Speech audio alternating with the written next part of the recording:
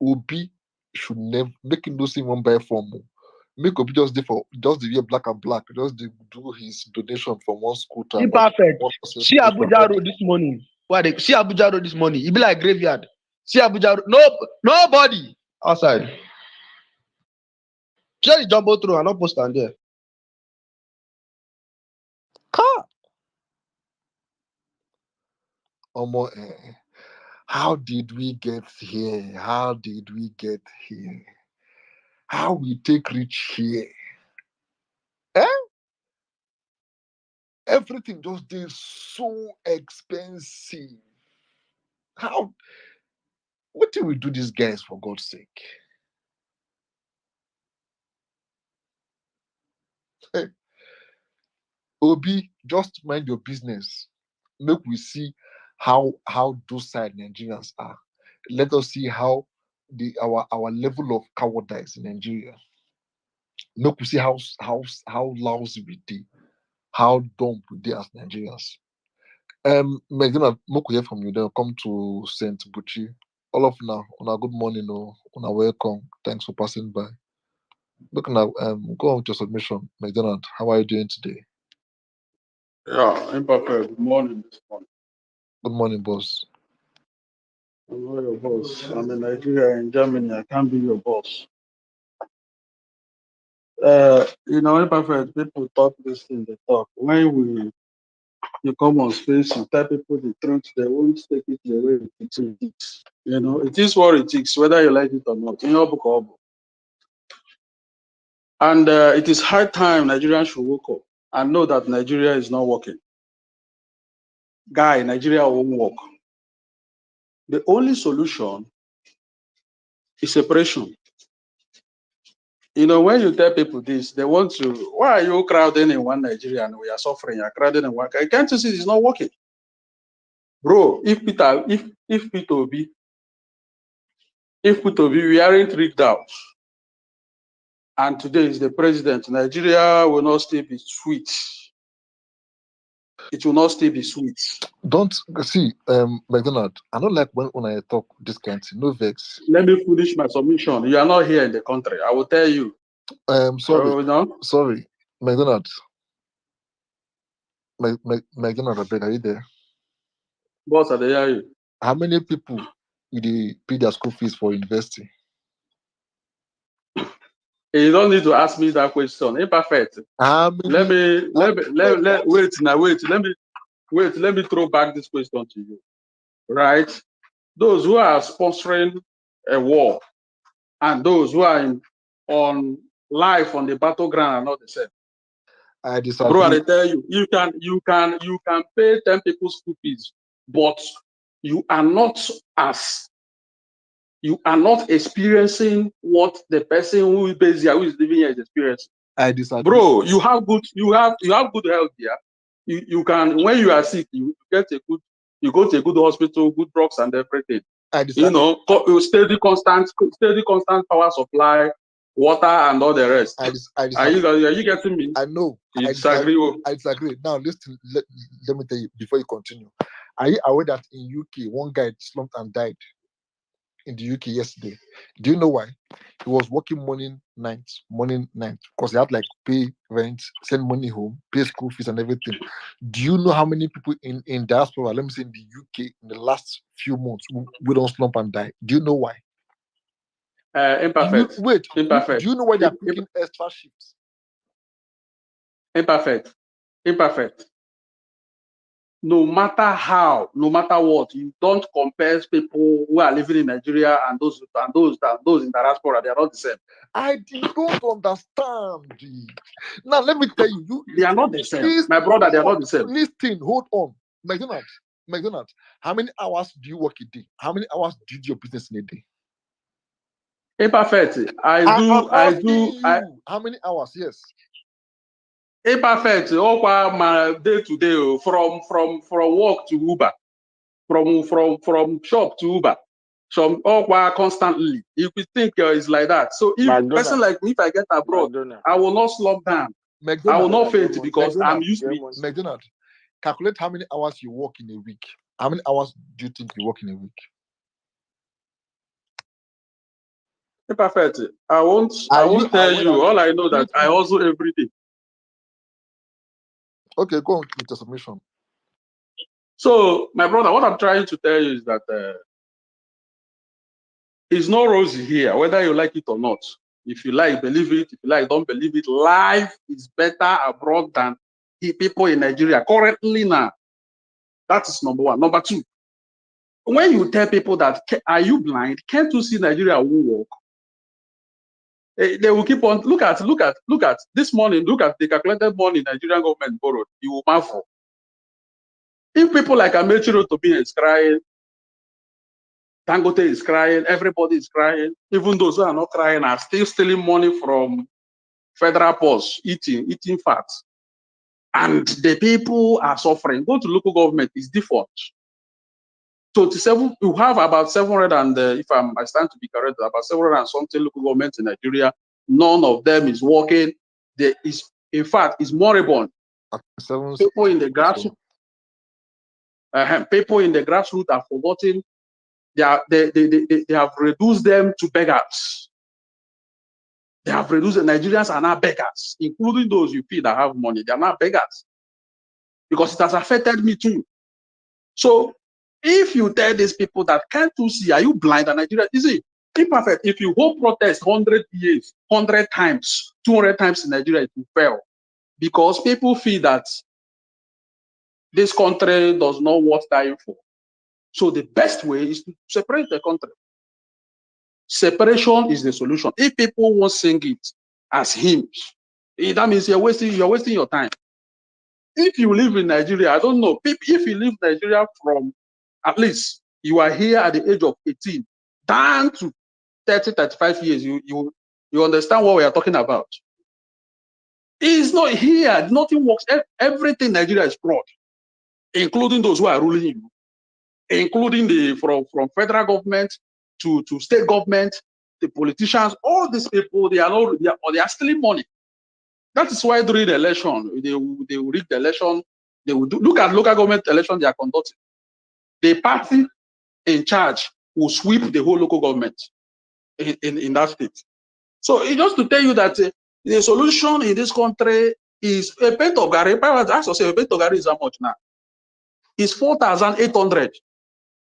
Bro, it's 4,800. Do you know transportation? If you have lived in Owerri, from Insu Junction to Wedra Junction, right now, as I'm talking to you now, it's 500 with a bag. There is no place you enter. There is no place now you enter bus now that will collect 100 naira. It's not 200 pegged. It's not 200 pegged. So how can you survive in this kind of economy? The basis of the economy is transportation. Once fuel is affected, every other thing is affected. Someone in diaspora will tell me, is Gary being exported? And you have forgotten that a woman who is farming, who makes Gary, and before you will transport the Gary from the farm down to the house where it will be processed, the pickup that will go and pick those cassava will call the amount of money they will call, you will marvel. A trailer of rice from north to east here is nothing less than 3.5 million. Tell me, if you add the cost of transportation, how do you now sell it and make your get? If I need a cement to, just to fix one of broken tiles in my house or in my shop, and I go to buy cement and discover that it's too expensive. Now you tell me what I'm selling, I will not add the money. So if the country is dead, take it or leave it. If anyone preaching here on space that Nigeria will be better, all those admonition, Nigeria will be better, it's just to give you hope, to keep on struggling until you get fainted at a point and die. Life continue. Nobody will fix this country the way it is now. The best way, Northerners, go your way. Southerners, go your way. Easterners, go your way. Are you getting me? Let the West go. Be on your path. Use what you have and develop your life and make your life better. Every day you come on space and preach one Nigeria. What Nigeria? Well, it doesn't work here. It doesn't work here. There is no place you work in Nigeria now that will. If you are being paid 300,000 in Nigeria, yeah, it's rubbish. Bro, 300,000 will go down on transportation. 300K will go down on Bro, how many people they transportation. earn that 300K? How many? How many? You will How not. many? You will not ask. That is the truth. The question is that tell me a company, a private firm in Nigeria where you work, and your salary be up to 300,000. You can't find it. You can't find it. So what are we talking about? You can't find it. So how do you survive in that kind of harsh and wicked and demonic country? So if we have proffered solution, the solution is separation. And oftentimes people don't listen to it. They feel Nigeria will be better. Nigeria will be better. It's laughable, man. It's laughable. So imperfect. That's my submission. Thank you so much. Somebody is asking you a question. Hold on. Said, please ask him if he has ever been abroad or worked there. McDonald, the question is for you. Nah, bro, I have not been abroad today. I have people who in abroad. I have friends who in abroad. I have relations. Imperfect. I have asked the whole of these people. These people tell me one thing. It is hard in Nigeria. It is hard over there, but it is better than Nigeria. This is what they tell me. What are you talking about? Yes, you're right. But then, no doubt. But then, when you say those abroad are not feeling the pain, maybe now those ones will not get responsibilities, or those ones will not send. I made a tweet now and I tagged you now on that tweet. One young guy for UK, the guy walk. The guy slumped and died. This should be like the fifth or the sixth or the seventh person that they see this year alone for UK. Now, McDonald, let's say those your friends now will stay for abroad. Let's say one of them now get like 4 persons where then they give like, let's say 50K every month as at and last 2 years. Let's say as at even March, April last year for their upkeep. That's like 200K every month for 4 of them waiting for university. Are you aware now that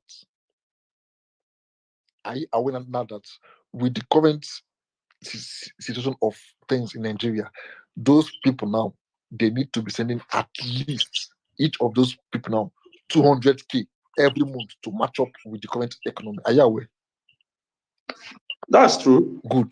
So are you aware now that person now in that abroad in quotes, they need to pick extra work or extra shift or do something extra to get that same money? Yes or no? You are correct. What are we saying? Are they not also suffering? You didn't get me. I'm not saying they are not suffering. I'm not saying they are not suffering from the beginning. What I was trying to let you understand that they are suffering over there and here is not the same. That's just the fact. And for your information, my car now is for sale. You went buy a change, so you have go. RS 300. Actually, Corolla can go for a 4 plug or very easy. In where buy a Bazoro, naturally a biko. Yes, we can do the one in a bunny, you got a banam transfer, or you have a the motor. So, oh, yeah, what they say, any dream the money. Snap picture, snap the car picture with that plate number, cover the plate number, put them online, then I get a retweet. Then you might likely see buyer. Thank you so much. No, Saint Bucci, are you there? You should be next, please. Yeah, good morning, everybody. Can you hear me? Affirmative. Hello? Yeah. Go on. Okay. Let me go with the topic on Nigerians coward or scared and Nigerians survive till 2027. Well, the main question, the main thing is who are Nigerians? Who is that Nigerian? Who is a Nigerian? Because the issue is the identity here. There's a lot of split identity, and when there's a lot of split identity, you can't have a strong voice in the middle. So the issue is just very simple. It's just that we like dancing around it.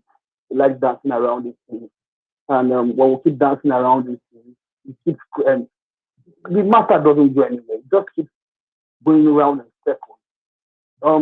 Tomorrow, Tinubu will still bring up another thing. We will come here again and still talk about this thing.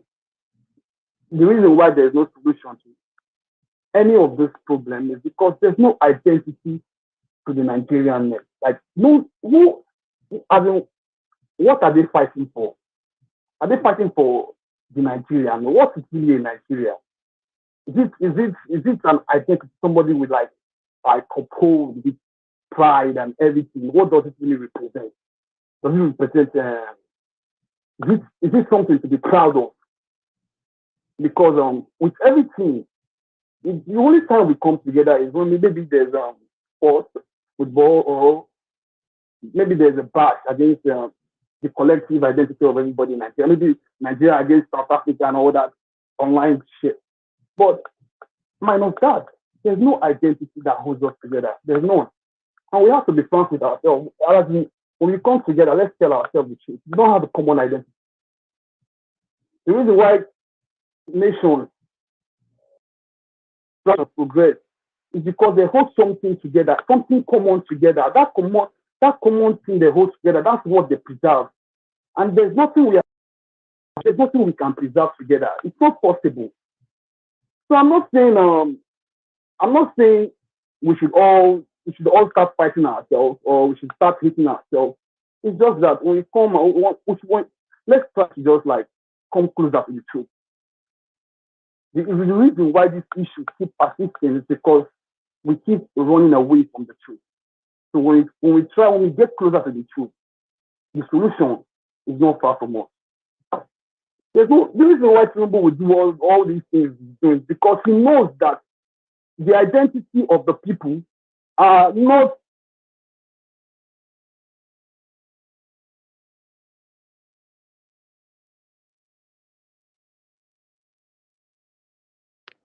Send Butcher, are you there? Send Butcher, are you there? Can anyone hear me, please? Can you guys hear me, please? Okay, I think we have lost him. Yeah. Okay. All right, thank you so much. I don't know, Butchie, when your network is good, then you can make possible. Thank you so much. Okay, let us hear from Think Right, then come to Mind Game, then come to Papichulo, Unique Way, Maker. Think Right, how you do, Yogami? Chairman, how is it going, sir? You okay? Baba, your brother don't finish us now. Ah, oh, Nigeria, we dey okay. Nothing dey happen. Nigeria dey okay, and the beer parlors everywhere is still very full. Clubs are getting full on weekends. I think Nigerians are still enjoying themselves.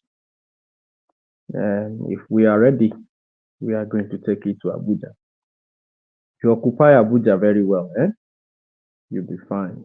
People from my state, nobody came out during the protest in Ekiti, so they are having a good time, and that's what it means. But like many people people just need to take it easy. If you are abroad and you are doing 3 jobs, you're probably building a big mansion in your state.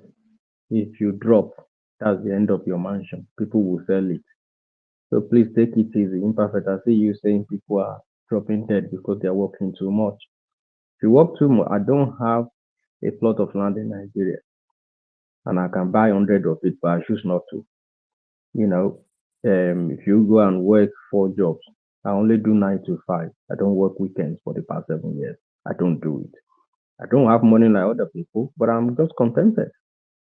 But if you feel I can rake a lot of money in, during weekends, but I don't need to because I don't want to because life is short. Just enjoy the little you got. So guys, Nigeria is boiling and people are smiling. When we start with the film, everybody go do. Thank you.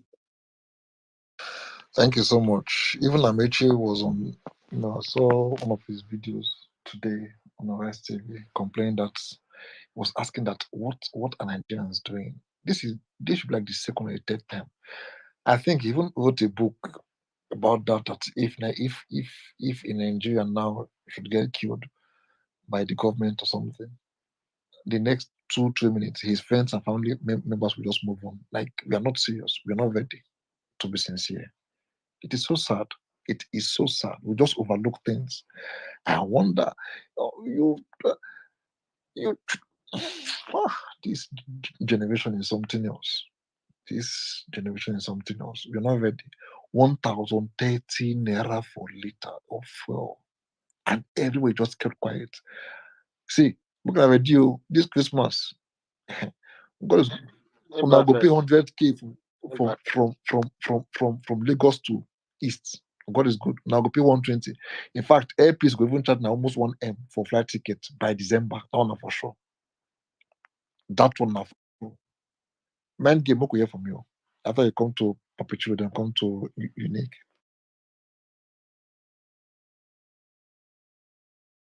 Man, game are you there? I do, yo. You don't even talking to our talk, so go on side. I never see anything, no. Nigeria are never ready. We are not ready. No worry, we never ready. We go. We are the enduring capital of the world. We go endure. We go shift. We go adjust. I beg no vex. Today na environmental for Abuja. Oh, shit, Why this I video? say Abuja dry, bro. I dey go walk. I go back my house. I dey house. Road dry. When I waka, don't think am. I say, oh, mama, I dey go my house. Let me go die for. I go my house. I can't rest. Road dry. I say, my just do the video. Road dry. Road What is going clear. on? See everywhere just dey open. Baba, road clear. Hey, Jesus Christ. We never see anything yet. No, Nigeria, we're not ready. We are busy talking about Davido and Wizkid, Bobby Risky, VDM. We're not ready. We're not ready. December, you don't be talking. December is coming. Flight go enter 400K. Bus ticket, food. Okay, just like say God just know say this thing will happen. I get luck. I don't go buy one bag of rice, one bag of beans, so I can give my mama and papa at least. But that one go soften them for a couple of months. Rest of hunger go finish us. You never see anything. I don't even talk too much. I don't even get strength. I don't even get that tired. I don't even get energy. I don't feel talk. But anyway, want to make continue. Me, I am done talking. And ja, we dey here. Yeah, somebody go. Ah, it is so sad. Thank you so much. Thank you so much. Make we hear from Unique. Then we'll come to Papichulo. I beg.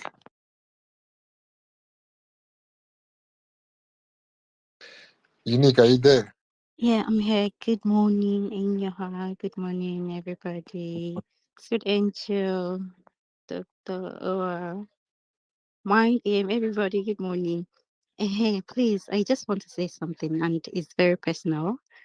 Maybe a lot of people might not be experiencing the same thing with me, but right now I'm just opting myself for adoption. If you are looking for someone to feed, don't worry, I'm a good girl. Just that I don't go to church, but I'm a very good girl.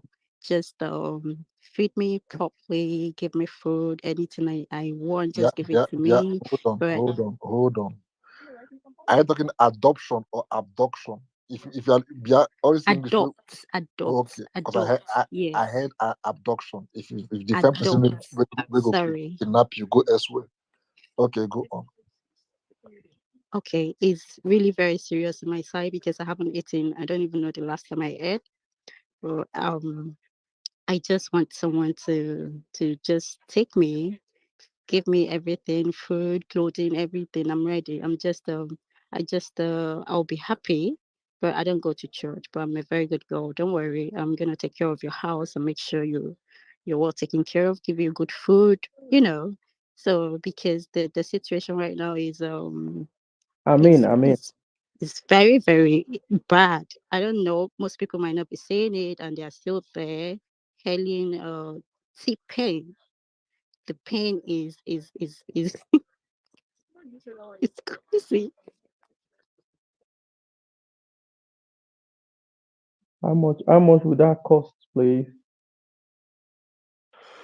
Anyway, thank you so much. Impa, I beg, Yeah. I beg. I dey find rifle, I beg. I dey find rifle. I want buy rifle, send give my partner, I tire soldier. They then boss enter in house last Sunday. They move everything for the house plus the cook and uncook food. So I want buy rifle, make I send give them so that at least in the protected anybody you make him shoot anybody head.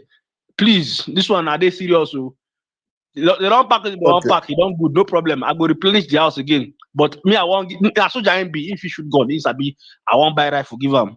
No, That's no, serious. no wahala. Nobody, Soldier, nobody, don't know where they nobody, spend. nobody, That one as soldier. nobody. They say If rifle here. I don't they talk So my own. You go don't no, see we don't even go understand the level of crime we go climb right now. We don't even understand the level of crime that is going to rise right now. They joke. No worry. ain't gonna know where ain't gonna organize that one because everybody now saw the thief. In fact, make na dey if see even those wey get this protector, then they break their glass. Now, make I tell you one thing. You get how then they use jack. You get this car jack. They get like two types. You get those ones with the black V. I went to this shape. You go put them for the middle. Come begin the turn. You go bend. You go expand your protector. Then just waka enter inside. Do it in the one do. So make everybody day security conscious now these days. Everybody should be careful. Both pickpocket too. The crime rate will increase. Everything could definitely increase. That one also not for sure. Kidnapping too. But I beg, as everything they increase, hope say bullets go be more expensive to buy. So that at least if they want rob you, instead of them to shoot, when they just to slap you because if bullets also price also they expensive. They go say, are we before they go shoot, they go say one bullet and like 500k. They go begin to use cane, they flog you. Oh, yeah, give me your phone or give me your distance. So I beg, Tinubu, no increase fuel price. When increase the price for those other ones, I beg. Thank you so much. Papichulo, how are you there today? Good morning to you. Day. Good morning. Please, is OJ here? Faka here? Are they here? Olutosi. I don't send them link. Nobody saw the current space again. All my APC brothers. What is going on? I beg. Hope they are safe. My APC brothers, where are you guys? We are no. They did listen anonymously. Okay.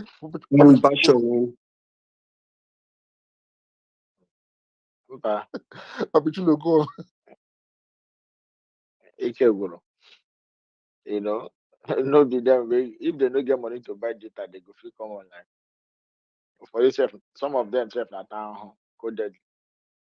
But Abiana space, they go come begin they talk like say they have made it. You know, even self the shege is touching them. You know, so when you look at these people, sometimes I don't really understand.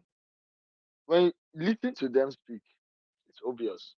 Some people are just intentionally don't want Nigeria to work because of now my tribe man did that place. So therefore, if the country is burning, congratulations to them. They don't care. And this is the problem. Someone rightly said here, McDonald, he said Nigeria should be divided. You know. But the problem there is that we have bad people. All these geopolitical zones who they talk about, all of them summed up together. Those guys don't know whether the Igbo, there's outside, the Yoruba. They don't know. What brings them together is to see people suffer. It unites them because they make more money from it. Just imagine if we're going for 100. Are you aware that they're buying fuel 1,300 in the east prior to this time? Yes, now even I saw somebody that said in Osun State or where they buy like 1,300 and stuff like that. So them increasing it now, this is just an official statement. Now you imagine that those people now will not be buying for nothing less than 1.5 because it would have been increased, it would have been double. So some of you feel that this thing is an online banter. This thing has nothing to do with being Igbo Yoruba house. It's sad that Nigerians are still enjoying, you know. Back in the days, if you want to buy beer, they sell beer. There are a lot of stores that are folding up, closing, shutting down naturally because people are no longer coming in there to patronize them. So if you want an economy to grow, to thrive, you don't do this. You know, an economy whereby this man said it, but you people feel that he was joking. Reduce the spending power. You know, When somebody won't cut off waiting, they make you they fit get money, they spend, they buy things now for you. What else is remaining? In fact you'll be boy watching before you buy anything. Like a thief. You have your own money, but even that money, say you yourself, let's say you be thief for the money way in your pocket. That's how bad it is. People are no longer finding it funny. Married men are calling their ex-boyfriends who are abroad and sending them nude pictures. Now it is even now rampant, because sometimes you don't even know who you are marrying anymore. Homes are breaking up. If you're a young man, you want to travel and you are dating a girl, the girl find out say you want to do visa, the girl go tell you say, please, can we just marry? Let's just do a couple visa move. Sometimes you don't know who love you don't know who, a lot of see, the country is just anyhow. Yeah. We live in a place whereby and somebody now is ready to tell you that I will do visa for you, I'll do this for you, and the person will collect your millions. The person is ready to swear with your mama life, in children life, everything life. But when it is make the person do the thing, you will come see and say the person you come dey give will say onyon wula was onyoshi. You see everybody now na thief by crook, by means, anyhow. So this is why I don't blame those guys in Ebruha where they carry them go Agbara or go Benin, put their name for Ayilala. You go see, because the way people are see, if you get the person who say go steal in 1 naira, you will not escape it.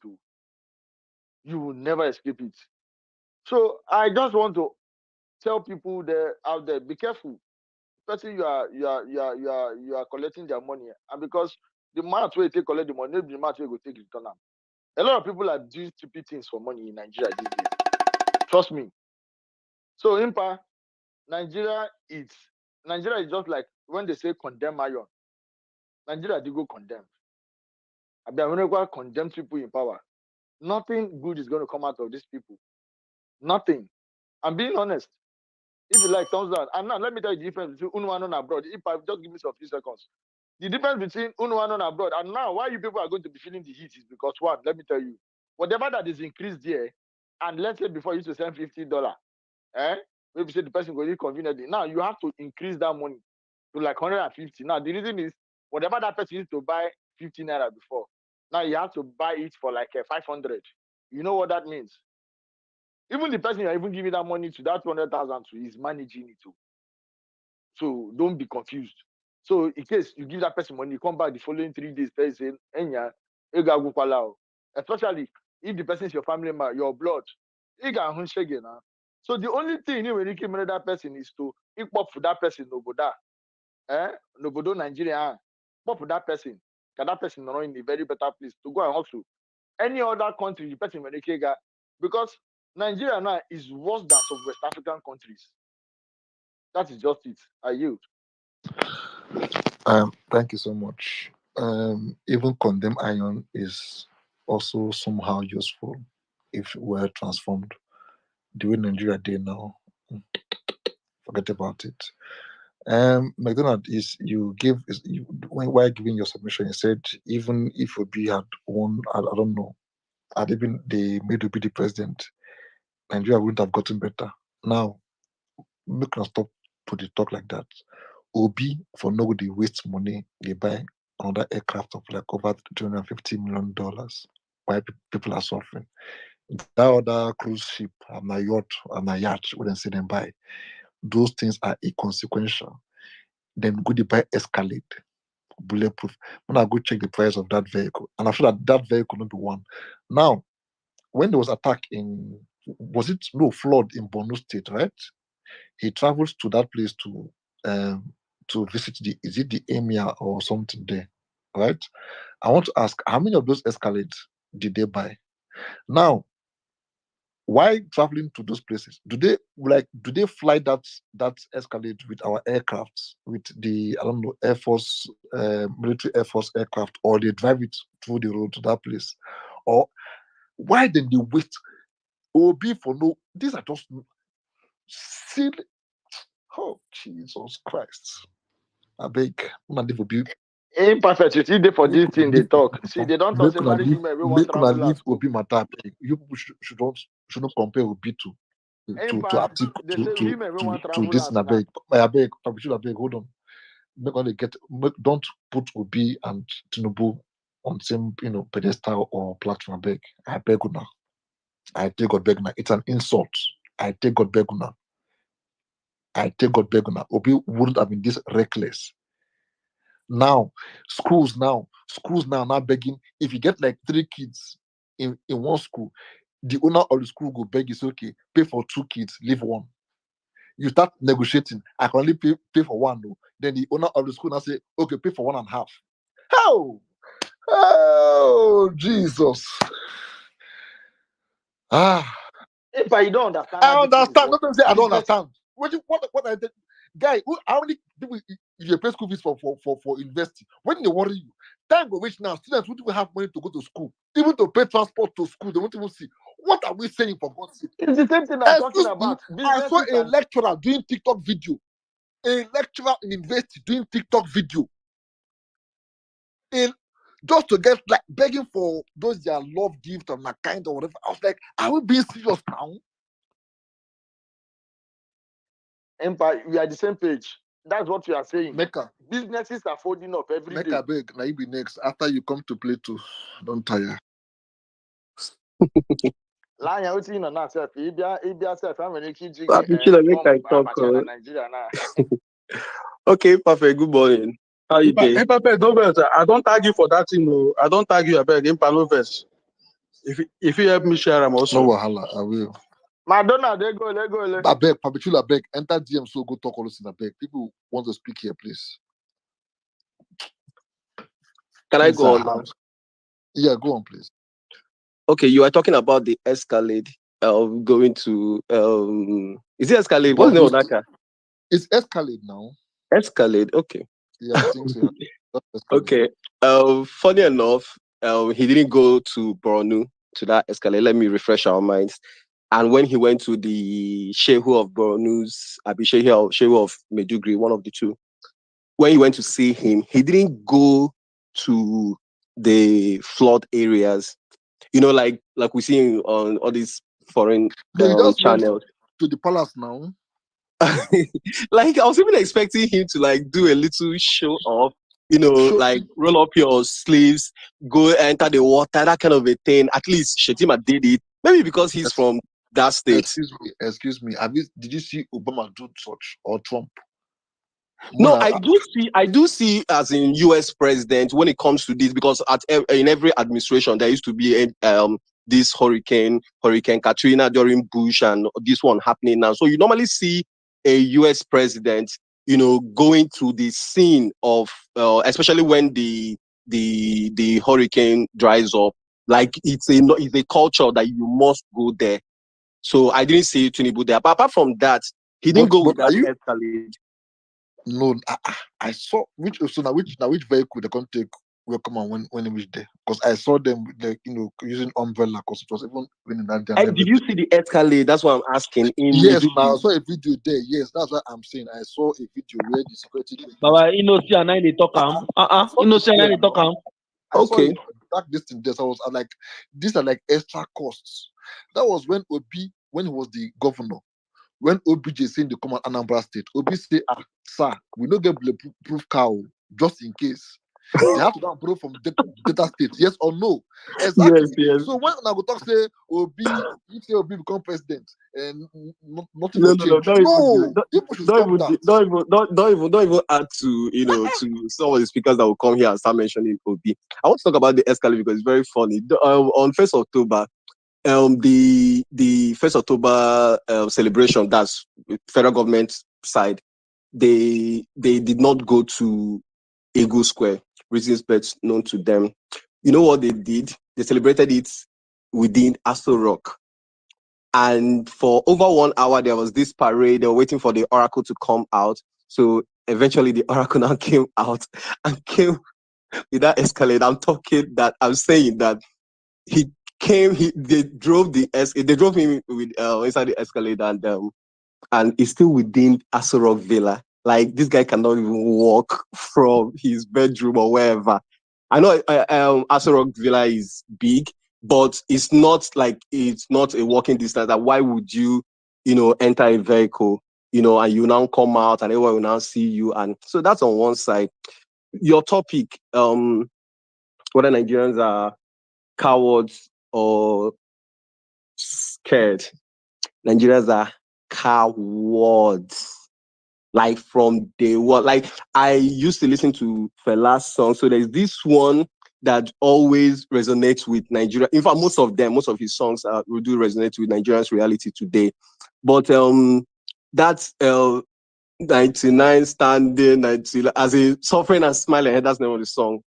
So Fela talks about Nigeria because he is like for some of these people that call themselves advocates, be activists now. So he, he's into music. So he does his own messaging through his music.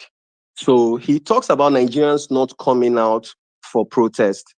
And when you ask people, so from my own understanding from those songs, when you ask people, why didn't you come out for the protest? And I say, I'm the only son, or my mama there for house or something. Like there are so many, everybody has one reason or the other not to come for protest. And that thing has made protest seems like it's for some people. So during Abacha, there are people that are known for protest, the likes of Olisaba Koba, even Sheikh Husani. And from the look of things, in Sheikh Husani's camp, seems like their own protest was sponsored by who knows who, because he came out recently to say that all those protests that we did that time, you are a Democrat, you are the one sponsoring those sponsoring our protests.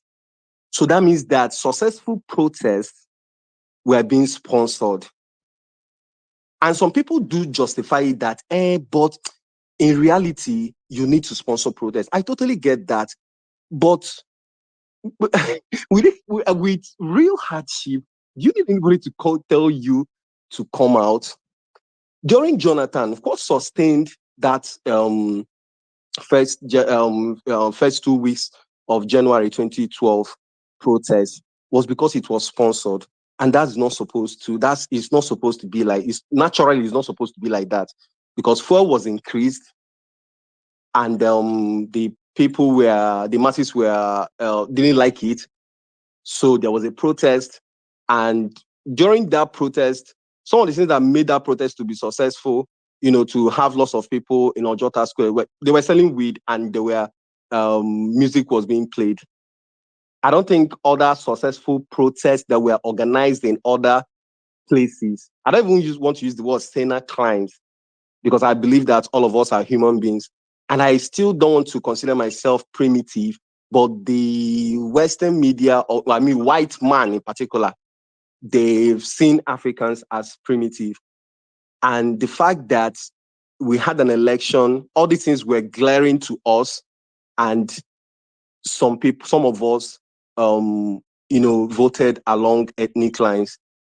That shows that we're all cowards, because the consequences, everybody they collect right now. Again, during Jonathan, Nigeria shocked me because I tried to pay much attention, probably because I was already in my mid-20s during Jonathan. And I know my most favorite topic is during Jonathan, you're in your mid-20s. So that means you're in your 30s now.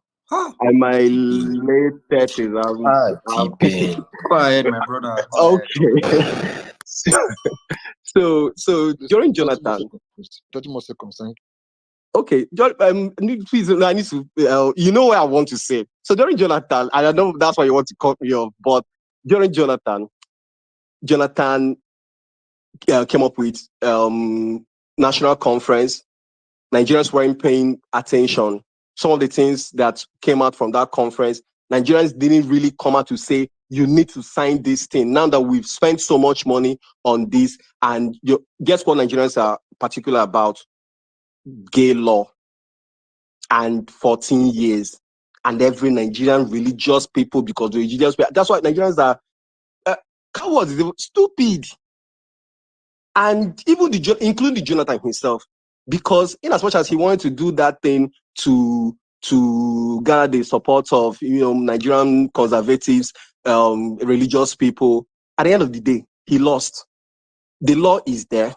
Everybody is losing till now, because one of the things that made the US government to really frown at him, and with the whole thing that happened with the whole Boko Haram thing, that these are the things that birthed, that gave birth to APC and Tinubu and his camp. And Nigerians were so dramatic about, gay people, this and that. In fact, there was a recent video in Port Harcourt and somewhere in Lagos Island recently, 2 videos, and showed the way Nigerians were, the ones on social media, they were not there, but they were like, they will even kill the people. These people, they are the ones buying this fuel that is being increased now, and nobody's protesting. So again, Nigerians are not just cowards, they are stupid. Thank you. Thank you so much. And please, I invited somebody to join this place. Adufe, Abeg, I would want to hear him speak. Adufe, Abeg, how you did today? First of all, Imperfect. What is your problem? What exactly is your problem? how Good much afternoon. you buy fuel today? I did sites. You say wait. Okay. How much you buy fuel today? I have not bought for. I bought for yesterday. Yesterday night. Ah. I bought it 1,100 per liter. Are you happy about that? In this economy, how can I be happy? 1,100 is a lot though. I bought just 40 liters. I couldn't buy more. Okay. Will you still vote for Tinubu come next election? That one no be a question now. Yes or no? That one is supposed. That's not a question. Yes or no? Of course, yes. I always vote Tinubu.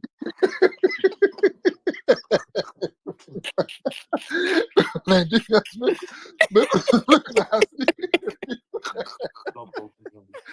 I beg, can we just go our separate ways? Tinubu is 2027. I never see anything.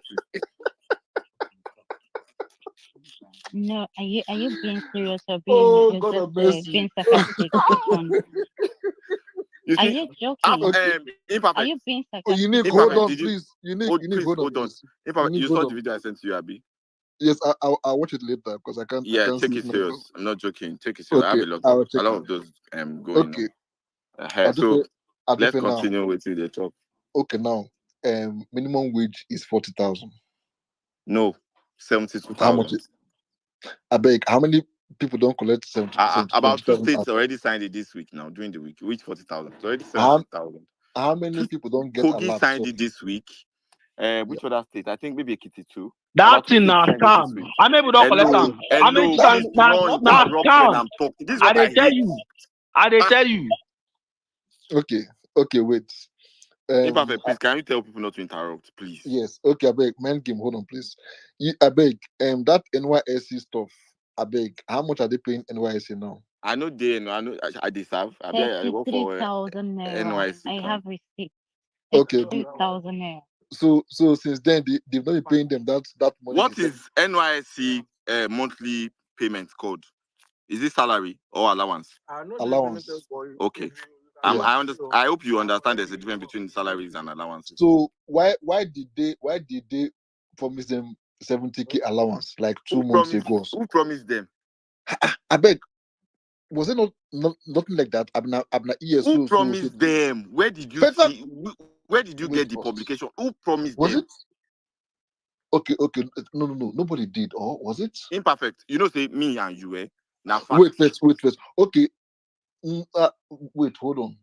Okay, this governor give them like 100K each, sometimes some months, right? The ones that served in Lagos. Okay, good. But he did that. Yeah, okay, good. But were they saying that they were going to increase it at any time? Nobody said that. It was just speculation by some people. Okay, good. That now that they have increased minimum wage to 58 to 70,000, so NYC allowances should also be 70,000. I don't know what give them the illusion that who increase minimum wage is that on paper be. Lumsy, oh my God. Lumsy, hold on, please. Lumsy, hold on. Okay, now Adufe, now let's say somebody earns like almost 2K a month. How do you expect that person to survive? Wait, level 7 earns 72K. According to Joe Ajaero, there's nobody on level 7 in Nigeria. According to Joe Ajaero, which is the You say what? Is Labour that federal government job Congress you're talking chairman. about? Hello, please, can you let me talk? Wait, guys, let him explain, please. I want to learn. According to Joe Ajaero, there's no level 7. What they have is level 7 step 3 or so. And that's about 100K. You know, there was a time you and I were having this argument about Lagos State. I said people in Lagos State civil service earn like 50,000. I said that's not true. It's a lie.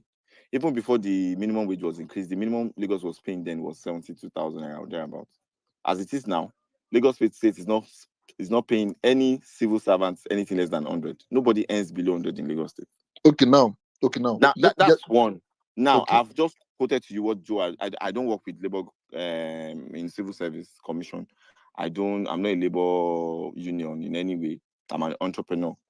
So I don't. But according to Joe Ajaero, he came out to say nobody is actually on level 7 in their own database, whatever.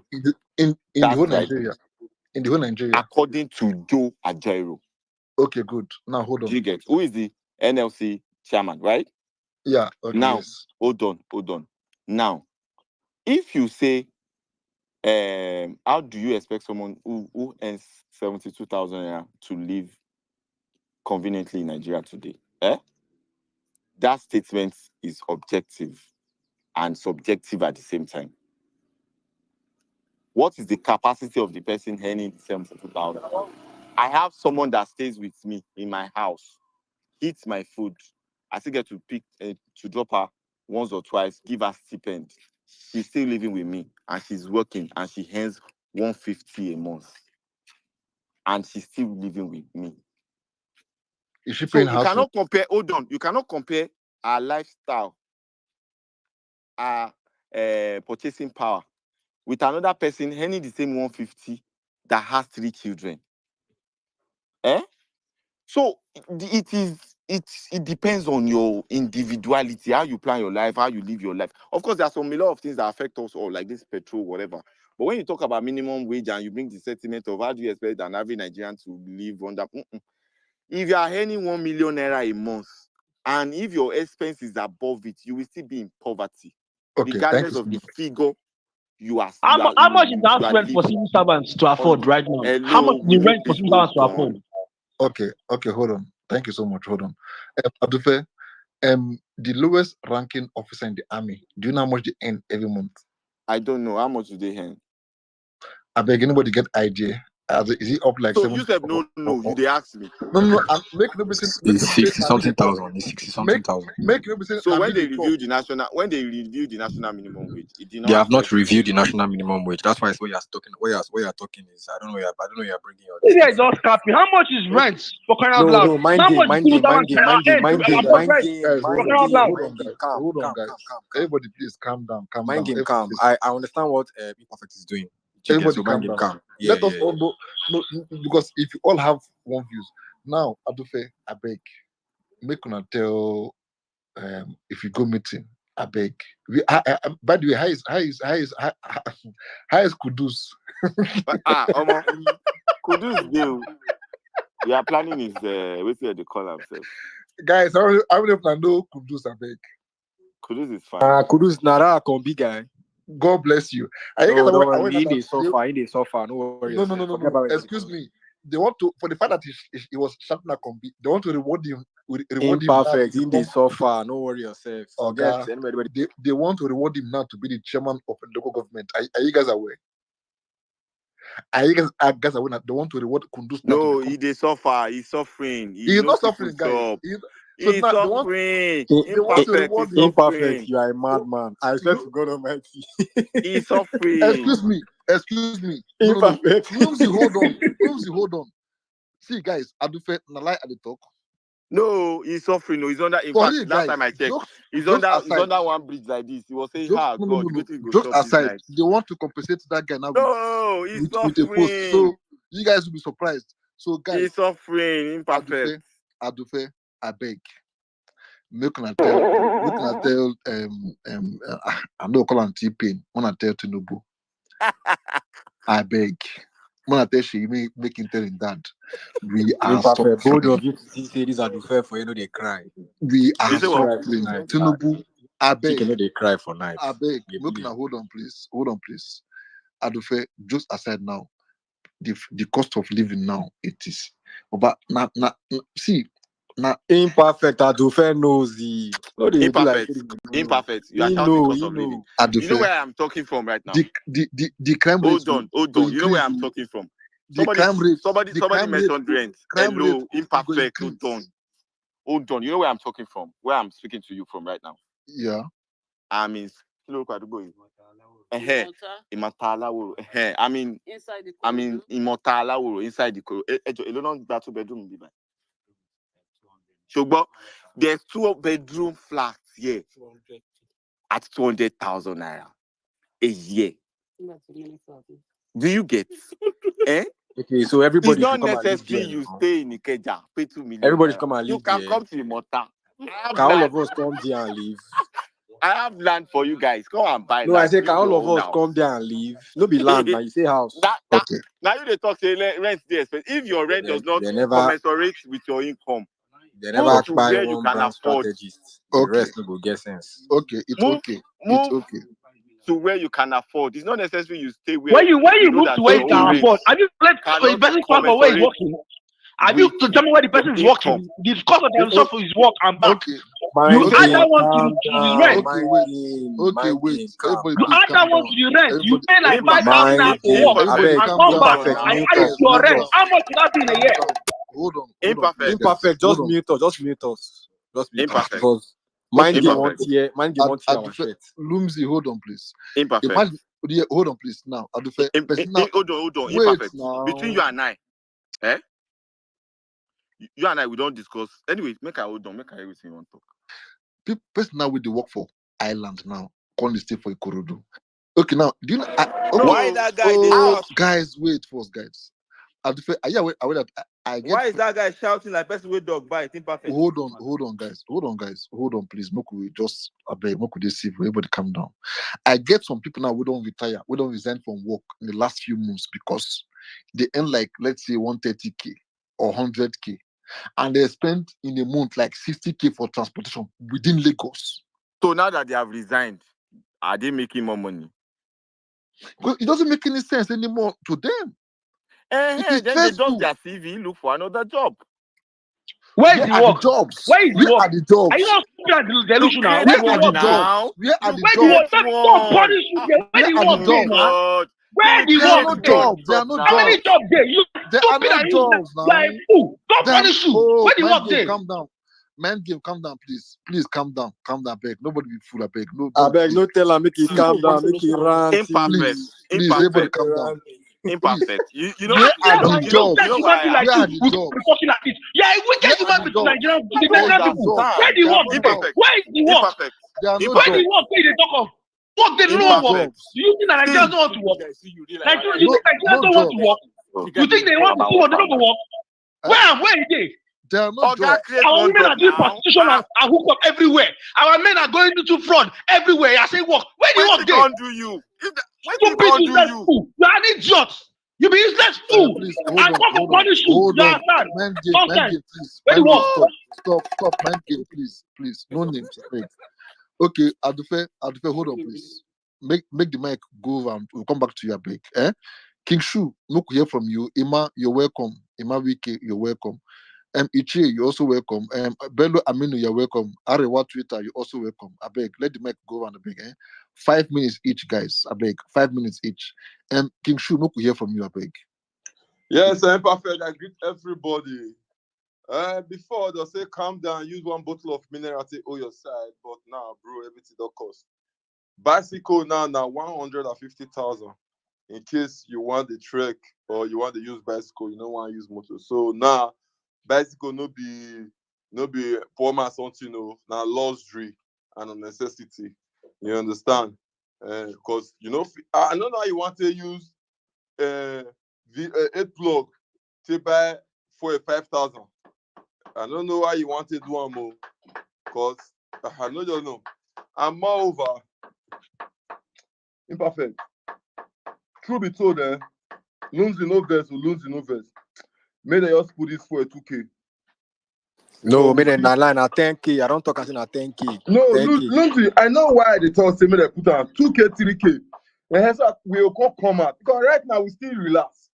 Even for 5K, As nobody Baba, they if come they put outside. on 2K, see, King Shoes, they Nobody put on go come 2K, you go outside see lock for up. 5K. They need to put on 5K, 10K. nobody go come outside. You 10K. understand? They need to carry me 10K. You get. So, Eh. imperfect. When you talk about 3 children for school, they'll pay to leave one. My brother, the next protest we want to do safe. Don't be even protest for government. Now, proprietor and proprietress. They'll call tell us what they spend that school fees for. You go to pay school fees 700,000, 500,000. What if you at the end of the day, back assignment give you for ask me to do? You will still go find money, come back me. You also still come as God to do assignment, second teacher. I don't even know if they go on for this country. Government school know the work. No road, all the road, everything no good. So maybe I put it for a 3K. Then all of us will call for last say what did happen. And anybody who wear suit, call the talk nonsense. Now it go kill you because you be nuisance. You know, imperfect before for my office, I dey run gen like this. Normally, if there's 6 light or you kickstart gen, but now imperfect. You know where we dey Lumsey? Once we want file anything, we on the gen. You file finish your offer, bro. You can imagine that kind of life. Eh? I don't know where you for the think. Maybe not for Nyash you the think because I don't know what you the think.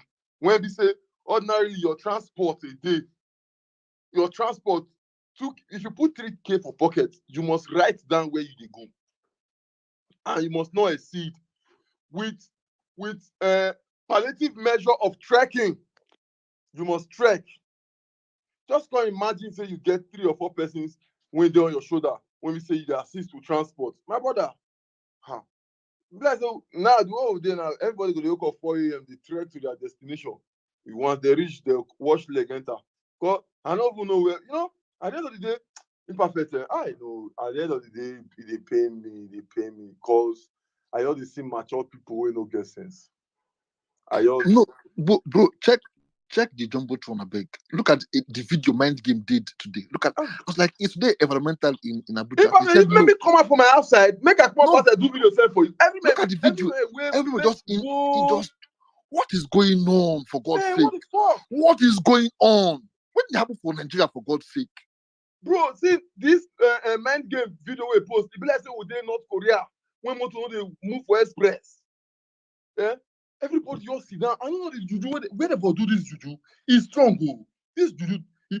Both if I small thing now stop to the go church. Both church leaders, spiritual leaders, all of the joy people will put us for this problem we dey today.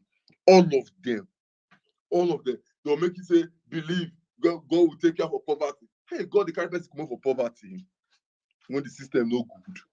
Yeah? How?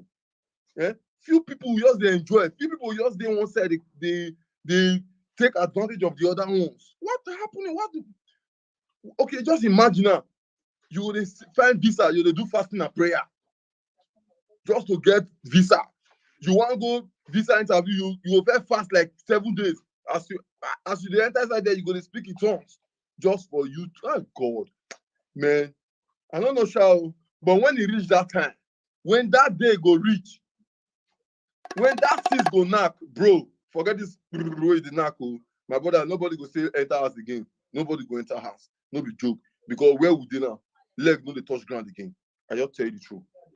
I'm up for rubber of Gary, 2K, 2.5.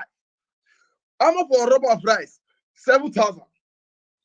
You know, imperfect. You cannot use 2K to do successful okra soup again with bonga fish.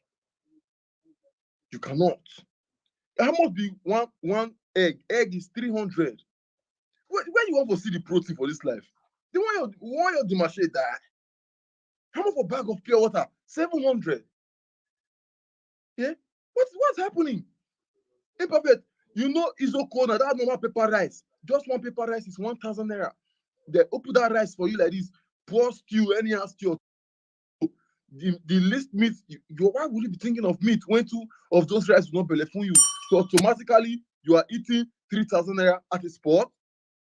You come here, you say, "Besi Mwakwa there, you are a nuisance." Okay, it's okay. It's okay. Thank you. Thank you so much. Good everybody. Hope you guys are good. Thanks for passing by. Pluto, your network did bad all this while. Are you there? I'm here if you can hear me. I don't know what is I can happening. hear you now. Yeah, I can hear you All now. right. Okay. Good afternoon, everybody. Before I answer your question, let me make an appeal. I'm a trader based in Nigeria. I will appreciate any support, a loan. I have financial integrity to be returned as agreed. Because business here is so good now.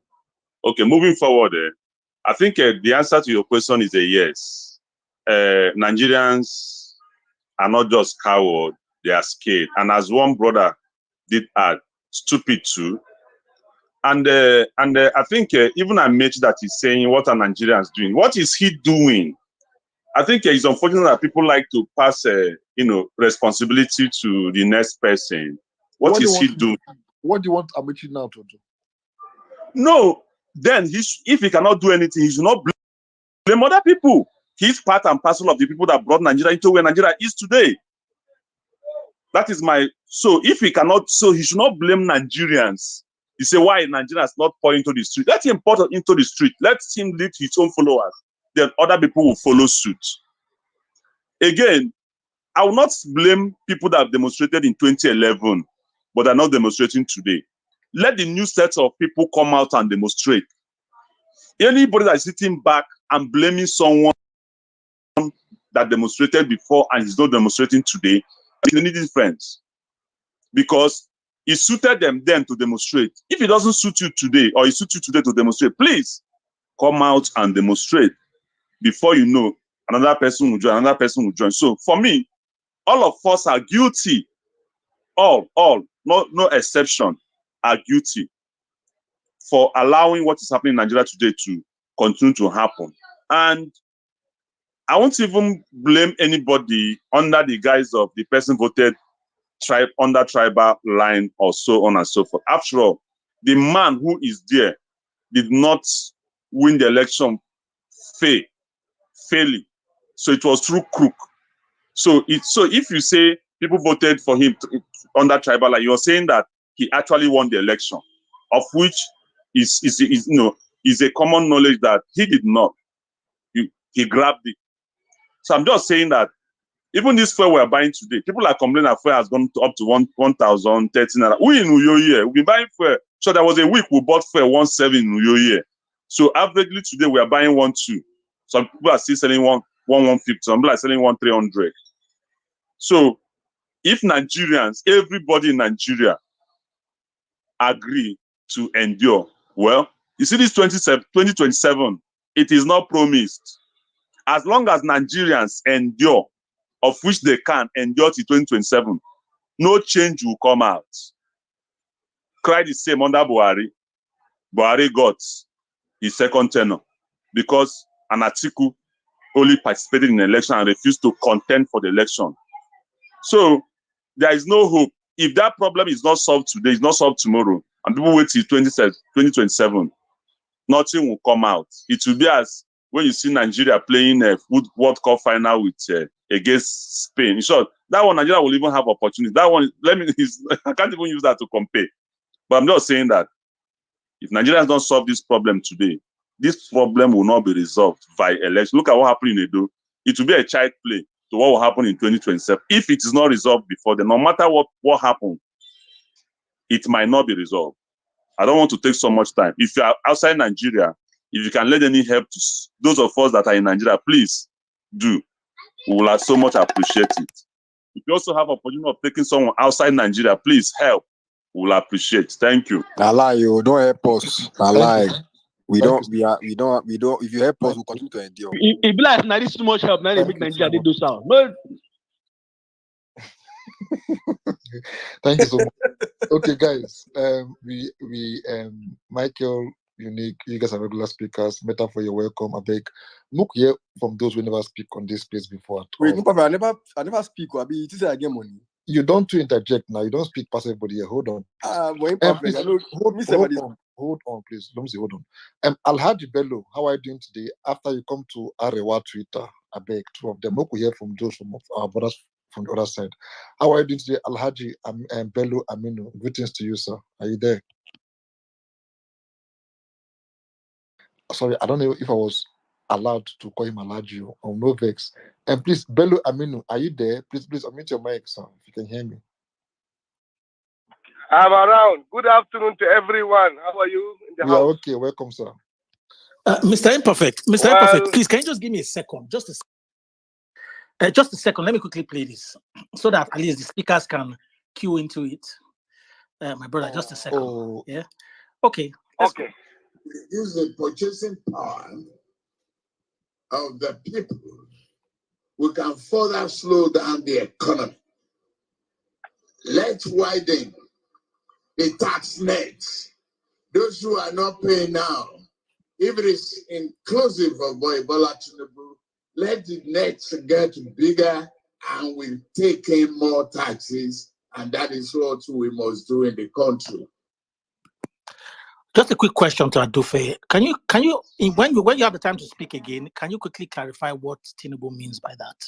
Reducing the purchasing power by widening the tax net. Thank you. Oh, thank you so much. Okay, Bello Amino, go on, please. We can hear you. Go on. Okay, are you with me right now? Yes, we are with you here. Well done.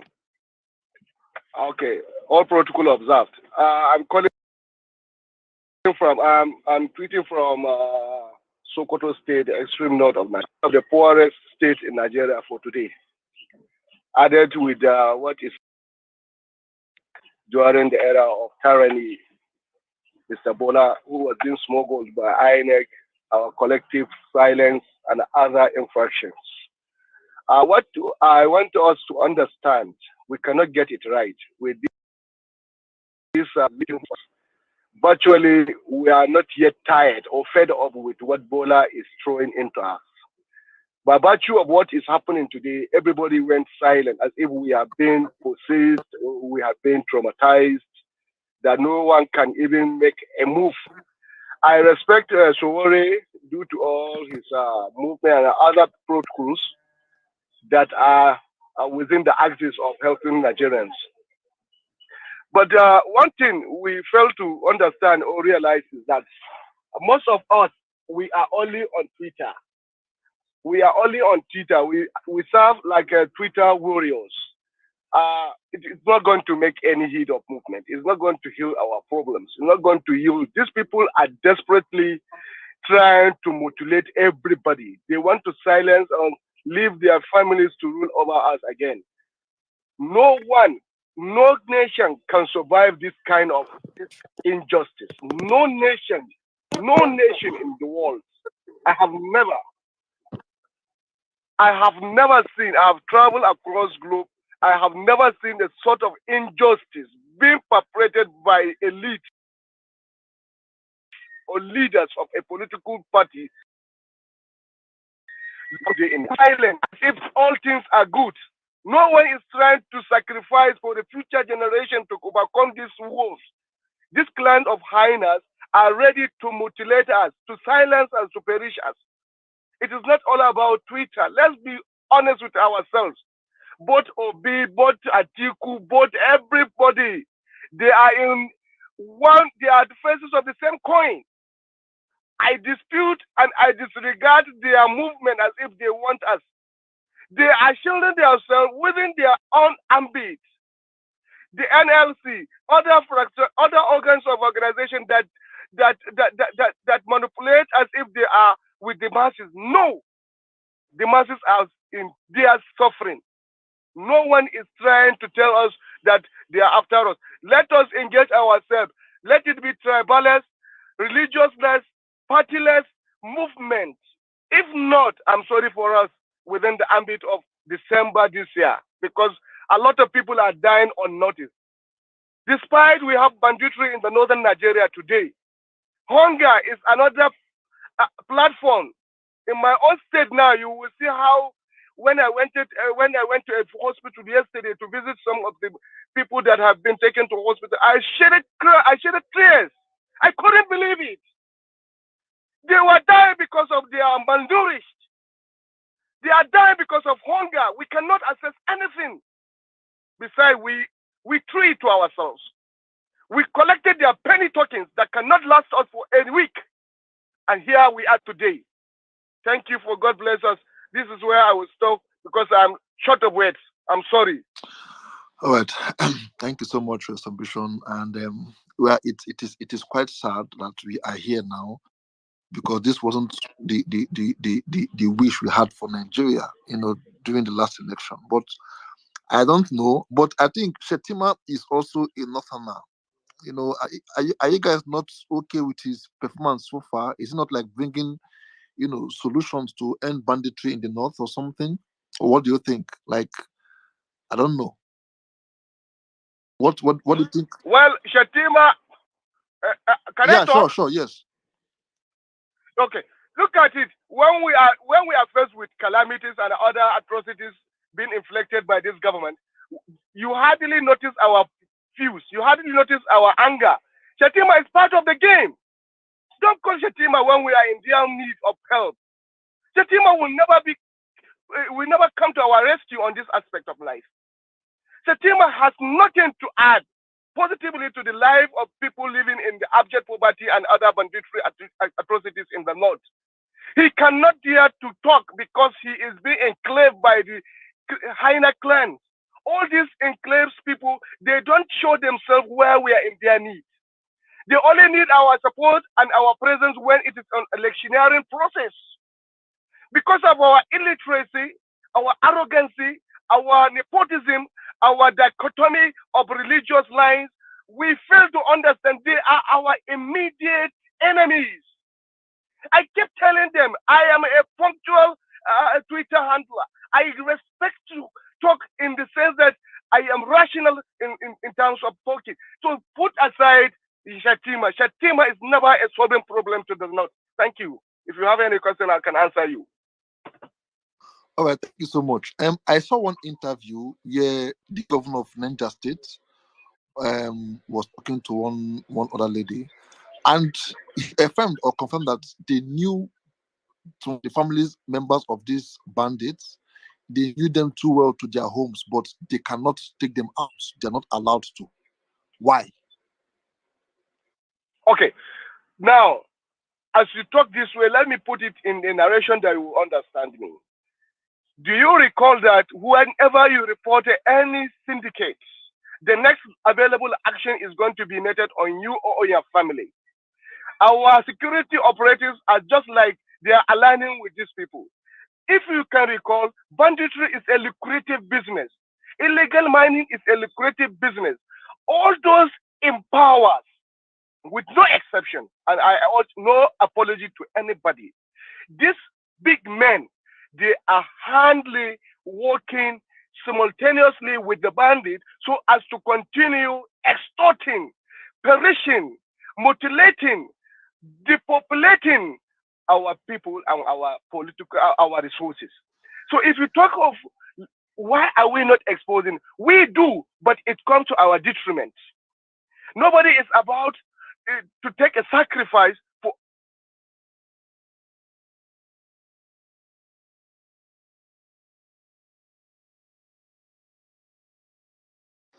Sorry, is it? I don't know my network. Am I audible? No, not four don't finish. I can hear you, Mr. Imperfect. It's Mr. Bello Aminu that's just gone. Oof. And I was really very sad. These things this man is saying. If this is the reality of Nigeria, it is terrible metaphor. It is so sad. It is. I don't know how we got here. To be sincere, like I don't know. Wait, Imperfect. You say you don't know how we got here. Mr. Bello, I think we've lost you. Please let us hear from other speaker. Then we'll come back to you, Mr. Blamino. Okay. Okay. Arewa Twitter, are you there? Who took Arewa Twitter out? Metaphor, are you? Okay. Let us hear from another. No, I didn't take anybody out. Okay. I'm just listening. SAB, are you there? SAB, are you there? Sab, are you there? Yeah, I'm here. Good evening. Good Yeah, afternoon. good day to you. Yeah, good to you. Good day. I want to stand on all the existing protocols. I just heard what Mr. Bello said. Actually, I want to build on what he said. You see, Nigerians are not cowards. We are not cowards. But what is disturbing us now is the issue of religion, tribalism, nepotism, just as he mentioned. If we will keep all these things aside and face the reality and come out ourselves and say, okay, we are ready, that we want to unseat these people and bring in people that will make an impact. You see, all these politicians, just as Mr. Bello said, they are birds of the same feathers. Forget Shetima, forget Tinubu, forget Dukoreta, forget whoever is there. They are not after the masses. Let's tell ourselves the truth. Let's tell ourselves the truth. They are not after us. They are only after their children and their pocket. We have seen it. We have seen it. So, what I am proposing and what I have been proposing to several Twitter space and other physical gatherings that we've been doing is this. Let the youth come together. Let's start orienting the people that give the vote. Because we here on Twitter, we are not the ones that give the vote. The grassroots people, people that are within the ward level, these are people that gives these people the vote. Why? Because most of these people are not enlightened and not oriented about the tyranny of these our leaders. They don't know. They are not aware. I've seen it. So let us come together. Let us start unseating these people, even if it is from the local ward levels. Let's start bringing in our own chairmen, our own councillors. This is the only language these people will understand. But there is no revolt, there is no protest, there is no kind of revolution you will do that these people will understand. If you said you want to go on protest, we have seen what happened on August. What happened August 10th? They allowed the protest to go on, send in their people, disrupt the protest, and at the end of the day, today we have our Nigerians that stood up and spoke for the innocent that are now being charged with crime of treason. What are we doing about it? Have we forgotten about them? But by the time you start coming up with your own ideas of this is how we want to start unseating them, I am telling you, they will come back to their senses and they will come back to the drawing table and they will. It's not easy, I know. It's not easy, but this is the only way we can do. Nigerians are not scared. We only allow the factors of religion, tribalism, nepotism, just as Aminu mentioned it. So if we are not ready to do this, Nigeria will be as it is. Their children will come over and continue from where they stop. We have seen it. You know, during when Emefiele changes this naira, what happened? Erufai gang up all the governors, you know, and they went to court. Why? Because it is for their own benefit, not for the benefit of the masses. They will only respond to you when you're after their seats. So thank you very much. This is just what I got to say. Nigerians are not scared, but we need to find this. We need to fight this evil of religion and tribalism biases if we want to achieve what we want to achieve. Thank you Thank you very so much. much. Okay, now in your own opinion, SAB, Sab, do you think that LP, PDP, Fopanso, Showore, they should all come together and form an alliance to defeat these people? You see, in my own ideology and my own perception, just as I told you, LP, PDP. Okay, let me even ask you, who are the APCs? Okay, they are from PDP. They're almost all the same. That is it. But at least They are all the same. PDP was still considering. Look, you see, if we want to do this, if we really want to do this, we have capable hands. We know, even at your own ward level, you know there are people that are ready to make the ultimate sacrifice of. You know, people that are ready to start unseating these people, not by protest. I don't know if you saw what happened So in if Rivers State last week. if you are thinking of say LP PDP will come and make a coalition to unseat these people, please just know that APC was a coalition to unseat PDP during Jonathan. Exactly. Is that not so? Exactly. Yes. Who are the APC members now? Tell me they are former PDP members that cannot make up their seats if they remain on that PDP. Is that so? Yeah, you're right.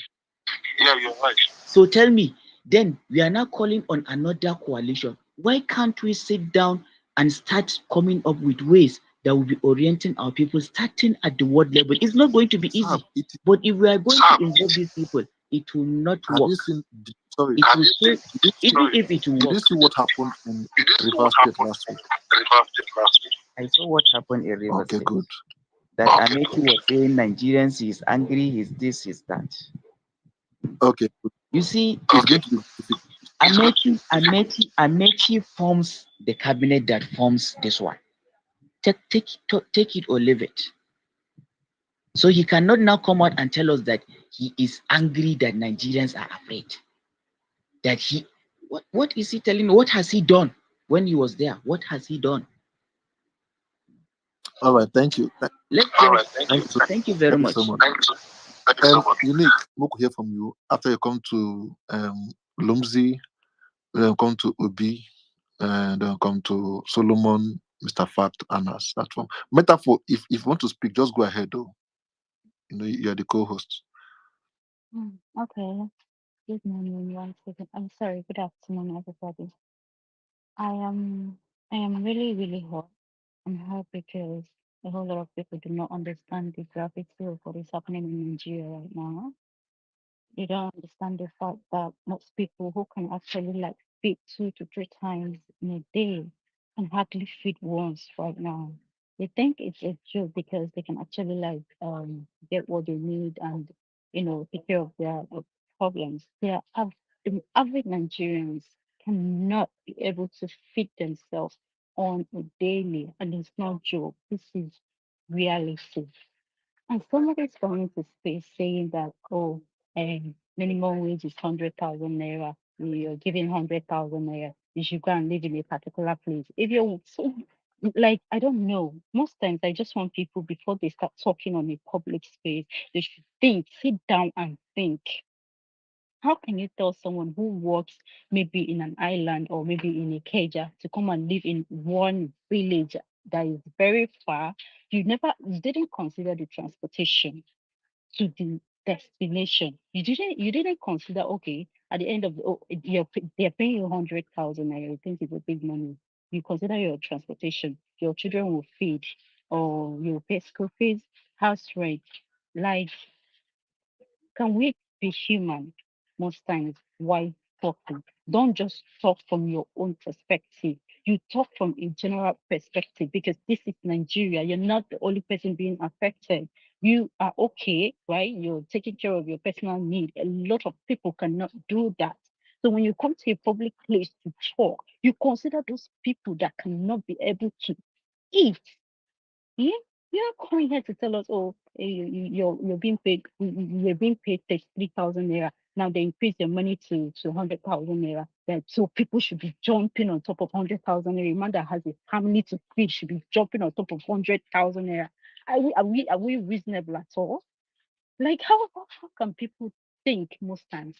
We're talking of something, a big problem facing majority of Nigeria now. Somebody is there telling us, oh, you can be earning 100,000 naira and you come and live in a remote village where you will pay 200,000 naira. Are you making sense? Are you being real to yourself, or you lost your brains? I beg, make people know they propose me and I dey full best. I beg. I'm not saying I'm a very peaceful person, but some things that relate to human, please be careful how you talk about it. I'm telling you, I'm being very serious. Anything that relates to other people, please, when you're coming to space to talk about it, please mind how you talk. Do not talk from your own personal point. I beg. Your own points, you can be taking care of yourself, taking care of your family. You don't even mind if the fuel is being sold for 5,000 naira a liter and all of that. But people that cannot afford it, what are you saying? Are you human or you're just being selfish? Let me use my mic. Oh, thank you so much. Thank you so much. Okay. It should be. Let's hear from Lumzi. Then come to Obia Lucy.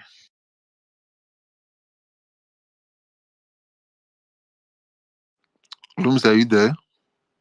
Yeah. Sorry, I was trying to be sure that you were actually calling me. Can you hear me though? Yeah, sure. Okay. So I'll be very serious right now. If I was joking, so I actually commend. I don't know. I think it was Bello. Yeah, was saying stuff like Shetima is the problem and all. Well, is laughable, to be honest. I feel like Adufesh will have still be here because it got to a point I understood what you were doing imperfect. So I did not need for me to even get angry. Me personally, I won't lie to you. I actually want fuel to get to like 10,000 naira per liter. I treated it a lot. 5,000 naira per December and at least before May next year, 10K. See, we Nigerians, we know the problem, right? But we like looking for one messiah or for somebody to come and tell us the problem. And when they start to show us our, how to solve the problem, they'll start looking for what wrong the person is doing. For example, all this wailing we are wailing, to me, is fake. All this one where we are wailing, it is fake. One between twice shy. I remember during NSAS, everybody was, this is happening like this, we are going to vote out this present, this present government. Then Buhari was there. Some of us knew that the reason why there was no outrage or nothing, to counter the killing at the toll gates was because a certain man kept quiet. I mean, I'm the biggest, critic of El Rufai, but I promise you, they don't born any government to go to a popular place in Kaduna when El Rufai was the governor and kill hundreds of people or thousands of people, and El Rufai will keep quiet. It's not going to happen, especially in Northern Kaduna. But T-Pain sacrificed everybody in Lagos, did not give a damn just for his own ambition. But you see, there's one thing with Nigerians, right? We don't, like, how will I put it now? I'll just say it bluntly. We all know the problem, but we like the solution to come from our friend. So, for example, if I like Imperfect is my guy, right? And let's say Metaphor is doing nonsense on this space, right? Now, instead of me to talk to Metaphor, change now, why? No, I won't care. I'll be waiting for Imperfect to be the one that would, change it for us because Imperfect is my guy. You see, what I'm trying to say is very simple. When people keep saying tribe, ethnicity, and religion, is very, very funny. The biggest enemies of Nigeria and Nigerians has always been the Nigerian government. It is not because of tribe only. Yes, obviously, they use that to divide us. But I promise you, Pete Edochie's son is not Yoruba or Hausa. That's you Edochie. Tony Abraham is not Hausa. All right. What's that Anambra something? That lady that was she's not Yoruba. Tinubu's wife is not Yoruba. Tinubu's son's wife is not Yoruba. There's a lot of them. All right. The reason why NSAS was quote and unquote a success, the reason why I quote and unquote is that it's not a complete success because we just went, 5 years backwards. But why the protest was a success was because when we were protesting, nobody gave a damn about who is leading us. Nobody gave a damn about the tribes that were there. In fact, I remember there was one of those days on toll gates. I use toll gate because toll gate is very popular in Lagos. But it's not only attributed to Lagos State. And, there was protest, nationwide, right? But I'm just using that. But I remember there was a time when, during one of the days of protest, Muslims were there to pray. Our Christians literally covered them, right? For them to finish their prayer, and we went back. They were playing all sorts of music. Nobody said, no, don't play this one. Don't play Igbo mass music. Don't play rap. We didn't give a damn. It was all Afrobeats. See, when Nigerians wake up to find out that some of us that even want better governance that are shouting, it's not because we are not just shouting because, again, I like to use us, even though it doesn't apply to me. But we're not just shouting because it's bad. We're also shouting because the person that is there is Yoruba. I said it with all due respect. For example, I see Rufai's sons shouting about Tinubu. I remember when I was tweeting about that Dangote does not give a damn about Nigeria. When he came out to start running podcasts, that people that are doing the Malta and all that, that was only happening because he was not getting what he wanted. But people did not understand. Look, Nigeria belongs to everybody. And when you decide that, yes, I remember somebody was saying Amechi is not. See, let me tell you guys something. Just like Obasanjo, Amechi, yeah, I feel you. Amechi knows that, right? He's just part of the problem. But let me tell you something that a lot of us are very foolish not to see. When a politician, right, especially someone who has been in the game for years, comes out to tell you what to do and question your competence, take the message and don't attack the messenger.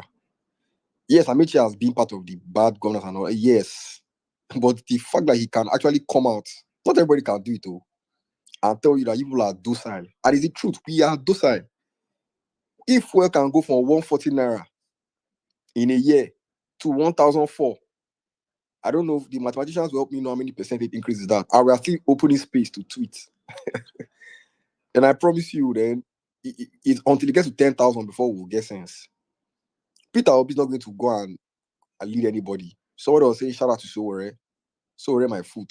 Everybody that has been following Nigerian politics knows why Sowore is doing what he's doing. So that when he wants to run for presidency in 2027, he will roll out this one as his portfolio.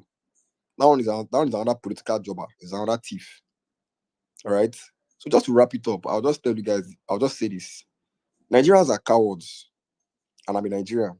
All these ones that I was saying were not cowards and all that. The biggest problem is lack of unity. Right? And when we see our brothers as Nigerians, not an Igbo, and Yoruba, and Hausa, and as Nigerians, and the fact that the president of Nigeria must come from a tribe, he must come from somewhere. It might be my place, your place, or imperfect place. When we see that, they will become sensible. But now we are cowards. We don't hold anybody accountable. We come online to shade people, to say what we want to say, just like me. I will go back and cry. But the end of the matter is that we will still queue for that fuel because we will not do anything. So this is just my take. Shout out to you, Imperfect. Well, thank you so much, boss. Thank you so much. Wonderful submission. Okay. Obi Alusi should be next. After it should be Solomon. Then come to Mr. Fact, Anand's platform. Thank you. Yeah, thank you very much, Imperfect. Greetings to you all. You see, I don't go change my name. No, Bialusi Abi now. You see, one thing I've realized is that, in fact, Nigeria is not a place for good people like self at all. And we all need to start understanding that. If not today, start living evil. Because the country has made it to be a crime nation where people have decided to, build and grow a crime country. And it's so sad. It's so sad.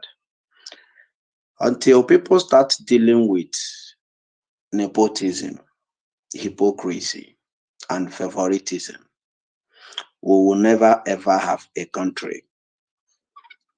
Until Nigerians begin to deal with these three things, we might as well not have any country at all, just as we don't have now. And that is a clear fact.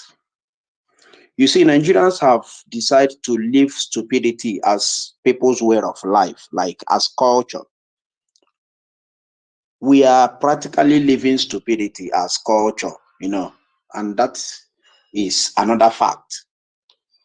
People tend not to tell themselves the truth, and the truth tends to offend people a lot. And I don't know how we tend to move ahead or forge ahead with such life or lifestyle. I see a whole lot of people with the high number of degrees in their portfolio, but lack common sense. They lack common sense. I've stopped talking about Nigeria. And I don't think I will ever even talk about Nigeria anymore. I'm picking my pieces to move on.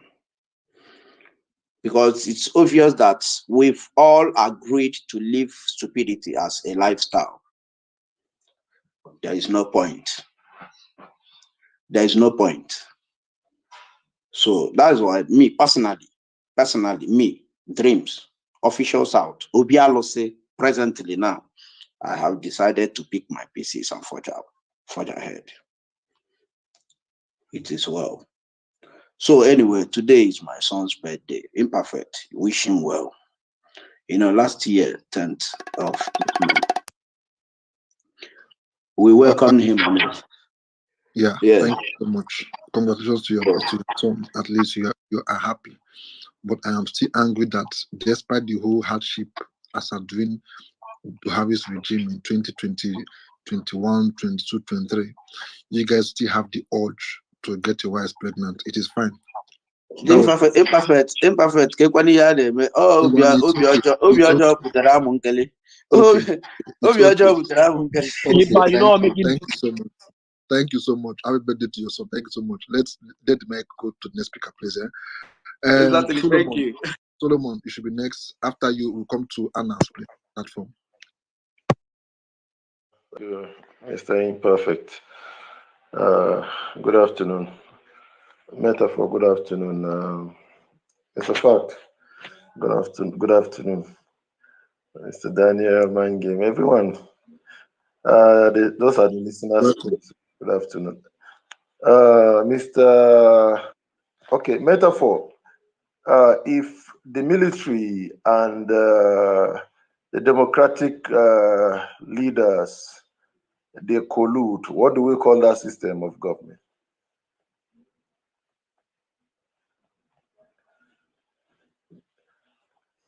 I don't know. Jaga system of government. But that will be my topic for tomorrow. Military or the civilian regime. Because I think democracy doesn't favor Africa that much. Look at Burkina Faso today. Look at Burkina Faso. Oga Solomon, look at Burkina Faso. I hear whether they attempted to kill that guy again yesterday or rather 2 days ago. 17 or 18 times in the last 2 years. Look at what that guy is doing in Burkina Faso. Go on, Oga Solomon. They hear you. We can hear you. Go on. Sorry, are you there?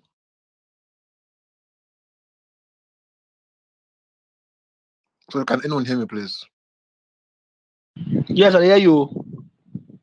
Solomon, what's wrong with the network? You go network bad. Yeah, the guy network they bad. Yeah. Okay, let us hear from Mr. Fact. Since I'm sorry, Anna. Sorry, for Mr. Fact because Solomon network they bad. I beg.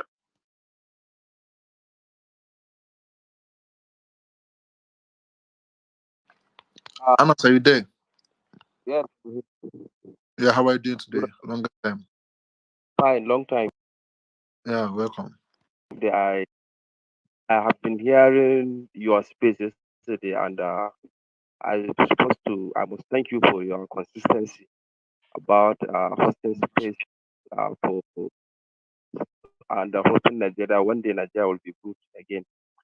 Uh, Yesterday when I'm listening to this your space, I'm just some meters away from the police force head. I can tell you since yesterday when people came to know about this fuel price hike or increase, definitely the people no get joy at all yesterday in Abuja. Nigerians, I can categorically say that Nigerians are docile and are cowards. But technically, I will say that now Nigerians are not ready to sacrifice their freedom or to sacrifice their lives. What happens during October protest? Most Nigerians that came out to protest peacefully, as of today, they are languishing in jails. Some of them charged with uh, theft, some of them charged with looting, some of them charged with treason, like they want to overthrow President Bola Ahmed Tinubu's government. Government try by all means using happy trigger police and army to suppress and intimidate Nigerian protesters. As of today, most of them are in jail. So now Nigerians don't want to exchange their freedom for other Nigerians. No one in Nigeria want to exchange his freedom or his life for other Nigerians to survive. And the problem is that we are going to keep waiting until 2027 or hoping for Nigeria to get better by 2027. But they are saying there is a light at the end of the tunnel. But I don't think, but only those that God spared can see this light at the end of the tunnel. Now, today, thank God we go to the same market, we go to the same school. And Mr. Empire, let nobody come to this place and tell you that he is happy that fuel price increase. No. If he is doing okay or he is financially buoyant, his friends are not. If he is, his family are not. If his family are his relatives or people from his community, from his state or from local government, people are suffering. People are suffering so much. The moment you look at Abuja people on their faces, you know, say they don't get joy at all. And our problem is that we used to have a pattern of say, make you day my day, make I day my day. Today you can see somebody as a PDP member or as a Labour Party member, but tomorrow when his paymaster or his relative enter government, the moment he gets juicy contract or juicy appointment, he will come to just to defend and justify the government actions. So now let's call on our leaders to come and unite before 2027. And if not, I think definitely I see President Tinubu finishing his 8-year tenure. I can say it because today PDP cannot defeat Tinubu. Labour Party cannot defeat Tinubu. Peter Obi, Kwankwaso cannot defeat Tinubu single-handedly. These opposition parties must unite to confront this tyranny and this government. Must unite. Must unite. But I don't think how many Nigerians can survive this hardship to see that 2027. And let us not forget, currently the Nigerian electoral laws are not friendly to oppositions. They will just use army and police, intimidate and suppress the voters. INEC will declare him as a winner. Then you go to a court. They will ask you to go to court. From from Supreme Court will declare him a winner. I don't think any Supreme Court that can overthrow presidential election in Nigeria. I don't think so. I don't think so. So now these people must unite. Look at what Amechi has been saying. Today, Amechi want to come and tell us he is like a saint. During 8 years of President Muhammad Buhari, former Kaduna State Governor El-Rufai was the chairman, Petroleum Subsidy Review, was the chairman. He is the one that says that President Buhari should remove fuel subsidy. Nigerian fuel is the most cheapest one among all African countries. Today, he is a saint. He want to come back. He want to show us that President Tinubu has cheated on us. So that's the main issue. That's the main issue. So we just like, yes, there are so many things that come into play when we are talking about Nigerian problems like religion, tribe, and ethnicity. They play their own roles. But you know what? Nobody now in Nigeria can tell you that in one sentence to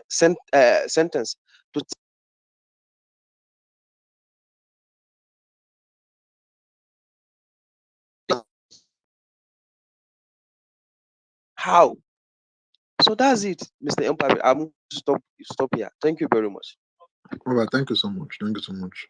Like I said some days ago, if I don't, in fact, left for me, we should just forget about 2020, 27 because Nigerians we are not ready. Make him just relax. Let us see if we are going to survive till 2027 or afterwards. Anything that will make me say I want to partake in next election should be when I see PDP, LP, NMPP coming together to form alliance to defeat APC. If not, I won't. I will just. I have just. I'll just stay on my own. To be sincere, we are not ready. Mr. Solomon, are you not ready for us? You need to update. Yeah. Thank you. Sorry, I had to update my ex. I think that's why. Okay. So, you see, the thing is that I see a collusion going on. Let me tell you, Tinubu cannot last on the throne until he has the full backing of the top generals. I am telling you this. You see, these people keep quiet. If you see the expensive cars these top generals are driving, what do you expect? They don't care. But you know what? I am waiting for the time it will hit the other ranks, those at the bottom. Hit the police. It's not just the civilians. Who are those that are shooting the protesters? It's not Tinubu. It's the police. How much is their salary? Does it even make sense? How much is their salary? Do you know what is going on? People will go to the market, go out. I don't know whether I say by faith or by what. They'll just go to the market imperfect. As you are coming to buy things, somebody will now say, please help me. I have a measure of maize flour. I just need pepper, or I just need palm oil. I am telling you, somebody has this, he will go to them, he will be begging this. So some people now, those who are privileged, go to the market with extra money. Maybe you end up buying pepper for somebody, or you end up buying, it's as terrible as that. We're not talking about people who are lazy. These are people, some people had businesses. I have a personal experience. I shut down my own business. My business and my brother-in-law, we had to shut down. Poultry, to run poultry is another issue. Imperfect, I was buying feet of 325,000, and I used to pick eggs, 100 and something crates, 108, 109 crates. It dropped to 60 crates. If you sell it at 4,000, then that is around what? 240,000. How much am I adding to pay? About, I think, around 85,000. I had to sell the bed and close down. And to make matters worse, the feet that are on the high side, some of the basic ingredients that are in the feet have been reduced. You just see it written on the backs. but they have been reduced, so they affect the performance of the layers. It's terrible. I don't know how Nigeria is going to get this right, but honestly speaking, it's not funny. And I want to plead with some of us as we talk. Let's add human face. Nigerians, I don't think that they are really cowards. I don't think. But somehow we will come out of this. But I am waiting for the military. I'm waiting for the policemen. When he hit them hard. Look at Niger. Are you hearing of hunger in Niger? Are you hearing any civilian crying out in Niger, Burkina Faso? Are you hearing anybody? That is military. Even Chad, go. Are you hearing anybody civilian talking hunger or anything? Nigeria, see, anything way better for us, anything will go work, make it work. This democracy don't tire us, I beg. Thank you so much. Thank you so much. Okay, Mr. Fact, you should be next. After you come to Daniel, then come to Alcada. Jago, do you want to speak? If you want to speak, please indicate and make we know who they go next. I beg. Thank you so much. Mr. Fact, how are you doing today? Over to you, please. Yeah, good morning. Can you hear me? Loud and clear. Yeah. Good morning, my brother, Imperfect Metaphor, the people in the speaker session, listeners, and the ones in the web. You know, I saw this topic, I laughed. I said, no, I must take a mic and drop my submission. Imperfect and Metaphor, make una do me one thing, please. Drop anybody that wants to come here to be politically correct. Anybody that grabs the mic just to be politically correct, drop them. Don't platform them. That's up to you, Sha. But let's go to the topic. Are Nigerians cowards or scared? Can they survive? Yeah, they will survive. Nigerians will survive. They'll survive 2027 and beyond. I'm telling you, most of the people you see here, only few really say something and stand by it, regardless of the brown envelope they'll give them tomorrow.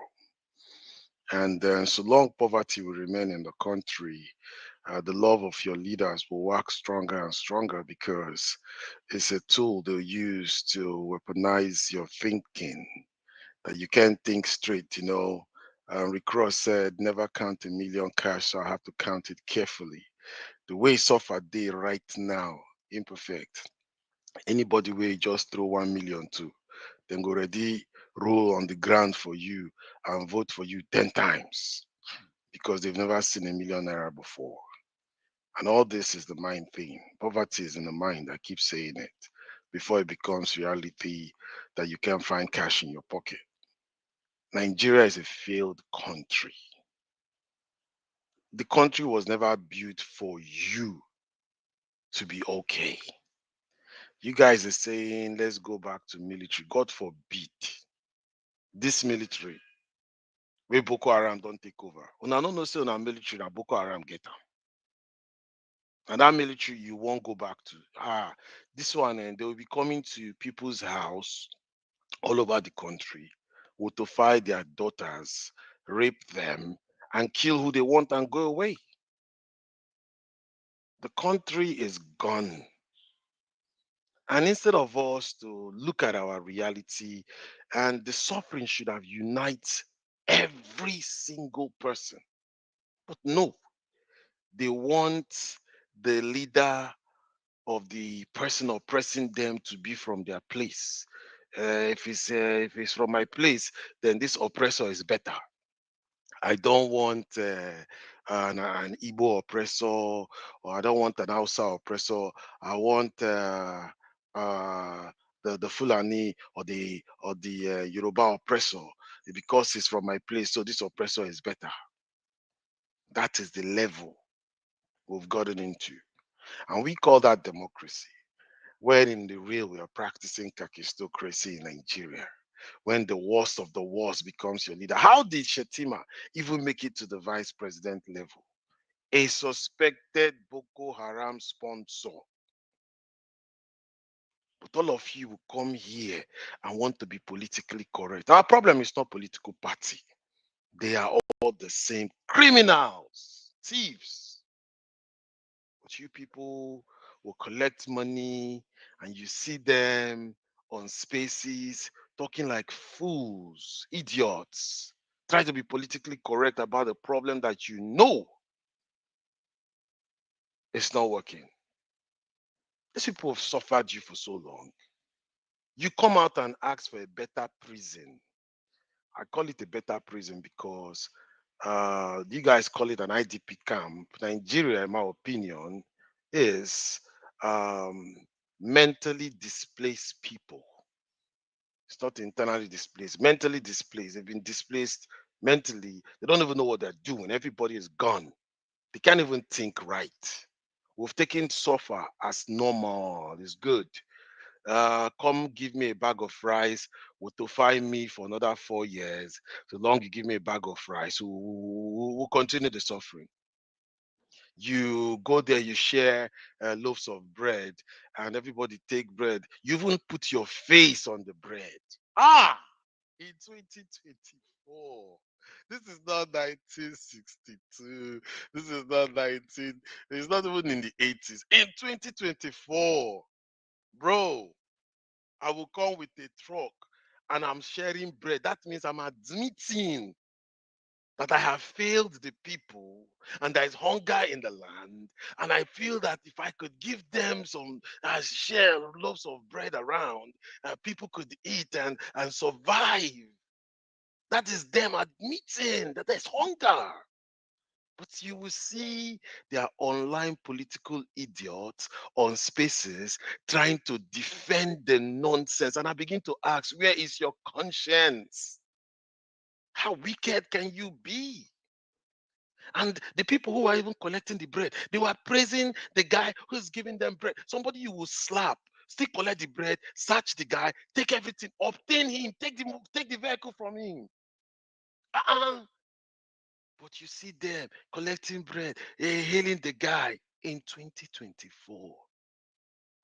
And these same people will come out and want to do anti-protest to the people who want to protest for a better prison.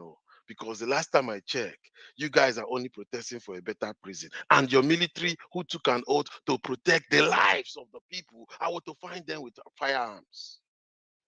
Killing you because you're asking for, I don't want bread, I don't want bag of rice, I need a better prison. At least, that's the minimum we could ask. Now, where if you protest, it becomes an act of treason. The way they carve that constitution that doesn't give a fuck about, sorry for my French, about any single of the citizens, that's what they put in place to wage you not to come and protest for 2027. Forget the election in 2027. I'll land with this. That election in 2027, forget it. Until I see Nigerians, regardless of your tribe, unite and stand and ready to die, then we're moving forward. Don't compare yourself with Burkina Faso. Burkina Faso will go so great. Their military is solid. Ibrahim Traore is doing the best. They will come and colonize Nigeria from the hands of their colonial master. That is what will happen. Just watch. I'll eat for now.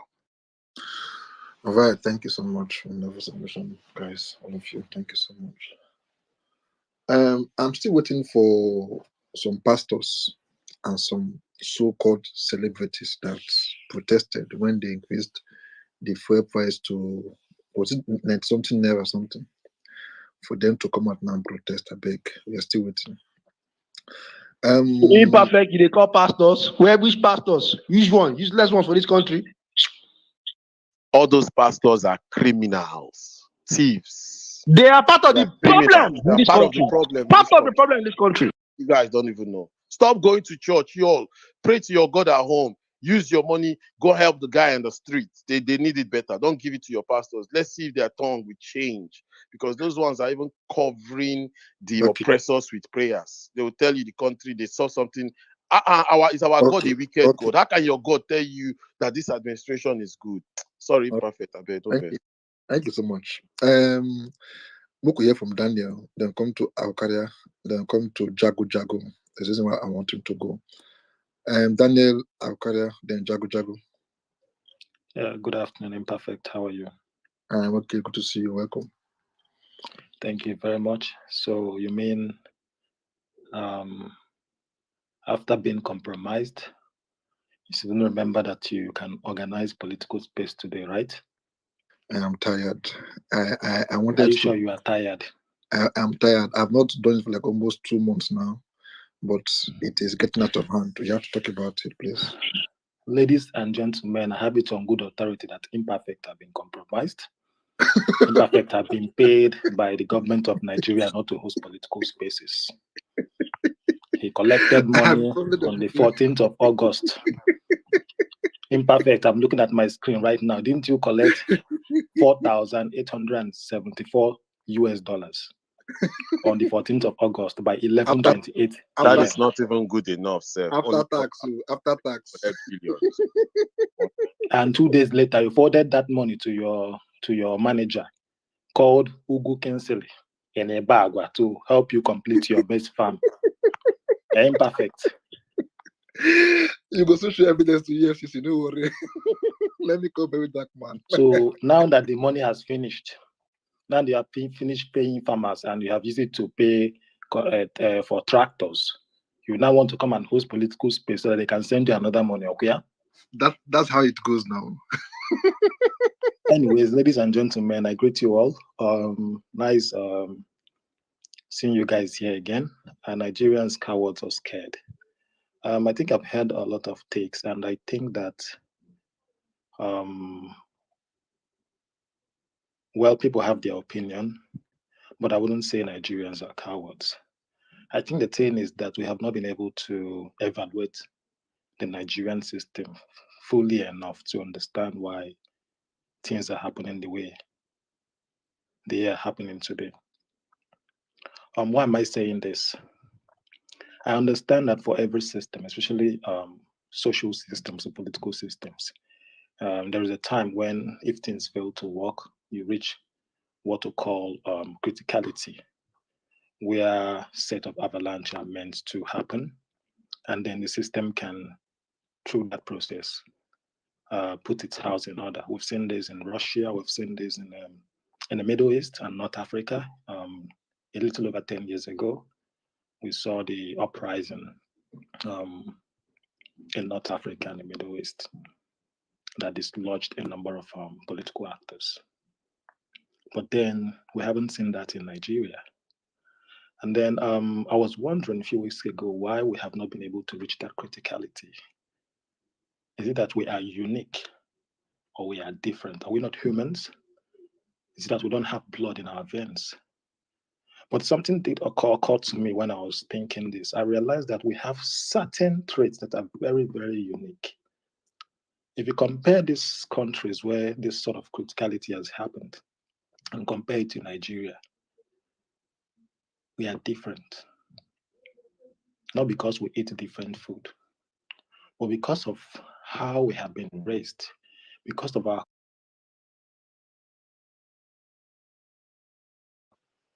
support system.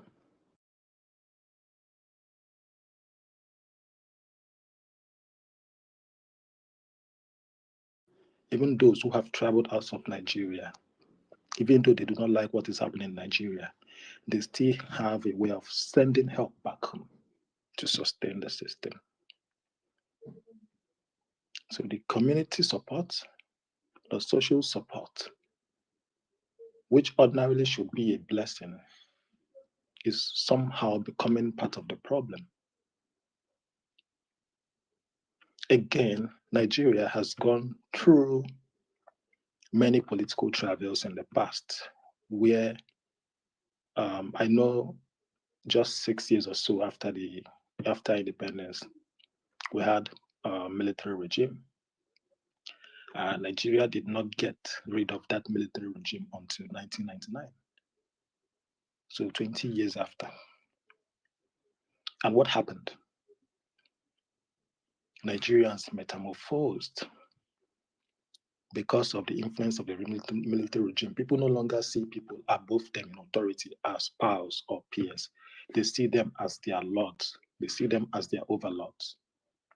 That is why today in the Nigerian system, a primary school teacher is so afraid of the headmaster. A secondary school teacher is so afraid of the principal. The same thing is applicable in the civil service. A lecturer is afraid of the head of department. The head of department and the dean of the faculty is so afraid of the vice chancellor. The vice chancellor is so afraid of the chancellor. So this is not out of respect, but out of fear. And this is a system that was strengthened by the long military regime we witnessed in Nigeria. And it has metamorphosed. Our parents were raised this way, and they transferred those traits to us. That's why today you see a lot of Gen Z, they make noise, oh, this, blah, blah, blah. But in the end, they still succumb because we've not been able to get rid of those negative traits in us. Yeah, people have talked about religion. It's not just, yes, religion too is contributing because the religion is still there to enforce that, where the religion always tell you. They start by telling you, especially the Christians, oh, touch not my anointed, so long as, oh, I have been so-called anointed. You do not have authority to speak over me or condemn what I do. So until we understand that there are many factors at play in Nigeria, we're not going to reach that criticality very, very fast. Many people, I was on a space yesterday, people were lamenting, most of them are living abroad and complaining. I was laughing because at the end of the day, after the complaint, they will still send money back home. Even in Nigeria, those who still manage to survive, who have something, at least will still share with their peers. Some of you live in Europe and America. You know how life is out there. People just live for themselves. There is no strong community support.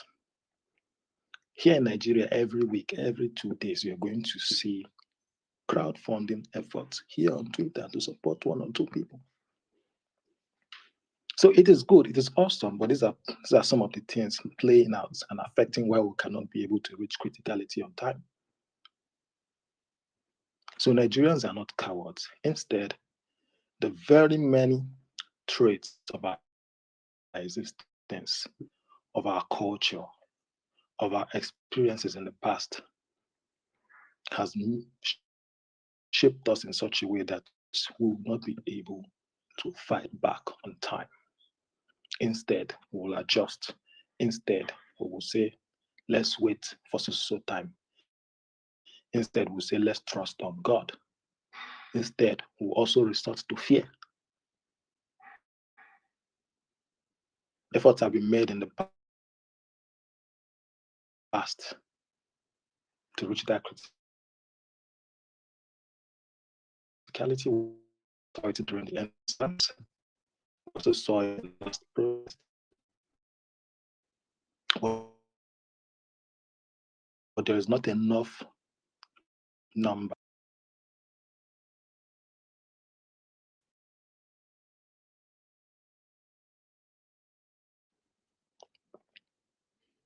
to overcome those traits in them. Instead, we start looking for who to blame. Oh,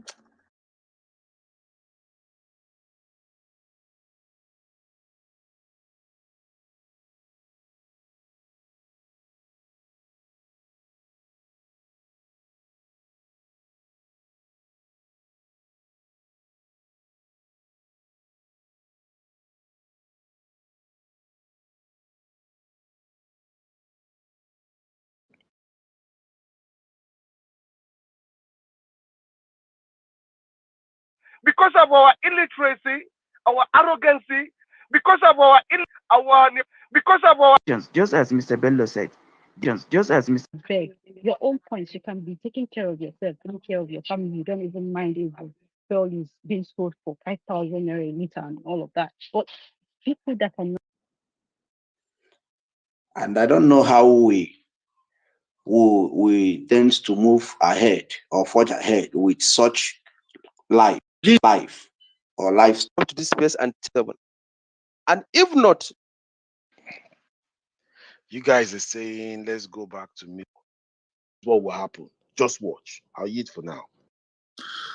All right, thank you so much. Wonderful submission, guys. All of you, thank you so much. I'm still waiting for some pastors. Perfect. You dey call pastor. Sure. Pray to your God at home. But how can you? Yeah. Remember that you can men. I'm looking at. Let me go with that. Well, people have their opinion into the a little over 10 years ago, we saw the uprising in North Africa and the Middle East that dislodged a number of political actors. But then we haven't seen that in Nigeria. And then I was wondering a few weeks ago why we have not been able to reach that criticality. Is it that we are unique or we are different? Are we not humans? Is it that we don't have blood in our veins? But something did occur to me when I was thinking this. I realized that we have certain traits that are very, very unique. If you compare these countries where this sort of criticality has happened and compare it to Nigeria, we are different. Not because we eat different food, but because of how we have been raised, because of our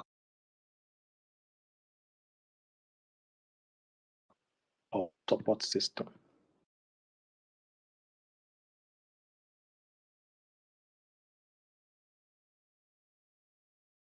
Even those who have traveled out of Nigeria, even though they do not like what is happening in Nigeria, they still have a way of sending help back home to sustain the system. So the community support, the social support, which ordinarily should be a blessing, is somehow becoming part of the problem. Again, Nigeria has gone through many political travels in the past where I know just 6 years or so after independence, we had a military regime. Nigeria did not get rid of that military regime until 1999. So 20 years after. And what happened?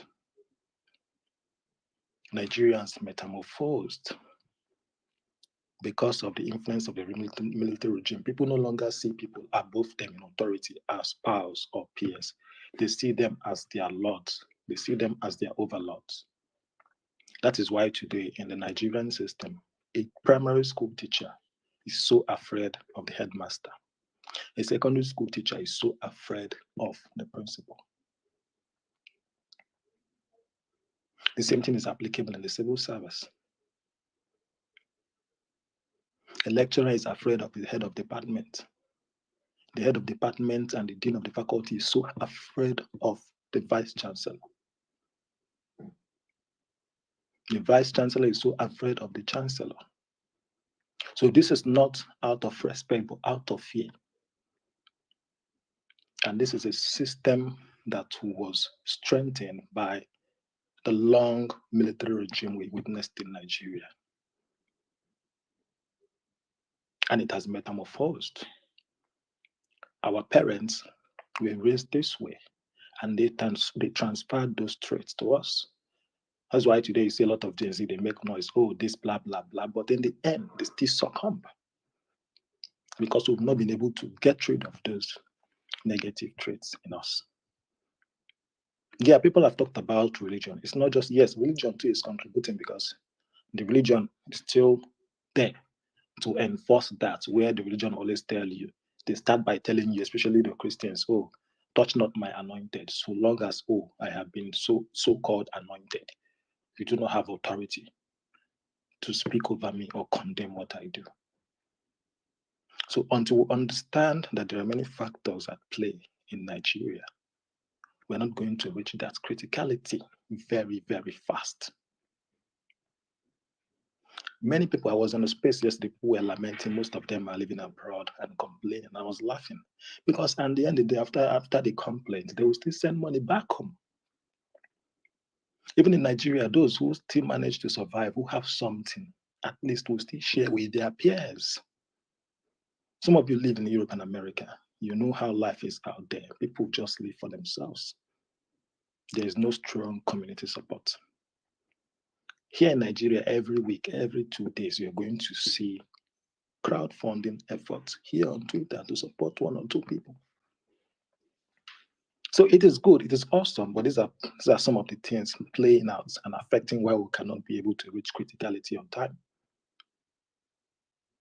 So Nigerians are not cowards. Instead, the very many traits of our existence, of our culture, of our experiences in the past has shaped us in such a way that we will not be able to fight back on time. Instead, we will adjust. Instead, we will say, let's wait for so time. Instead, we'll say, let's trust on God. Instead, we'll also resort to fear. Efforts have been made in the past to reach that criticality. We saw it during the NSAS. We also saw it in the last protest. But there is not enough number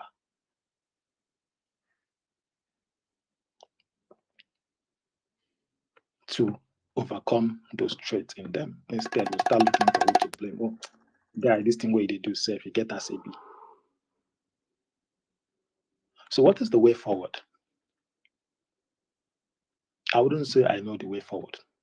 Right now, I'm thinking of an experiment. I'm going to be speaking with some social scientists in the next few weeks to see how we can conduct an experiment and model this system, because Nigeria's own is very, very unique. Maybe after then, we'll simulate this for a while and see how long it can take for Nigeria to reach that criticality. But right now, I can assure you we are not close to it. We are going to adapt, we are going to adjust, we are going to leave it to God or leave it to nature to take care of it. And why many of you who live abroad groan and complain, at the end of the day, you still change your dollars, you still change your pounds, you still change your euros or whatever currency or denomination you use and send it back home to support your family, to support your extended relatives, while those in authority are capitalizing on this and behaving the way they want to behave. So my brothers and sisters, please hold on. There are many factors contributing to this, and I don't think the way some of us are speaking will solve the problem. Instead, I will advise that we do one thing: educate our people. There's need for continuous education to break those threats. The same way we organized ourselves before the election to start communicating to people and making them understand the need to come out and participate in an election. We need to also teach them that there are many things that people in authority are doing that they cannot take. There are many things that people above them in authority are doing that they should not accept because they are higher than them in rank. Whether you are in the police, whether you are in the military, whether you are a religious person, whether you work for government, whether you work in the civil service, whether you work in the private sector. Until then, we will not be able to make or achieve any meaningful result. Thank you so much. Thank you so much. Aku, you should be next. After you should be Jago. Sorry, Imperfect. I want to ask person question. Can we ask? Sure. I beg, who be the last person we just submit? It's everybody now listening. Daniel, you said we should educate the people. We shouldn't vent. We shouldn't. I want to ask you. You think your electoral system at which you appoint the person who should govern you, you think that system is correct? That no matter the amount of people who will come out there and vote in the next coming election, you think that vote will count? Just asking. Thank you very much. I tried as much as possible to not mention voting electoral process during my conversation. And my point is, my conversation has nothing to do with the election itself. It's about standing up to whoever that is above you in authority.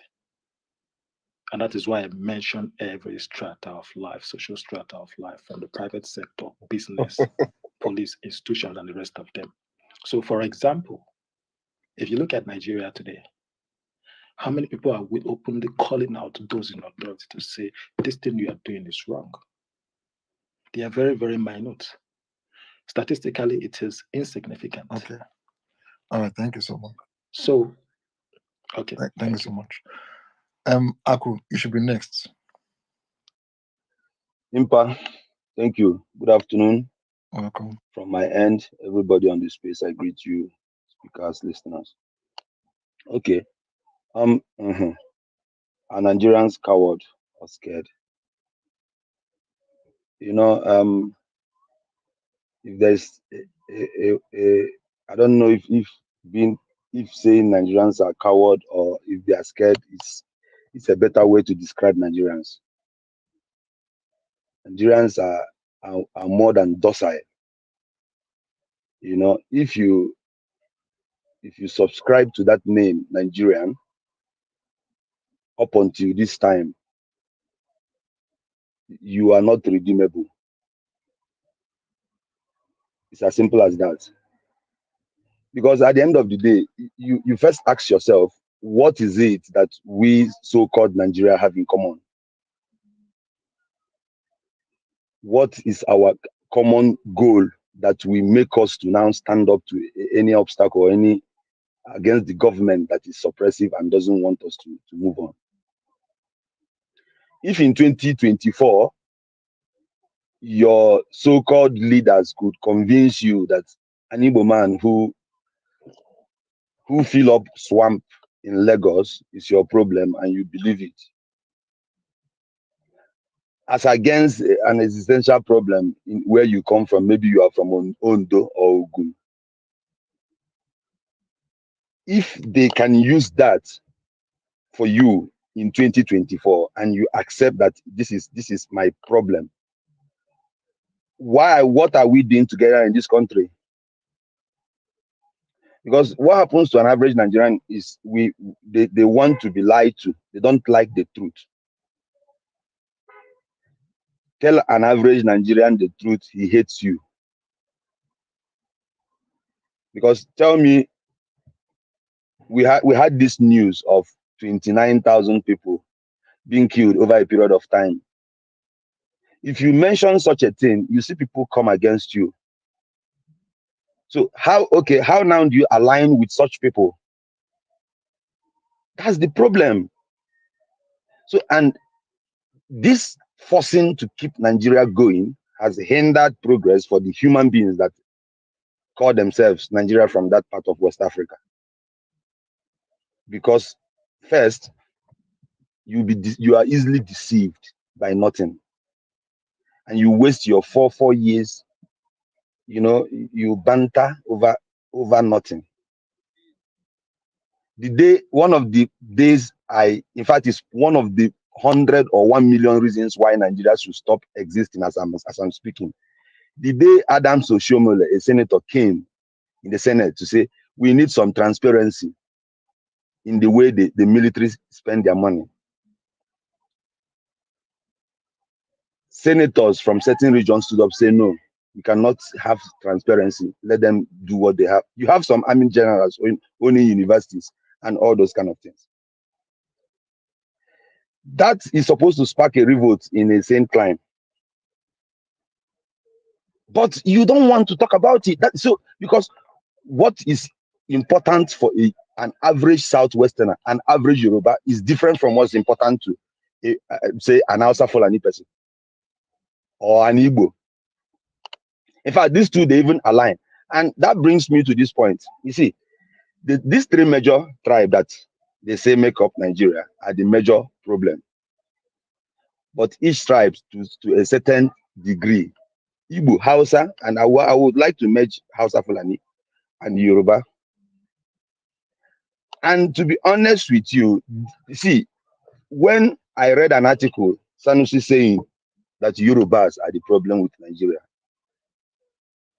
I begin to understand the reason why he made that statement. If we have the percentage, I'm not saying there are no Yorubas who don't want Nigeria to be, but I'm telling you, a majority of Yoruba people, it's like they don't want a shift to what we have. We want this kind of uh, government or this kind of country that empowers thugs, that says, listen, you helped me during the election to steal the ballot box. It's fine. You can behave. And you know, so this is what you people want. And you cannot grow like this. So for me, all I can tell us is this. We cannot continue this way. There is no way the future generation will come out with what is happening in the world, with the way, the fast pace of this world. We are scattered all over the world. We are a laughing stock. We are a laughing stock. No matter how well you've done for yourself as a Nigerian, you are still a laughing stock because of that, your Nigerianness. We let our leaders shit all over us. We don't do anything. And it's easy to sow that discourse. It's a winning strategy. Igbo man is your threat. People will say, no, it's true. Don't come and interfere in our politics. So how do you want to build a country like that? Ask yourself. You come and you discuss it, you know it's the problem. You cannot solve it. Most people discussing on this space, if they have the opportunity, tomorrow, if there is election in Lagos, they will listen to MC Oluomo. That's how you were built.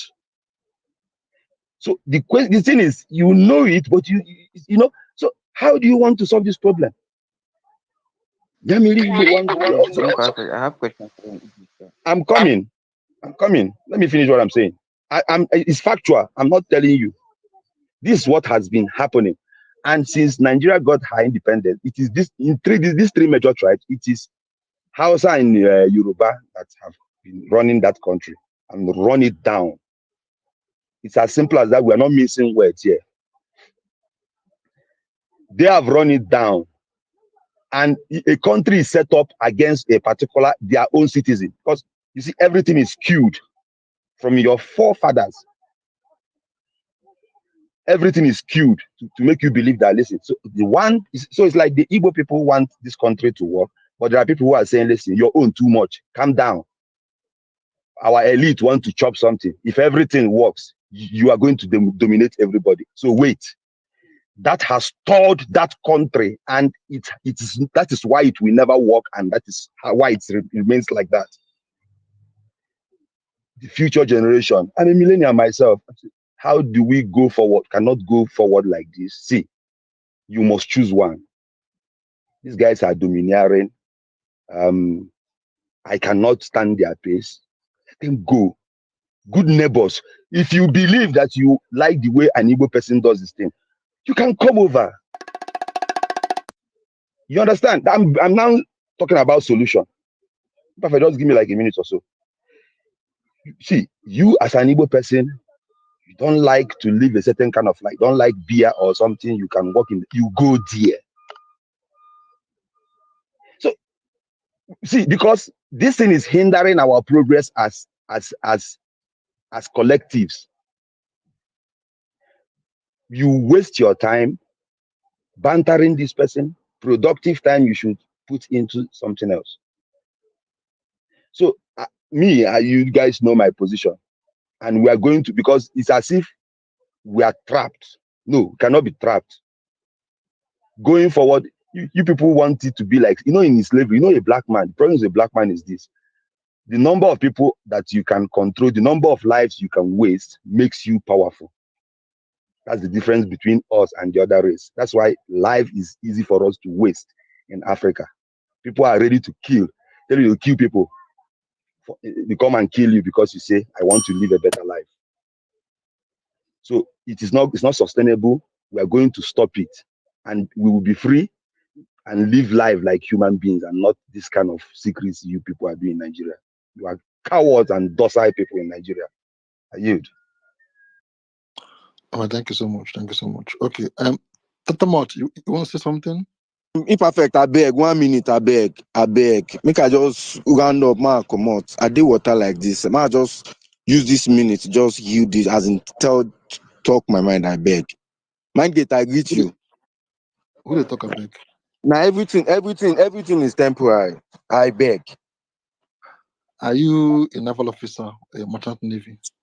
That Or is not just important. That is very not important now because okay, go on. you Okay, see, go on. make I first curse that guy will be Adufe in the mad. Ogun kill him wherever him dey.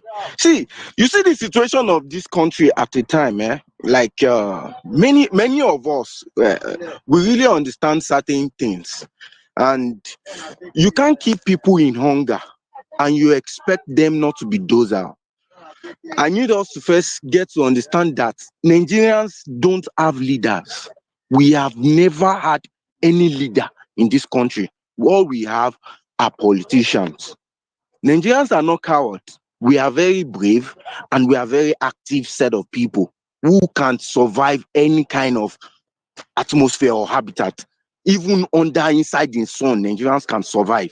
So if people are coming to even reason it like yes, people are there, how do you expect people not to be, as in dogs are in the face of criminals?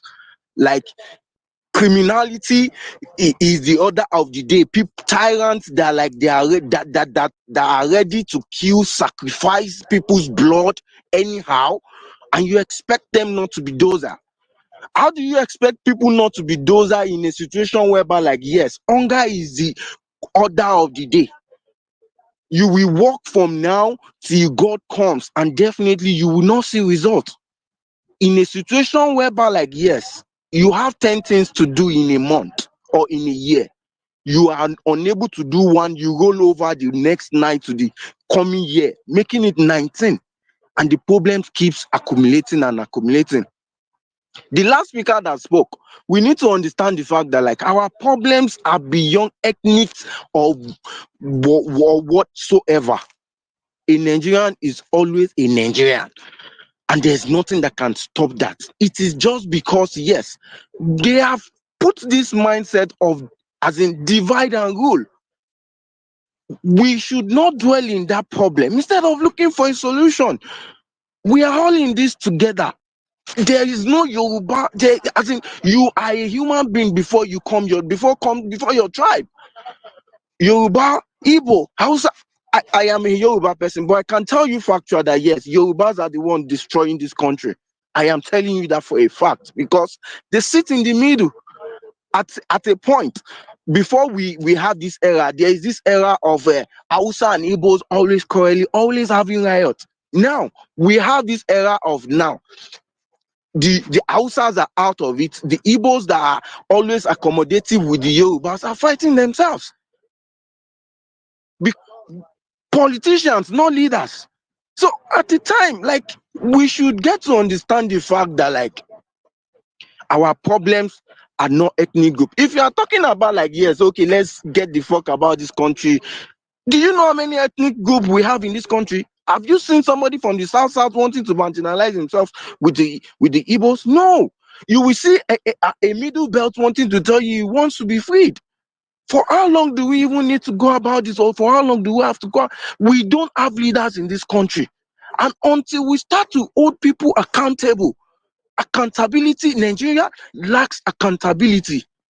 We lack accountability in this country until we start holding people accountable. Like yes, hey, this penny you have, it is our money, it is not yours. Where I am, if you need to come and see the way they move our crude like water, this thing is not finishing, and still nothing to eat for it. We are here dying in multiples, hunger, and somebody is coming to tell me, yeah, like for this kind of useless governments that they are calling themselves. Go and check it. Many of them in that government are all criminals. They have a criminal record somewhere. People of questionable character ruling a country, and you expect such country to move on or to move forward. How possible is that? The people that have criminal mindset, people that does not even have, they don't even have foresight. All they have, anybody even supporting this government, go and check their criminals. Go and check their records. They have an iota of criminality in them. And Yoruba used to say something. They say, Ti leban toro, omo ale ibe ni o ti dagba. Like, if a house is peaceful, the bastard child in it is the one that has not grown. Now the bastard child that does not even have a place to call home, that does not even have somebody to call relative, is the one coming here, and then you expect it to be peaceful. Now the northerners, are they talking? What happens during their 8 years of Buhari? Many of us who even supported Obi were like, yes, we have been doing this thing same way. We have tried the North. We have seen how they could rule us. We have tried the West. We have seen how they could rule us. So why not let's give these people a chance? Let's see how they could rule it. And here we are. And then in a situation whereby, like, as in Nigerians within themselves, they're having the mindset of like, it will just be my turn. They're not having the mindset of a good, as in citizens that want good for the country. All everybody is doing is looking or waiting for their turn. My brother, don't let me disappoint you. The level, the people spoiling this country now, they are small compared to those coming to destroy it. As in, they are small. The people spoiling it now are very small compared to those coming to destroy it. All because we don't see that unity. We are not fighting our common enemy with all our power, with all our strength. We don't have heroes past. All those heroes past, too much of blood, just wasted life, wasted. And it's just. It's beyond even me trying to even explain, or because Nigeria is beyond blessed. It's supposed to be called a paradise of this world because we have all it takes to make it work. These people travel over to working society, they see how things are run there, and you can't come back here to work things, my brother. And we are coming to fight our own selves instead of us fighting our common enemy. Same tactics of divide and rule they have been using for us, they keep on using it and it keeps working. Imperfect. We all are not perfect, but out of imperfection, you will see perfection. Sincerely.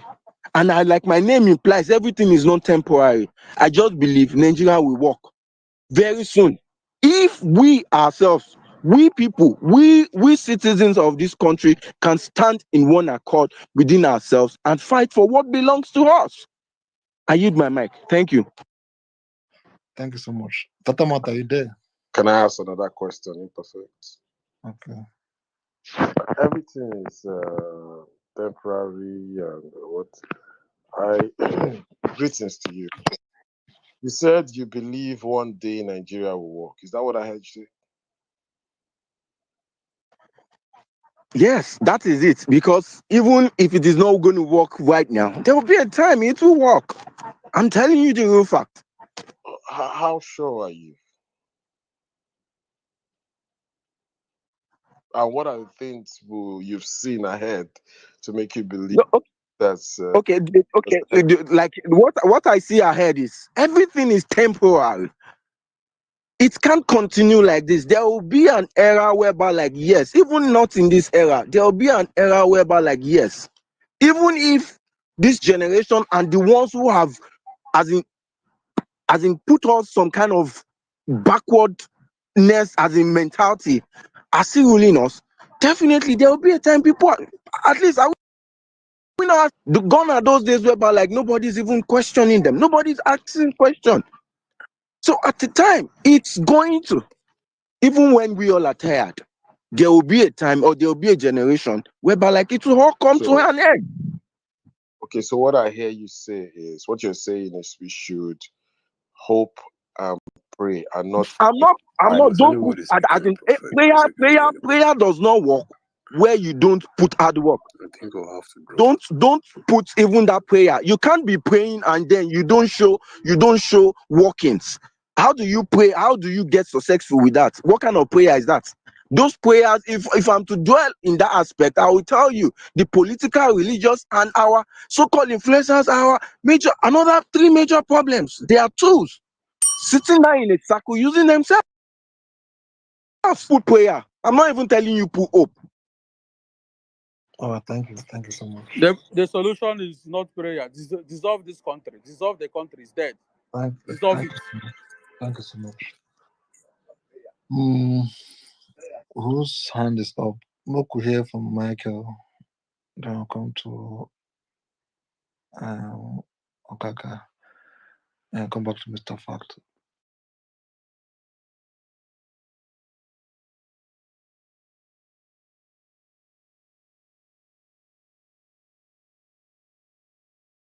Michael, are you there? No. Okay, sorry, Mr. Imperfect. This network just they carry me go up and down. Good afternoon, everybody, and Imperfect. I'll be listening to people come and speak and everything, and it's very, very sad. That some people still have some kind of mindsets, and well, I don't blame them anyways. You see, when I knew we were in trouble in this country, when I just realized something, when I realized out of 36 states, Imperfect, out of 36 states, only 5 states in Nigeria had foreign, what do you call it? Is it foreign investment or whatever? 5 states. Foreign aid. Can you hear me? Sorry, am I audible? Go ahead. All right. Thank you, Mr. Fact. Only 5 states, 5 states out of 36 states had foreign investments. And you know the most funniest thing? The 5th one just had $59,000. $59,000. That was the investment that state got. I mean, it shows how deteriorated the country is. People don't want to come inside the country to invest anymore. The reason why Lagos had such amounts was because Normal is a commercial city of Nigeria. The reason why Abuja had such amounts was because Normal is the capital. And the remaining 3, 4, 5 couldn't even get to, even though look at the back of Lagos or even Abuja when it comes to investment. And you see people yet come online to still defend so many nonsense. You see, this is what I was saying. These people are psychologically reprogramming Nigerians. You think you are coping, but you're not coping. They are psychologically reprogramming you so that you can still keep extending your elasticity. Every day you're taking if tomorrow is for 5,000 naira, they will social engineer you to start believing that, oh, we can still manage and survive. They turned our youth to tell you, oh, try to work for me. At the end of the day, I'll give you one small position. Look how Kudus. I've heard you saying they want to give Kudus a chairman in the same society. Should that person even be holding anything important like that? They want to teach our children the new type of politics. Come, shout, do the evil things that give you position, and it follows the trend. If you listen to someone like, what's his name, Zia Adufe, or what's his name, they say you can tell from his followers thinking how the leaders behave. These are the kind of teachings they teach those people over there. Oh, if you cannot afford this one, go to this place. Oh, can you imagine? This is what they're actually telling you. That's what they're giving you: a band, A band, C band. In Nigeria, you're having bands classifying the economy. Anyways, I'm not surprised. Poverty causes a lot of things. People do shitty things because of money and power. But it's fine. And Nigeria are cowards, or are they scared? It's both ways, to be honest with you. When you've been defeated mentally, you really don't have the strength to pick up your arms to say, okay, enough is enough. Before you do anything first, it has to be from the mind. Your mind has to be strong before you take any action in this world. It's not by muscle, it's not by anything. Your mind has to be 100% okay before you can even embark on anything. Some people come here and say, oh, we need to break the country. If they give you your country, are you capable of handling your own country?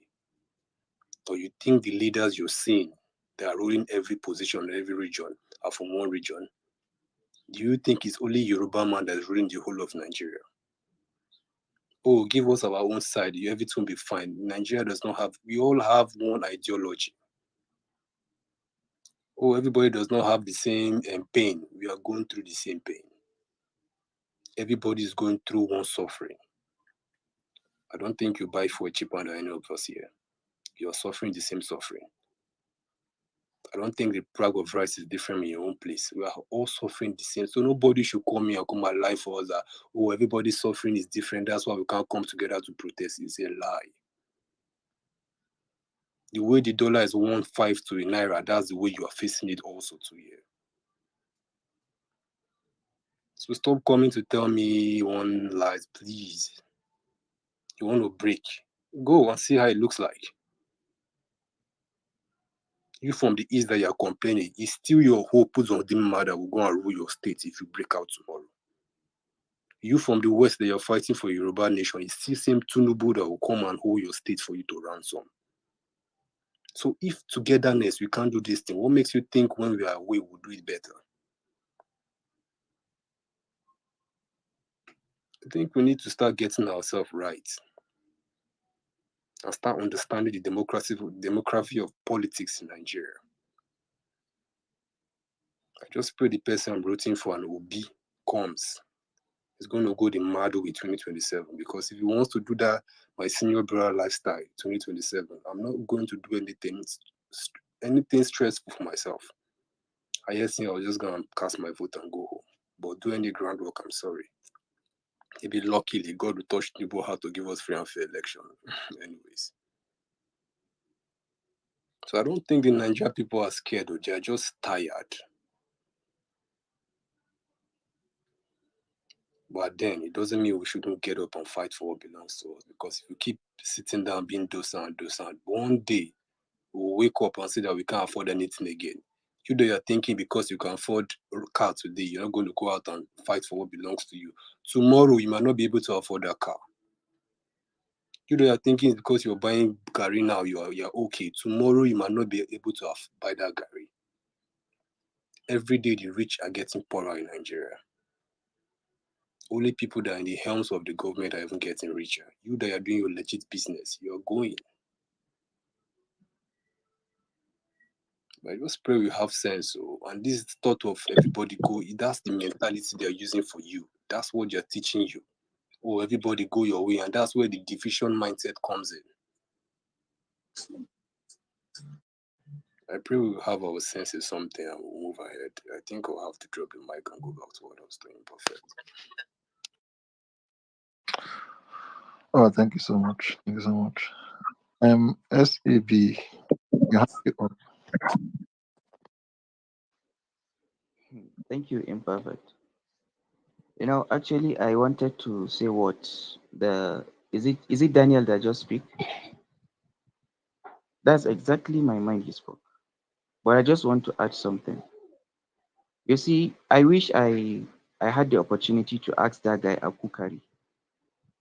You know, just as Daniel said, the way they are suffering, everybody is suffering in this country.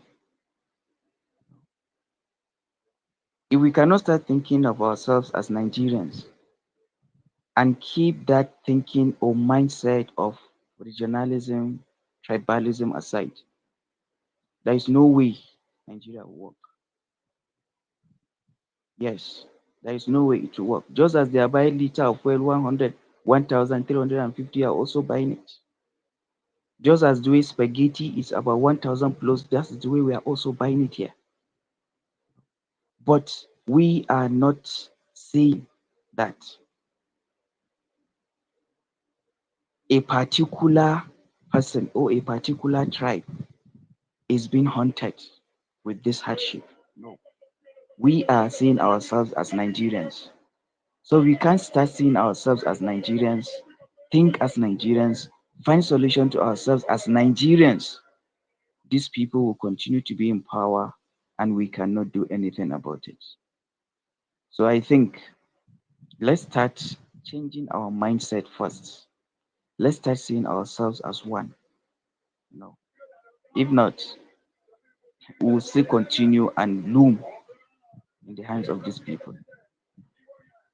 Peter Obi, Atiku, Tinubu, Kwankwaso, all of them, I see them as one. They are not for us. Let's start thinking of a way we'll find our Nigeria ourselves. No, don't come here and be telling us that you want to go, you want to go, go. Who cares? No, you didn't even consider yourself as a Nigerian in the first place. Why even calling yourself a Nigerian? You come in here, you said you are not here, you are not calling yourself a Nigerian, and you're calling us cowards. We are not coward. Nobody will come here and call me a coward.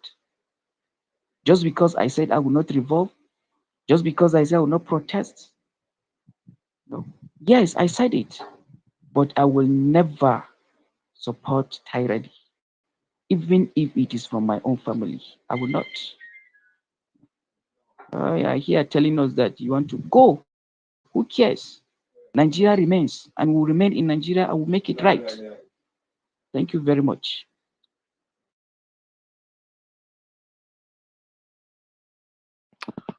Thank you so much. Ulomo, hope you're good. Hope you're doing good. I saw a post of you, one of our brothers, lost his life while at work. His colleagues were saying the guy was working overtime, morning, night, going to school, bills to pay and everything. Nigerians in diaspora, I beg, not kill yourself. We can just take life easy. I beg. Tinubu won't be there forever. These two shall pass. Tinubu won't be there forever. I beg. Last speaker, can I ask you a question? What if during campaign by 2026 December, Tinubu now brings fuel to 200 naira per liter, bag of rice to like say 30 or 20,000 naira for a bag of rice and some other things? Don't you think that people would be like, oh, let's give him a chance. He has repented. He has seen the light. He has not given his life to Christ. Let us give him a second chance. Don't you think that people would want to say such? I beg. The last speaker, is he still there? Oh, damn, he's not there. Is he there? Okay, he's not there. I beg, before we move He's forward, gone. okay, he's gone. Okay.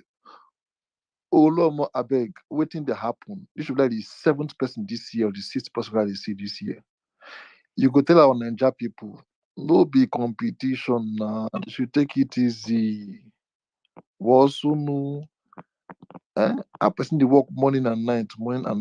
Oh, more, you won't kill yourself. Now the man don't just work out now. Eh? Even machines, they take break at times. Eh? Not talk of normal human being. The way our people just they buy for that UK. I beg, make we take them easy. I'm not saying no easy, but guys, make everybody just take it easy. Naye, you're welcome. Sha, you're welcome. Yeah, imperfect here. Thank you very much. Can I speak? Yeah. Thank you Yeah. very much. I think we're going to have to talk about this program itself about, I mean, death among Nigerians in diaspora because it's beginning to be a bit too much. So I've been to I've been to 9 funerals this year. 9 people are passing in our community. In fact, I'll be going to another funeral tomorrow. But the one I'm going to tomorrow is a very different case. The lady was going to work when she was hit by a car, so which is was very unfortunate. That's very different one. I think one of the issues we have as a Nigerians in diaspora is that the pressure is immense.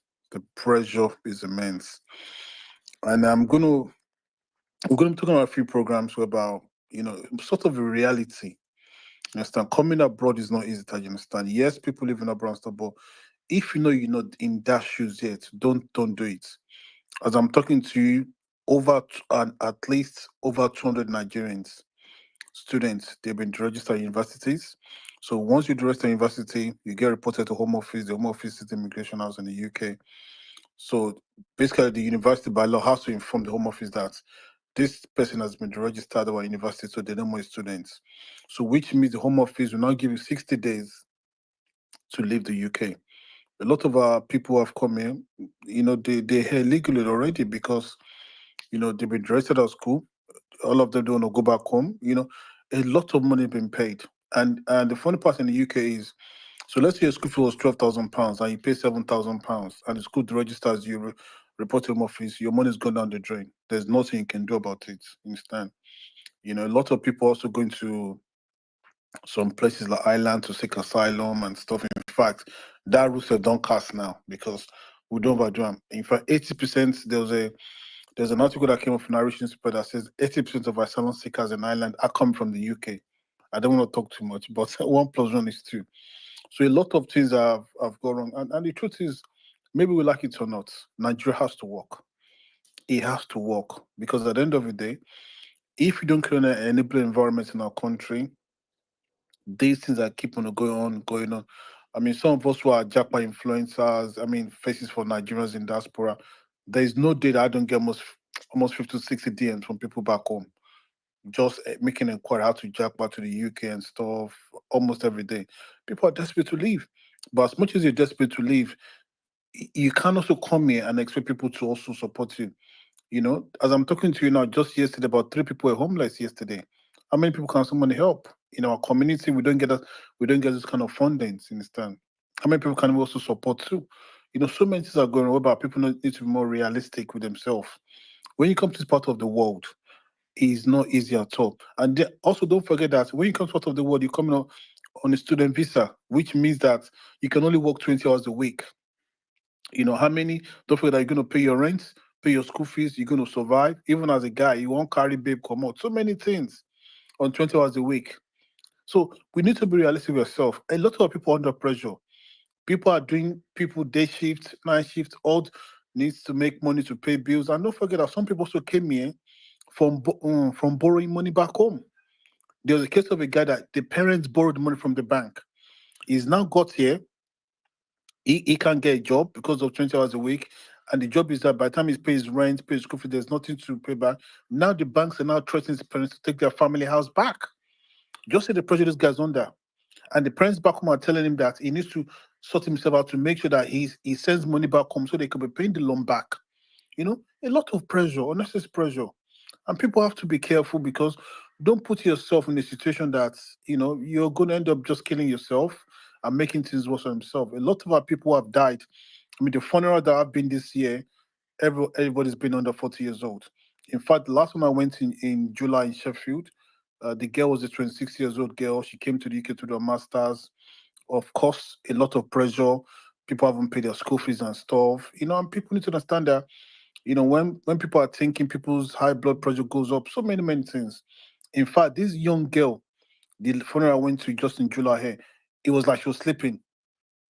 So when I got there, when I saw the body much at the mortuary before we buried that, I was just like, Victoria, wake up. It's just like, you know, it's just how you go to your room and your friend is sleeping. I just like wake up, maybe they go, you know, that kind of stuff. My house was just broken. I mean, 26 years old girl. You know, the other gentleman in April who passed away, he went to work. I think he was in a 12-hour shift, came back to work around 11. So what the wife said is that obviously she cooked for him and then she put the food in the microwave and obviously she went upstairs. And when he came back here at the shower, she now told him that, oh, your food is in the microwave, go and warm it yourself, that kind of stuff. Only for her to wake up around 2 o'clock, realized, where's my partner? So she just assumed that maybe he was sleeping downstairs. She was now calling his name. He didn't answer. She now went downstairs. She could just maybe sometime he slept off on the living room sofa. Only for her to go in the kitchen, she found him on the floor, collapsed. By the time they called the ambulance came to the house around 2 o'clock in the morning. He was pronounced dead. You know, so these things is a big headache. You know, I've reached out to the Nigerian embassy, the welfare units, told them about these things going on. I don't know what we're going to do. Maybe we're going to have a town hall meeting and stuff. And people need to understand that you need to cut your quotes according to your means. Listen, there's a lot of headache. Just this morning, only almost about 7 people sent us message. They want to borrow loan, you know, to pay their school fees. Could the university have told them by next week they're going to register them at uni? But the company doesn't have money to borrow anyone. You know, how can we borrow you £6,000? Another person wants to borrow £4,000. Another person wants to borrow £8,000. So the best thing I could tell people, listen, maybe go and do a GoFundMe, you know, put your word out there. Maybe the members of the public can help you. You know, that's the best we can do for now. But it's unfortunate, it's sad. A lot of people are under a lot of pressure. And I'm sad to say this is not going to be the end of it. There's going to be more coming because a lot of our people are under immense pressure. How are you, Mike, for now? Thank you, guys. Thank you so much. Olomo, please check your distance, your other app. Please, I need a reply now. Is it possible? I told you I was working on something, right? Check what I sent you. I have made a tweet about that some weeks ago. That one you go fit provide COS for people according to what I hear. So is it possible to get Nigerians we go to that thing? And Oluomo, on the other hand, before God and man, then they say Omo, come on hand for Nigeria people matter, come on hand for Nigeria people matter, blah blah blah blah blah. But when they hear things like this, it be as it gets.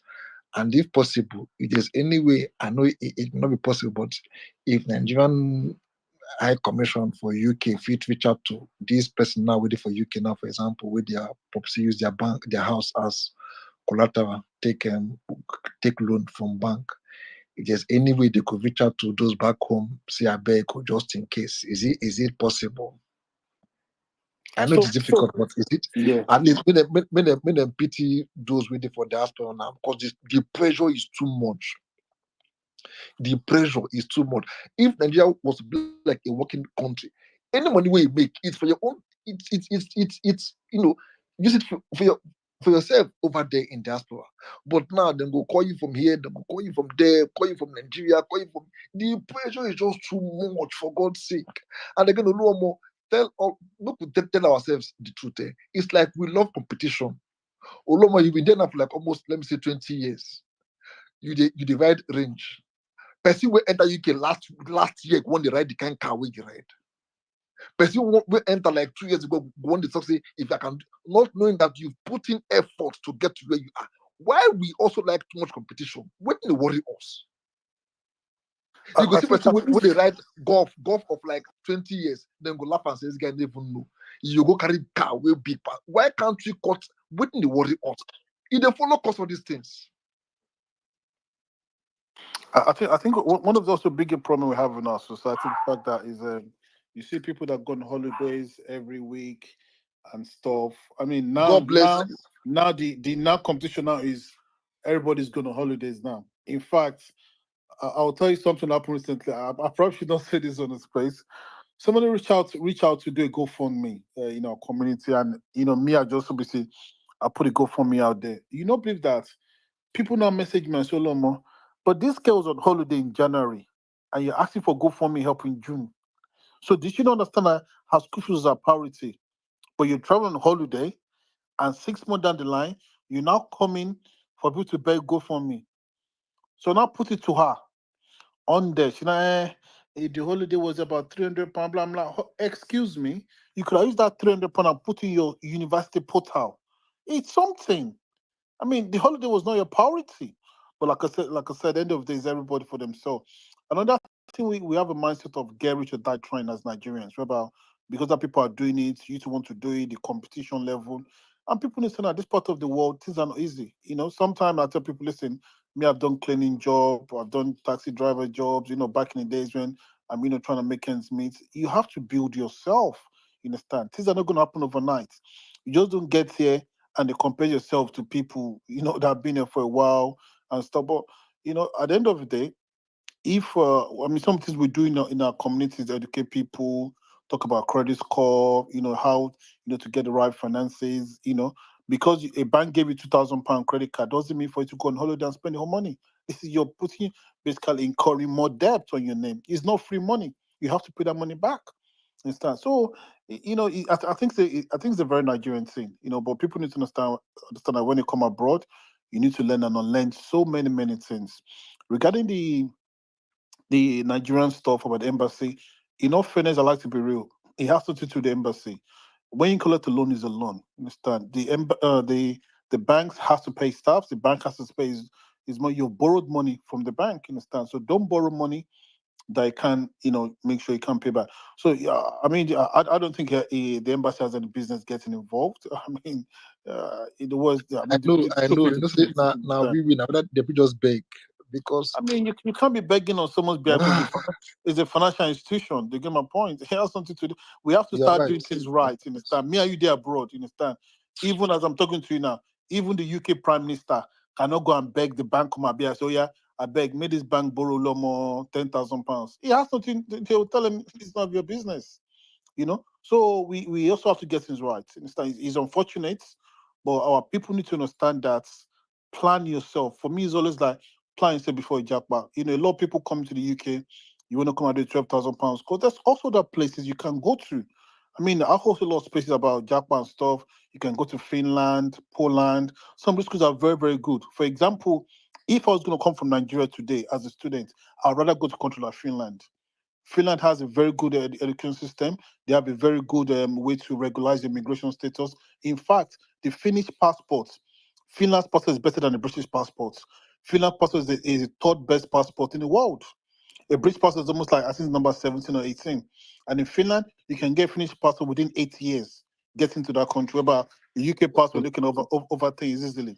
In Finland, as a student, you can do 30 hours a week in Finland as an international student. I think the same thing in Germany as well.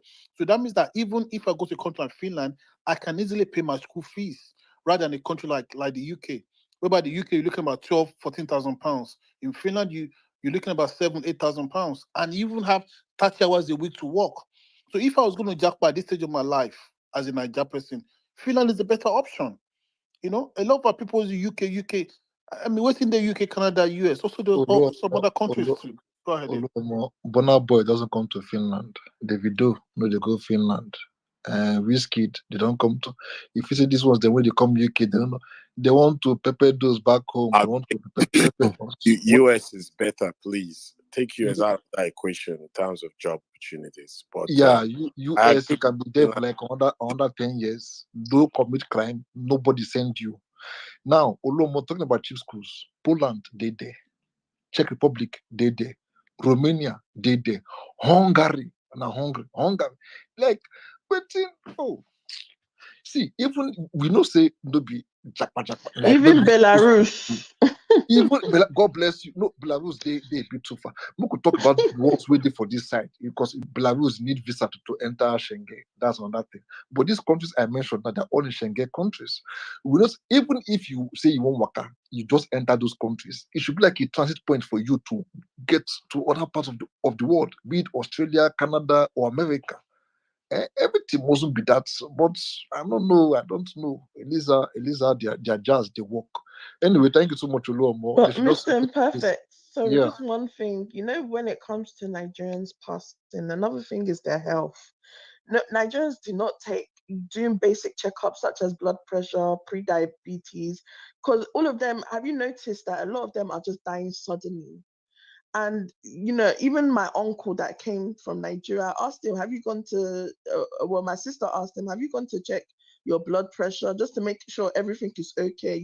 For God's sake, you guys pay so much money for NHS beyond your taxes. You're paying extra money when you're coming. Why are you not utilizing the services that are there?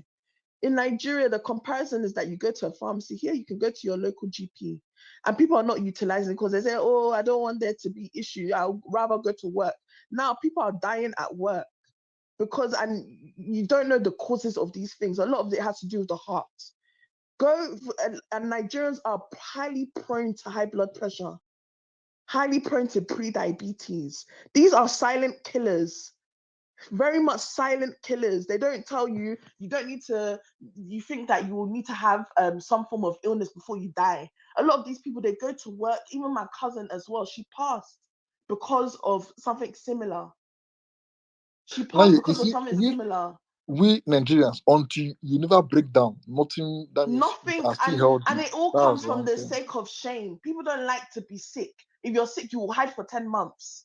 People, I don't know what kind of connotation is attached to it. It's something that honestly, if you're coming abroad, eradicate that mindset because you have the opportunity.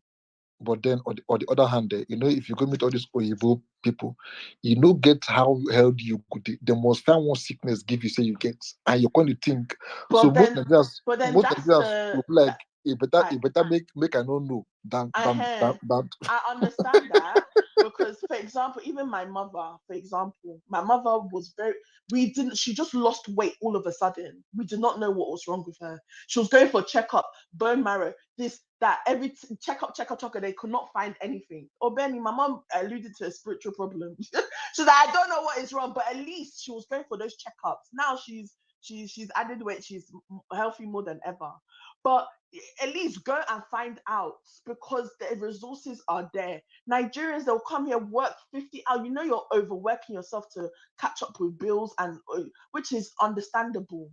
But by the end of the day, now, unfortunately, the person that just passed recently in the community, everything you were working for is nothing. Everything you have worked for has turned into nothing. Why? Because you've overworked yourself. You probably didn't know, and I don't want to diagnose this. I don't want to be insensitive because I don't know why he passed.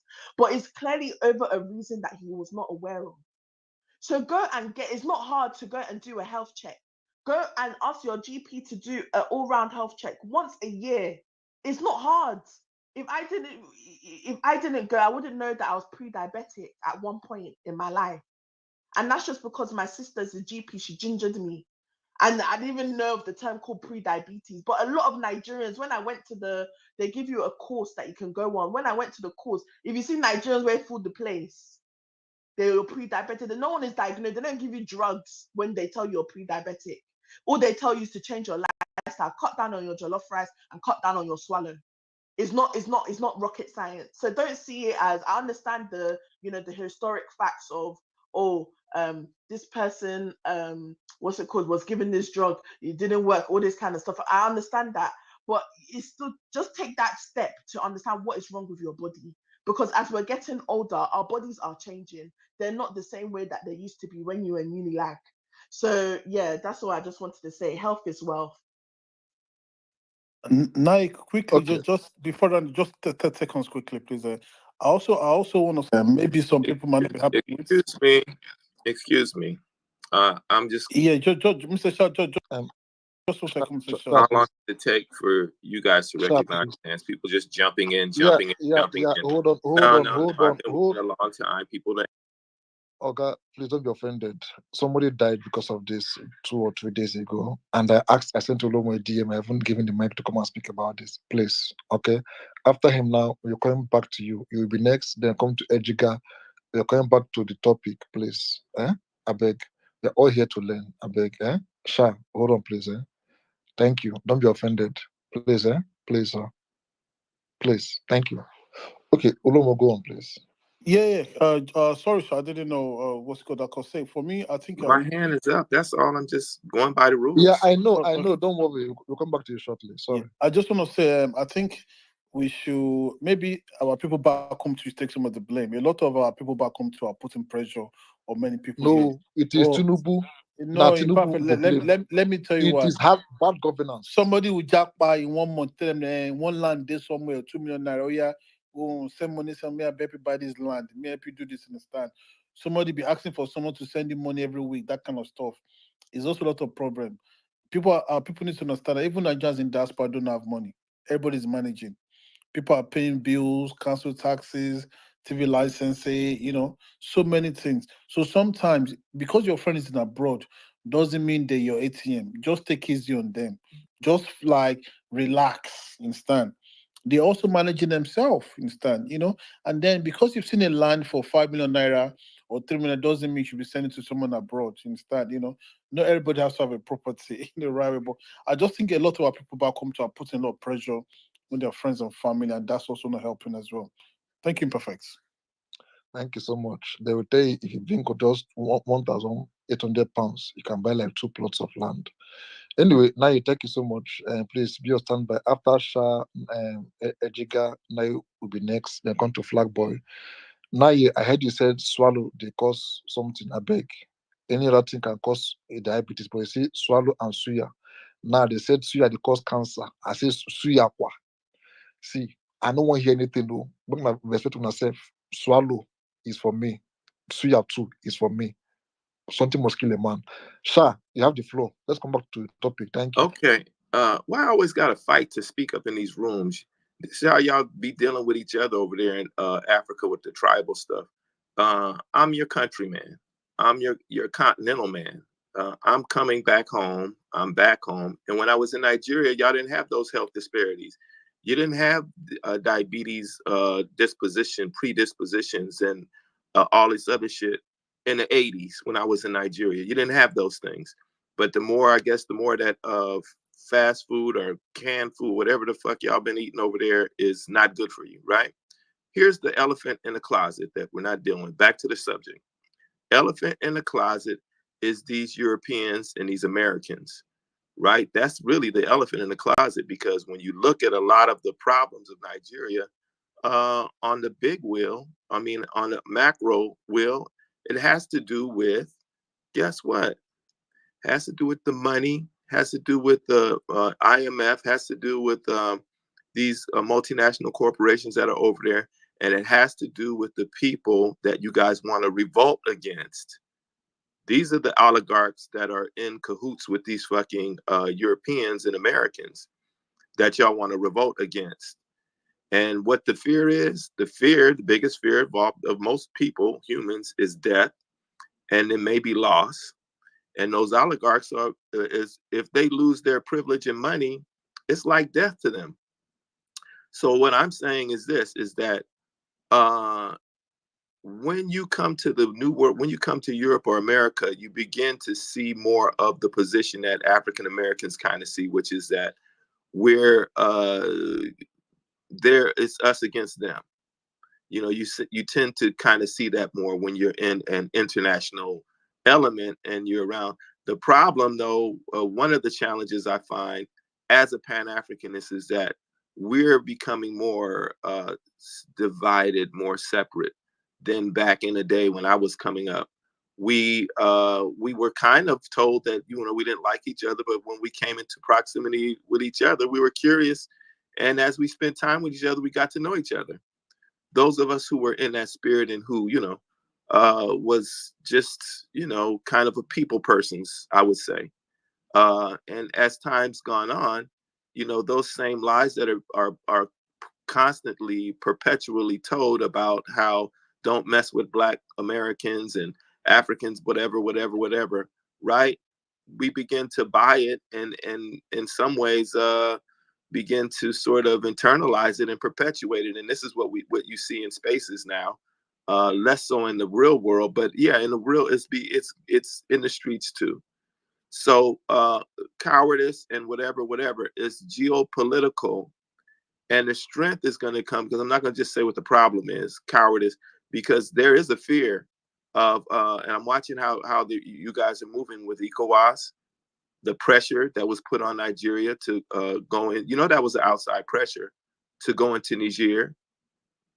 But I got to give you your props and give this little solution. The props is you have not allowed any foreign military to go on Nigerian soil. I like that about y'all.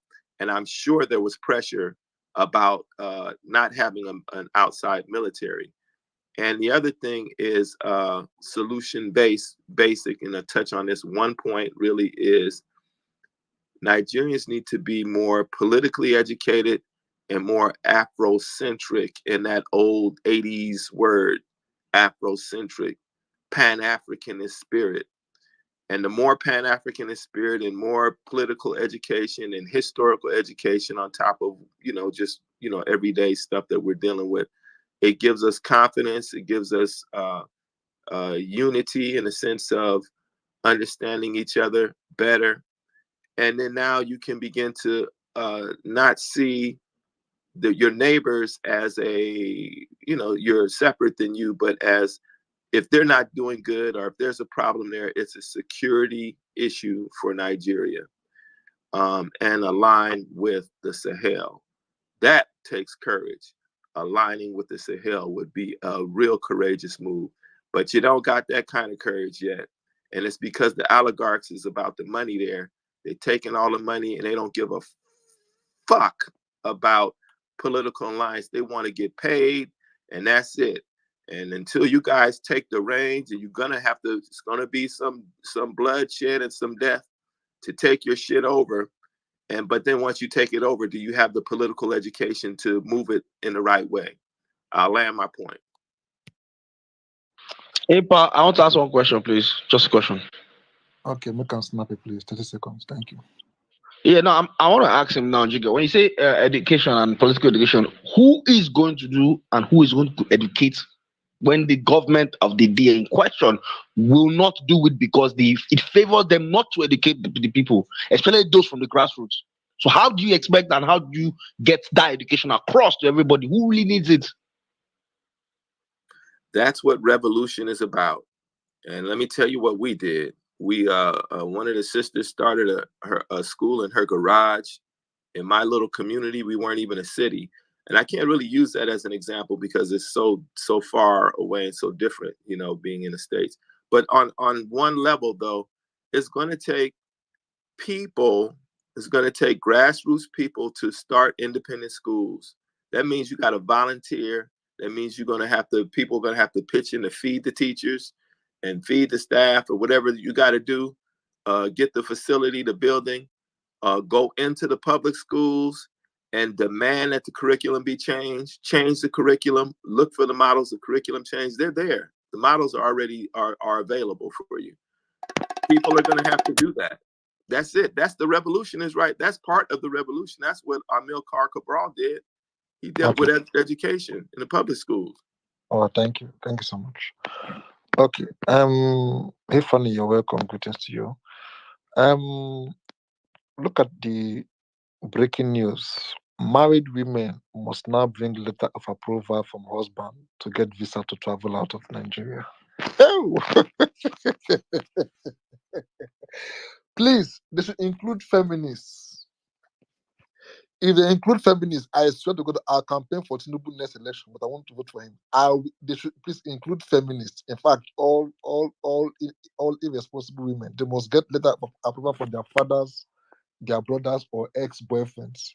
If you are single, then if you're not married, I mean, if you're married, then from your husband. Mr. Alhaji Ejiga, how are you doing today? Greetings to you. Yeah, good day. You're welcome. Okay, I mean, not that I'm not Alhaji anyways. Okay, it's all good. Okay, 3 or 4 things that I noted from our headline, which is, are we cowards? Are we scared?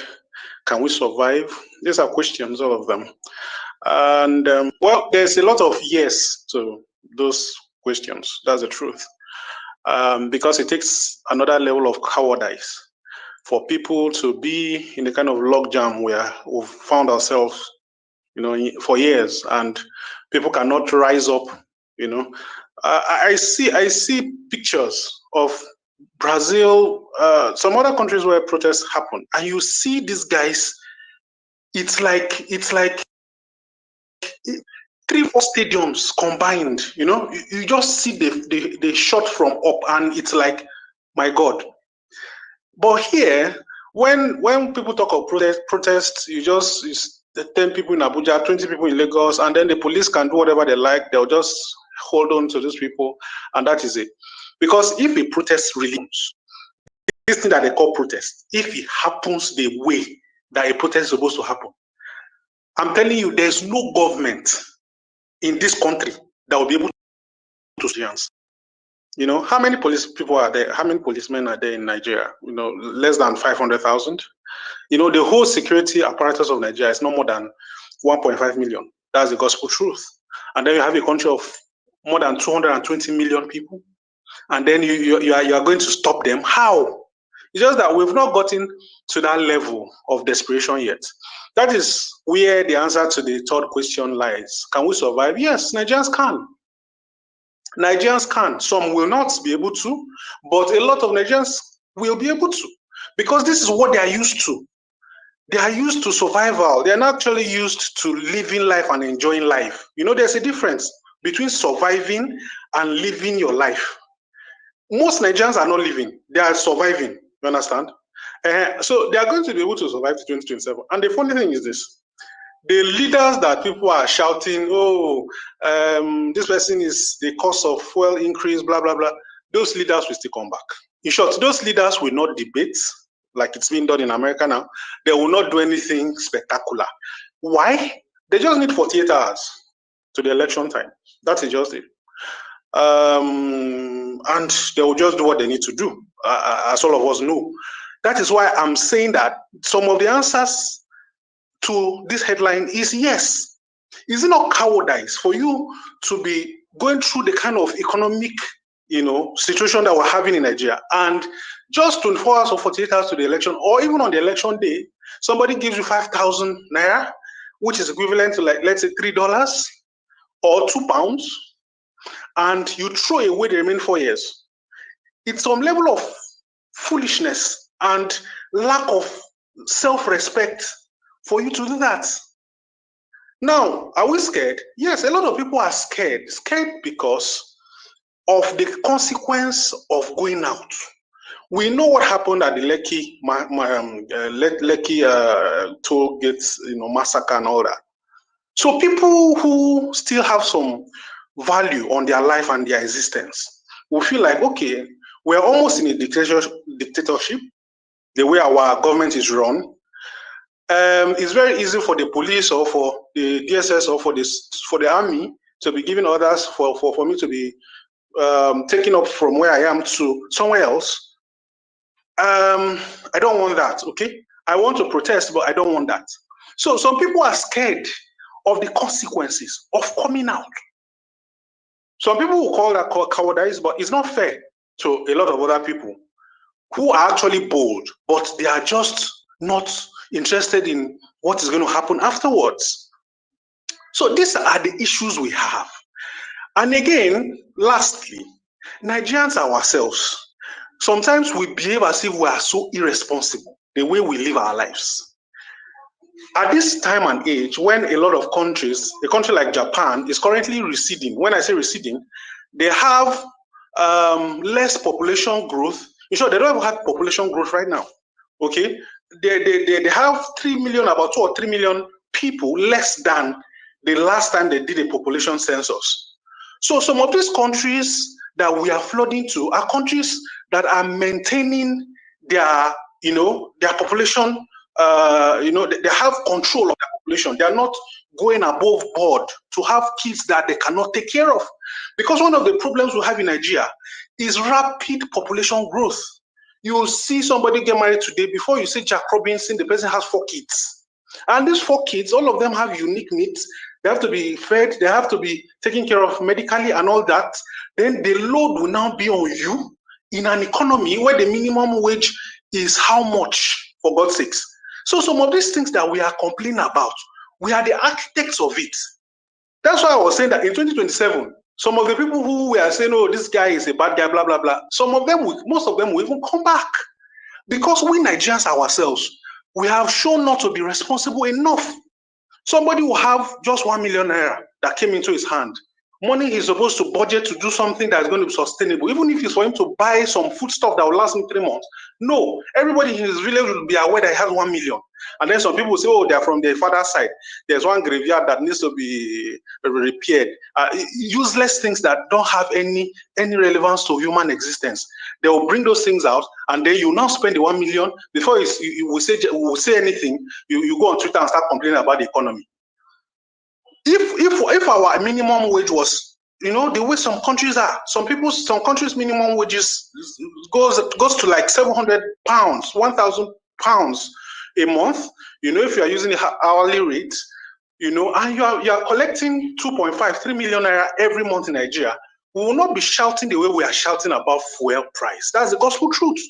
But because most people cannot even, a lot of people, I know people who are employed, who are currently, they don't know that I know, but they are currently, putting together their resignation letters.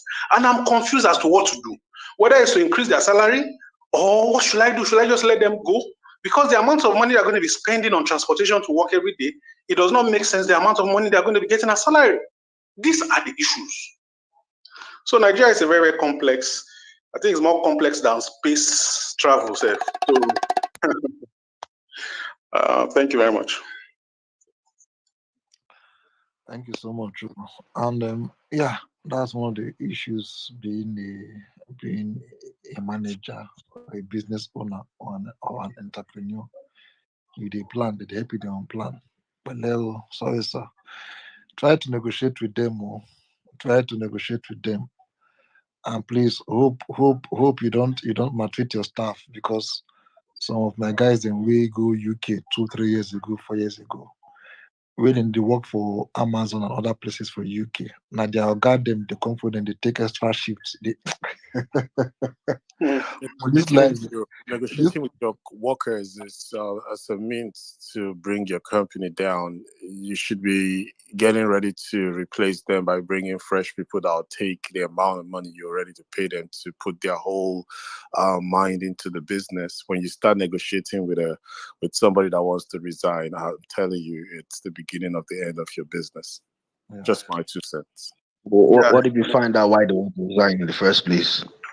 Yeah, it becomes like raising salary, transport, and you begin to cater for all that. That's you going against the policy that guides your business. Business is business, right? No. Mr. Fact, I might somewhat disagree with you. Okay, let's say if you had like let's say like 5 or 6 staff that would spend 60,000 naira for transport every month while coming to work for you, and you pay them like let's say 100k or let's say like even 120, and they want to resign, you wouldn't blame them. I'm sorry. No, I'm not blaming them, but you don't get it.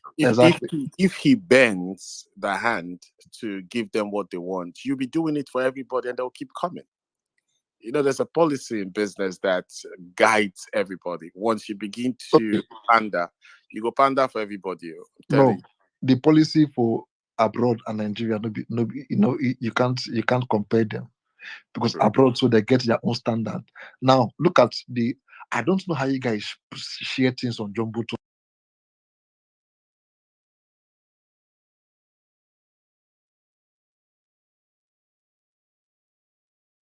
Imperfect. I only minute to hear you.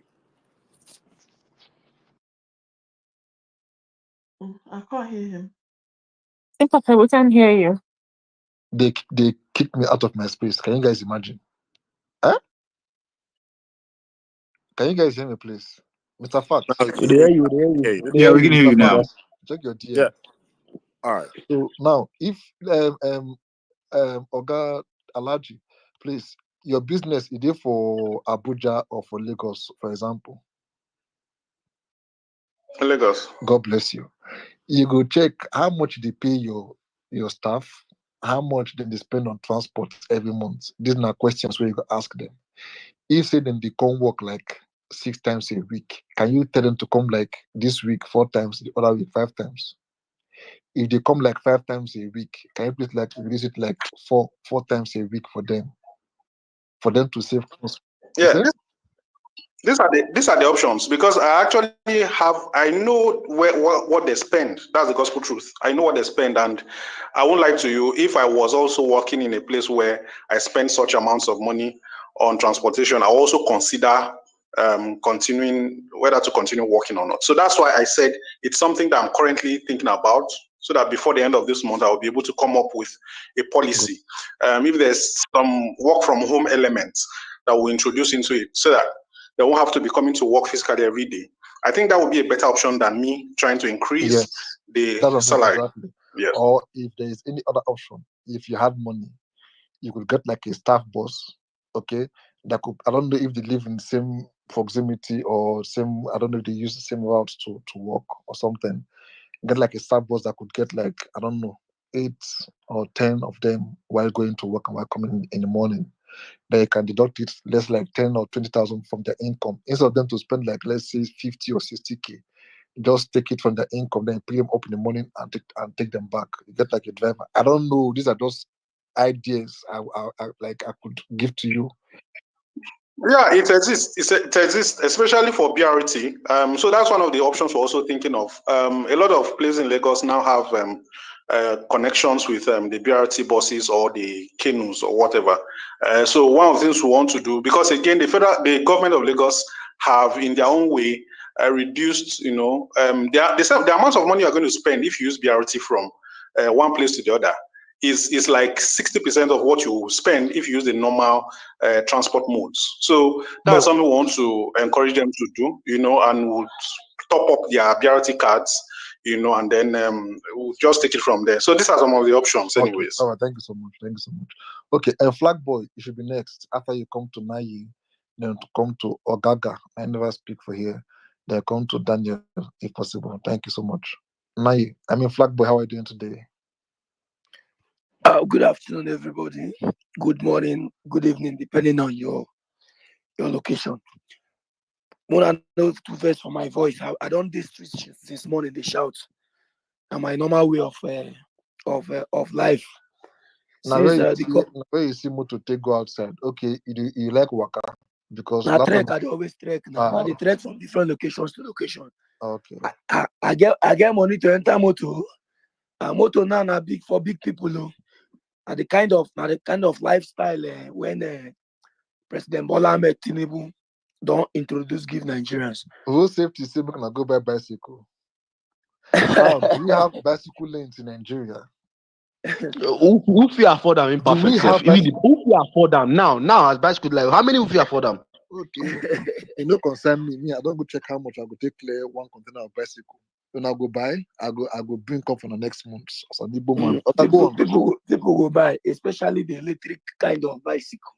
People, Nigerians go buy them because now waiting on they try to the trend for Nigeria. You won't go buy electric bicycle, then you go buy fuel, take on gen, take charge your bicycle. Is that not double stress? Because okay, go. The light self no even day.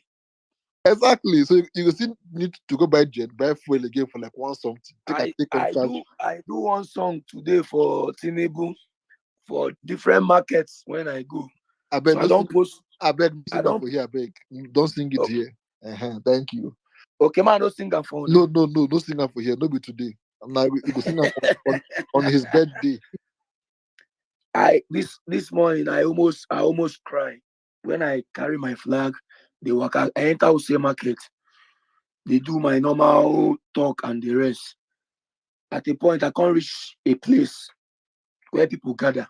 Waiting happen. Police come, they try to carry one man come out. Then say the man enter one shop, go buy some things, finish. As they come out from the shop, the man slump. Then they rush the man, carry goes too. At the end of the day, we hear the man don't die. So Nigerians are going through a lot. People they think, people they suffer. The worst part be say the presidency no get anything to offer to Nigerians. According to this, the topic when they say if Nigerians they fear or if na cowards we be, the truth be say 75% of Nigerians they fear. Then the remaining 25% na cowards they be. Because I don't see how they go say Nigerians will come out for protest and people go they fear to come out. People go they fear to come out. Even the end bad governance protest, Nigerians they fear to come out, especially for Abuja here. I mean, they fearless in October. When we come out, mount for beggar, then come the tear gas us because then say we not get that large numbers. Every minute Nigerians they fear. Now they try to survive. Now Nigerians just believe in. Then go wake up, increase fuel, nobody go talk. Then go wake up, do this one, nobody go talk. Yesterday, the end say they say before you use national anthem, you guys seek for approval. To use Nigerian national anthem again for Nigeria. I don't understand what Tinubu they turn this country into. If not democracy, we did. Men, let us know so we still the democracy. If we not the democracy again, make President Bola Ahmed Tinubu come out for national televisions, content Nigerians, say, we know the democracy again. Then we now will know as we take to do the country. People are dying. Somebody commit suicide yesterday for Maraba Yanya area. Person call me, they tell me, say, somebody commit suicide. Man, talk about that. I said, I'm not going to talk about them because Nigerians never did ready. If Nigeria happen to you, enter streets, shout, make them hear your voice. Not be to go commit suicide. Nigeria don't happen to me. Now why every day they always they shout for streets? If they arrest me today, they release me tomorrow. I go still enter that same street, go shout. I don't tell them, I promise them. Say I must they talk every day of my life until I die, until the last blood when they inside my body will stop. Now the only thing go make me no talk. Who save Nigeria walk. President Bola Ahmed Tinubu does not have anything to offer Nigerians. And I'm saying it, and I will say it anywhere, anytime, any day. If they want kill me, may they call kill me. Time don't pass what would they fear for this country. Make Nigerians stand up. If you be Nigerian, you do this country, stand up. People they quit their work. Waiting this man talk, this Alhaji talk, no be lie. They will say market while they work. Many people don't stop to come work because they don't get transport. You they work for place where they pay you 35,000. You they enter motor 1,000 every day they come work. How much be your salary? How much? You never feed inside. You never even do other things where you supposed to do inside. And then they pay you 30,000, 35,000. Mr. Imperfect, you talk about a salary of 60,000. I lie you. This country, well, I lie. No place. Then they pay anybody 60,000. I go hit my chest, talk am. No place. Then nobody go tell you say they pay workers up to 50 to 60,000. I lie. For this country, no dey. And people they spend money every day for this country for transport. So where will they go? They work for this. Highest they will pay you 30,000, 35,000. If they do pay you 40,000, you dey pay transport every day. No vex.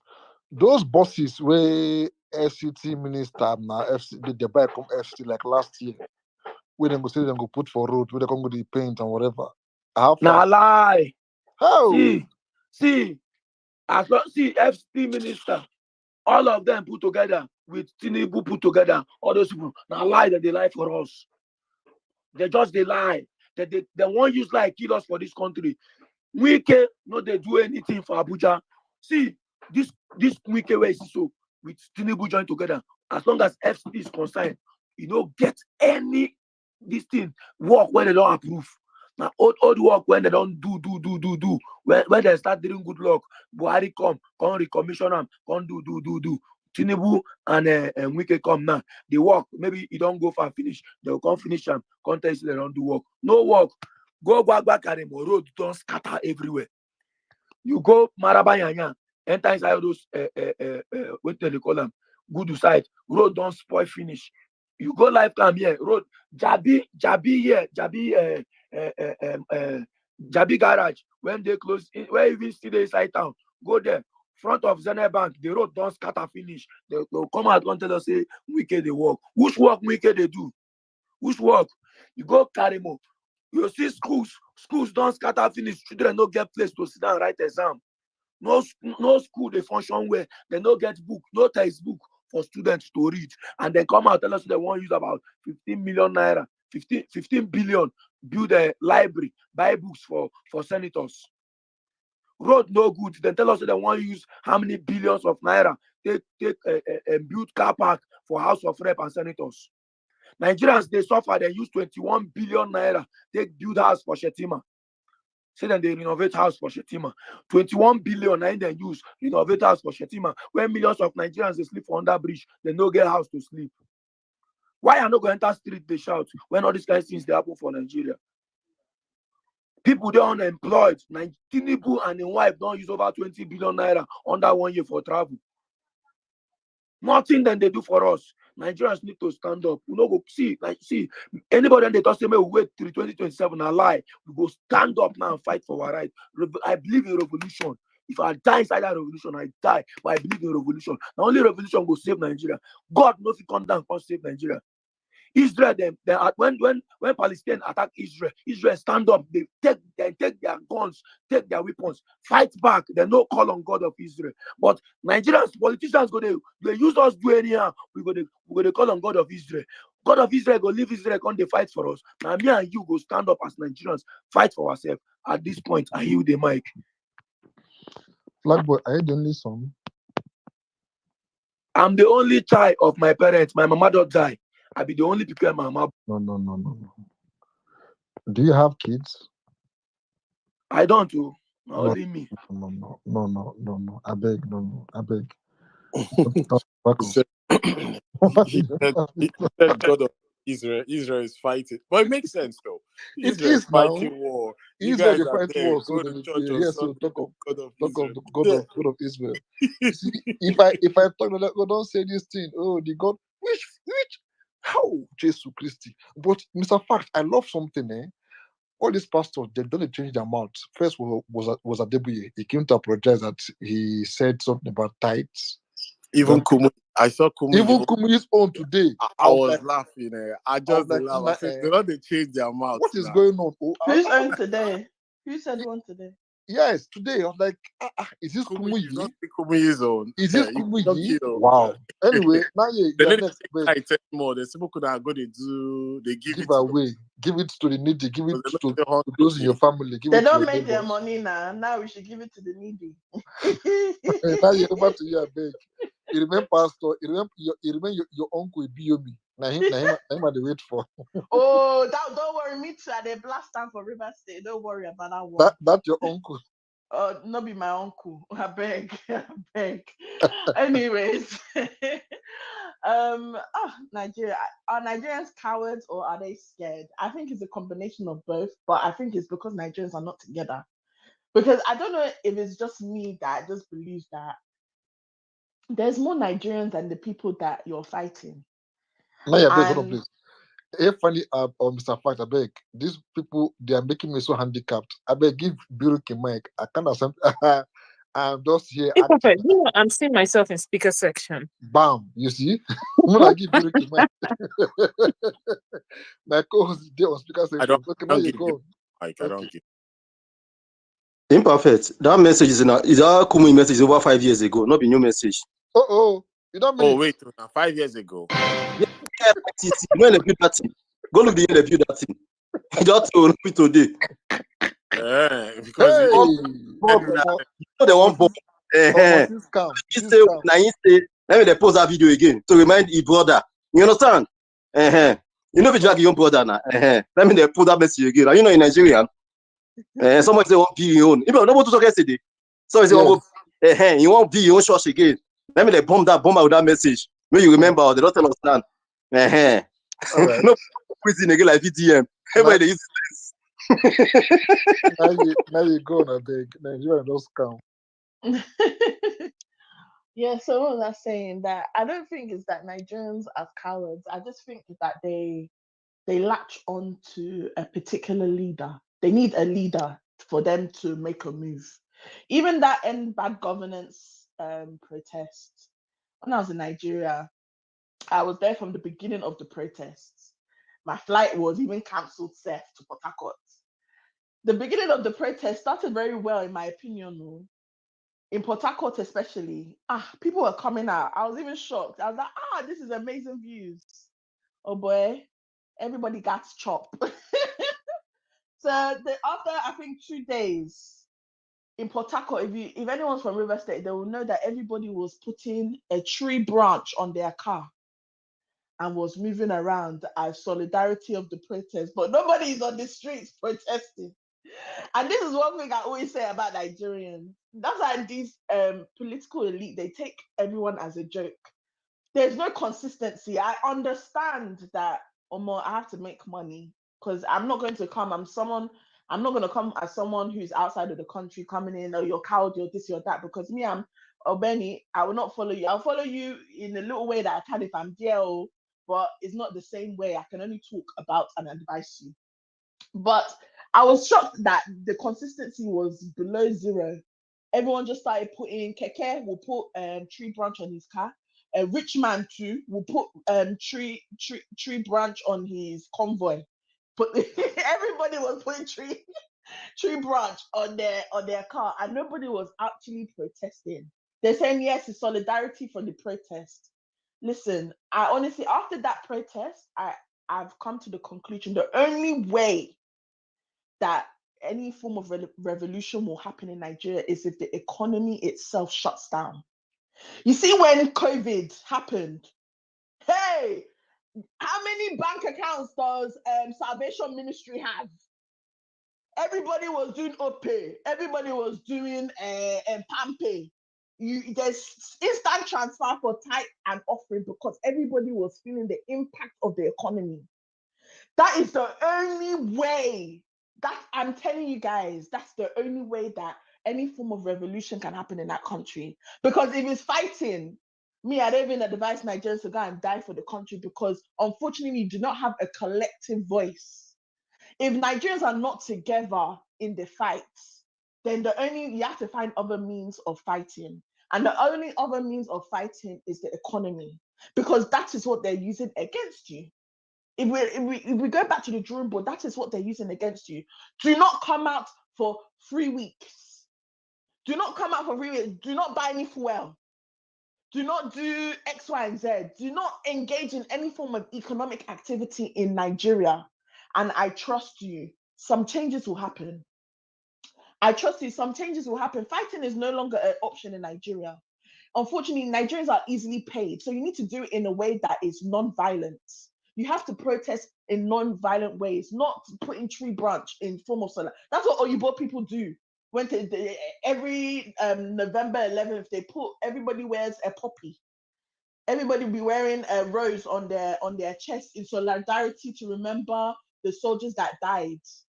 That's not the kind of fight that you guys need to be engaging in, unfortunately. You need to engage in something that will actually hit the people that are chopping your money.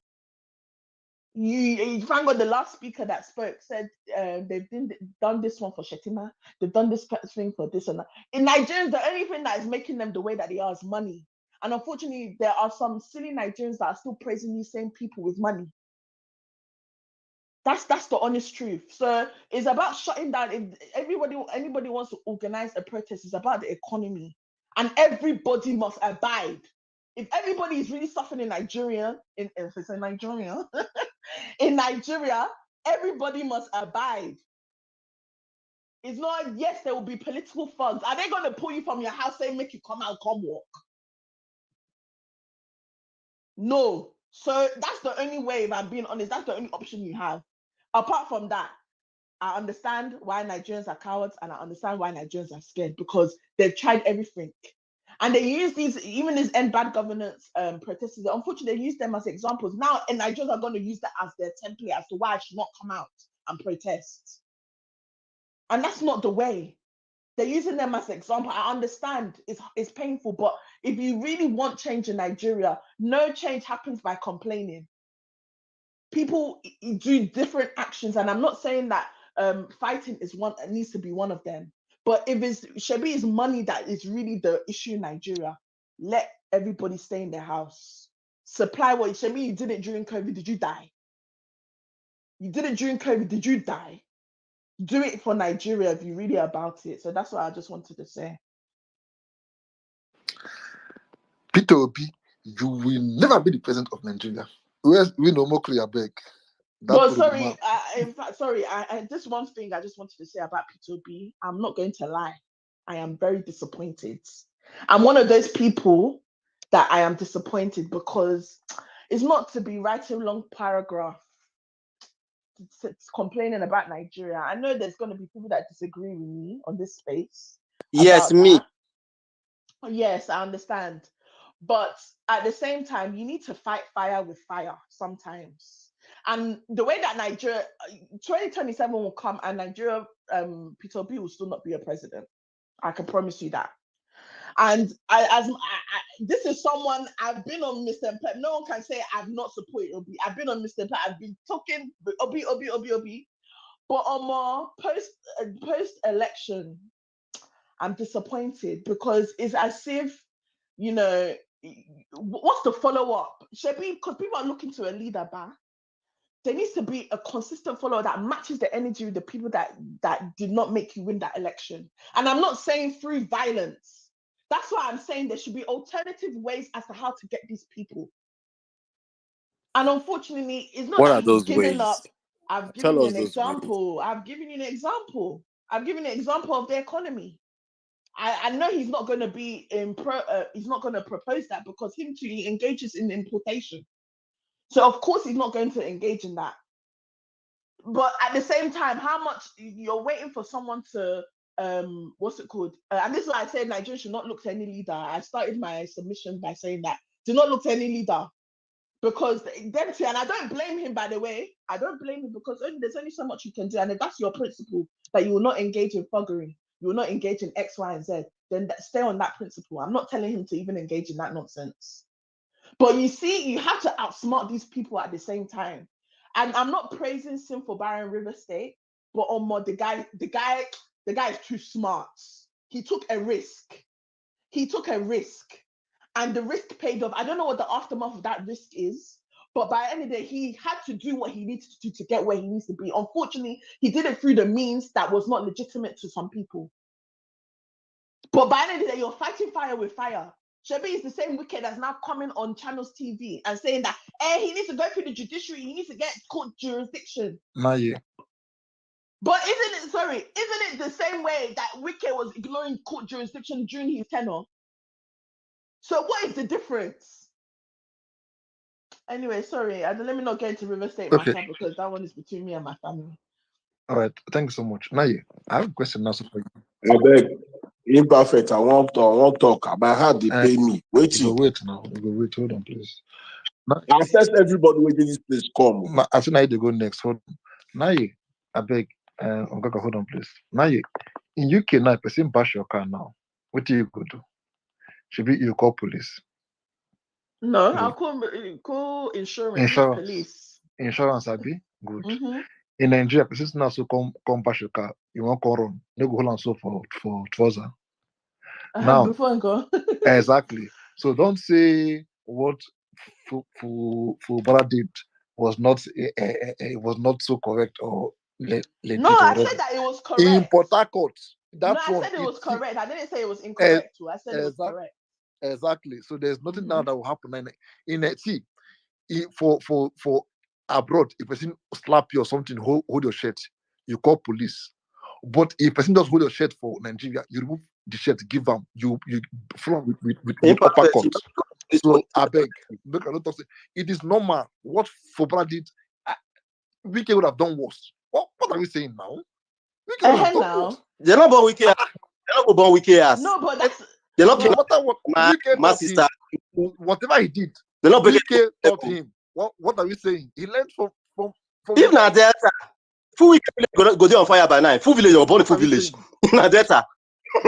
No, but that's Mr. Pepper, that's what I was saying. I didn't say that what he did. I said because there's some people, especially the proper OB people, were saying, oh, but it wasn't democratic what he did, or Kiniko. Who said so? There were people on my timeline that were saying that it's still not democratic. Even on Channels TV when they were interviewing him and asking him questions, they said that it wasn't democratic. In Nigeria, what is not? Naye, you should be thanking God. You not get community crisis or Rivers. So Ikoyi versus Ijo.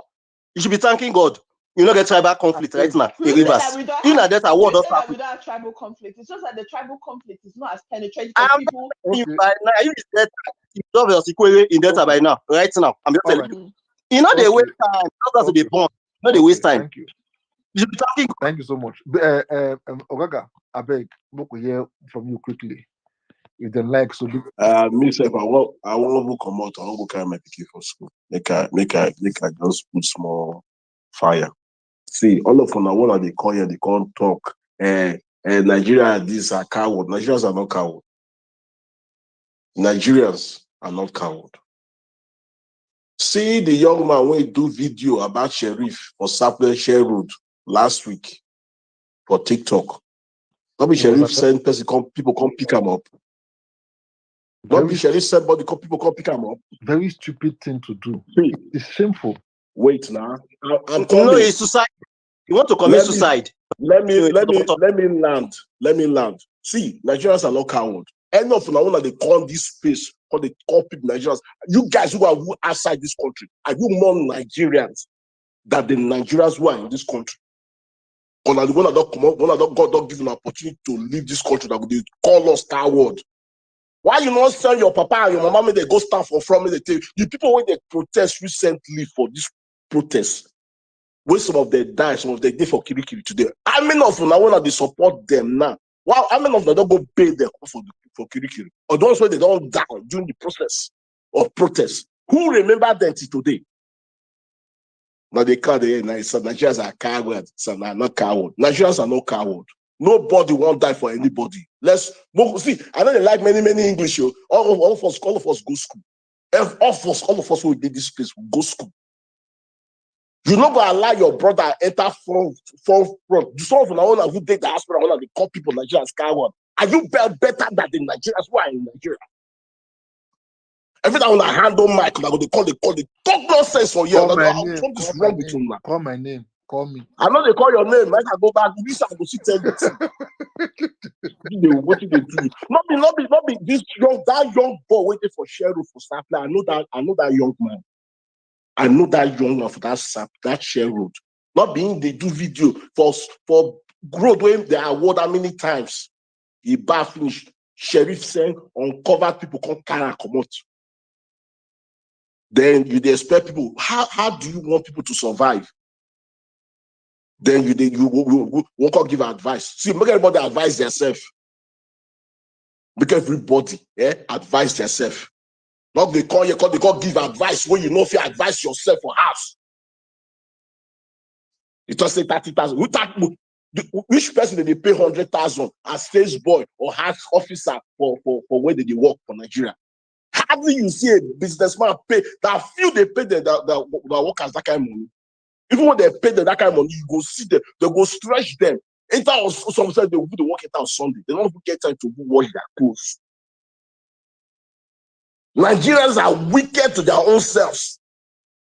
We almost want to take advantage of everybody. If you good or like they say you are gone. You bad or you are worst. Many children did the streets today. I think for don't go back to where they. Every day I spend almost close to 2,000 naira to pick my child from school every day. How many parents go fit afford that? How many parents go fit buy juice, give their children with biscuit, add to the food when they carry they go school for morning, when they will come back from school in the afternoon? Then you want make people go stand for Frankfurt, but again, and Nigerians are not coward though. Make everybody mind their business. You won't give your submission, like give out for your ass. I don't tell you imperfect, say this is your political space, stop them, end them. It's not helping anybody. Find out, look for that space. People they come give us information how we go take get money, how we go take do something. Not be political space is not helping anybody. Because there's no way you want to do it, no way you want to change the narrative that Nigeria will be better today. Somebody with the talk, everybody I want. Nobody, see, we can tell you. If I be Peter Obi I born me as the father, I go tell her where you step down. Because tomorrow, if you fall, you they kill. You say you want to make it fight fire by fire. If they hold on today, Nigeria go run leave am. And the kind of country where they live today, they go run leave am. Give you advice after you don't go front with they shoot you bullet in there. They go say, hey, I'm sorry. They go can't fund or 600,000 give your family next year before you nobody remember your family again. Now the kind of country where they live with that. No, see, when I keep on advice, when I don't keep on advice for one place. The guy, the Port Harcourt governor, what he do so he learn from his master. So make everybody learn from that kind of matter. Like the kind of life what would they live with that? And soon, TPN level. So we'll keep on that way. God give advice. So yes, what best like nobody coward do. If I hear I will pick up the mic, I will insult you away. I'll give you back to back. You don't like yourself. They call keep people advice. You don't advise your parents for asking me when they do well. People don't put they go hustle for abroad, they fall for ground for every day. So you know the demands. I better be perfect. Take care of yourself. Now bye bye. Okay, man. Oh, the boy, you know. Thank you so much. Thank you so much. He's just being real imperfect. That's the reality of what we're facing today. It's Yes. unfortunate. Hey, funny. These people now they talk. We had a day when I was somewhere around Legba protesting with Adam Soshomole around 2000 or something. When Adam Soshomole was NLC chairperson. They were not there now. They not born some of them. Have they born some of them that time? They not born some of them that time. I don't come out. They don't flog me. They don't beat me for front of Ojo Barracks before. I don't do frog jump for my two. They don't want carry me enter Abati Barracks Dundam Barracks one time. Even for me, yes. Forget that make. I don't hang my boot. Back in the days, if you see anyway, that make I say this Indomie generation of Albeg, they are just too scared. And the Gen Zs, they are just too scared. They don't even know what is going on. What is more important to them is Big Brother Naija. I don't know their future, like the next 10, 20 years. Imagine Imperfect. We see social media day back then. Una for the call me una. Imperfect. They block Federal Highway back in the days. They're not born you well. We go block Bini bypass, block Auchi bypass. When SUG was still Nobody SUG. go. No, they're not born you well. We go shut down the whole of Niger Delta. If there's any crisis going, if they beat somebody or they oppress any student in Abraka, Auchi or Unibet, everybody must collect back then. Then we'll start. We go divert all the buses when they go Lagos, enter that Ogida back. What are we saying? But these days, when they say me, like, look, on my bag, I don't. Imperfect. Imperfect. I'm down. Imperfect. Imperfect. Can you hear me? Yeah, I hear you. Thanks to your struggle, some of us were also part of that. I remember then when I was a student of OAU. Then now we did lead all these kinds of things. We did shut down the entire economy. So they fear us. But one thing, imperfect. Sorry, guys. I'm sorry to interject you guys. I'm sorry to jump the queue. I apologize. It's not my person. But one thing. No, after you should be American now. Okay. One thing you need to think about this current government. They don't put fear for everybody. The last speaker before you said something. People they protest. Look at the guy they arrested in Delta State. He was only trying to showcase the bad road. And now he's behind bars. The government said he was trying to commit suicide. Now why they go pick him up? Just like that. And nobody's saying anything. They don't put fear. The ones where they arrest during the last protest, bad governance protest, they still there behind bars. So already around, they try, do it in do. They judge you do they try. Other guys who will not know self they try. They won't come out these guys, but you know they're easy. Our judiciary system don't make them so difficult for a common man to get justice in Nigeria. What thing these guys do when they charge them for treason? When I know what treason be, that person we want overthrow. What thing they get to overthrow government? They carry gun. They be adult Hitler. What be this guy name? We plot coup against Babangida that time for Lagos. What be his name? I don't forget. What be this guy name? We plot coup for Babangida. We Babangida run go Abuja, go carry capital go Abuja. You know. But what thing these guys do? They don't put fear for everybody.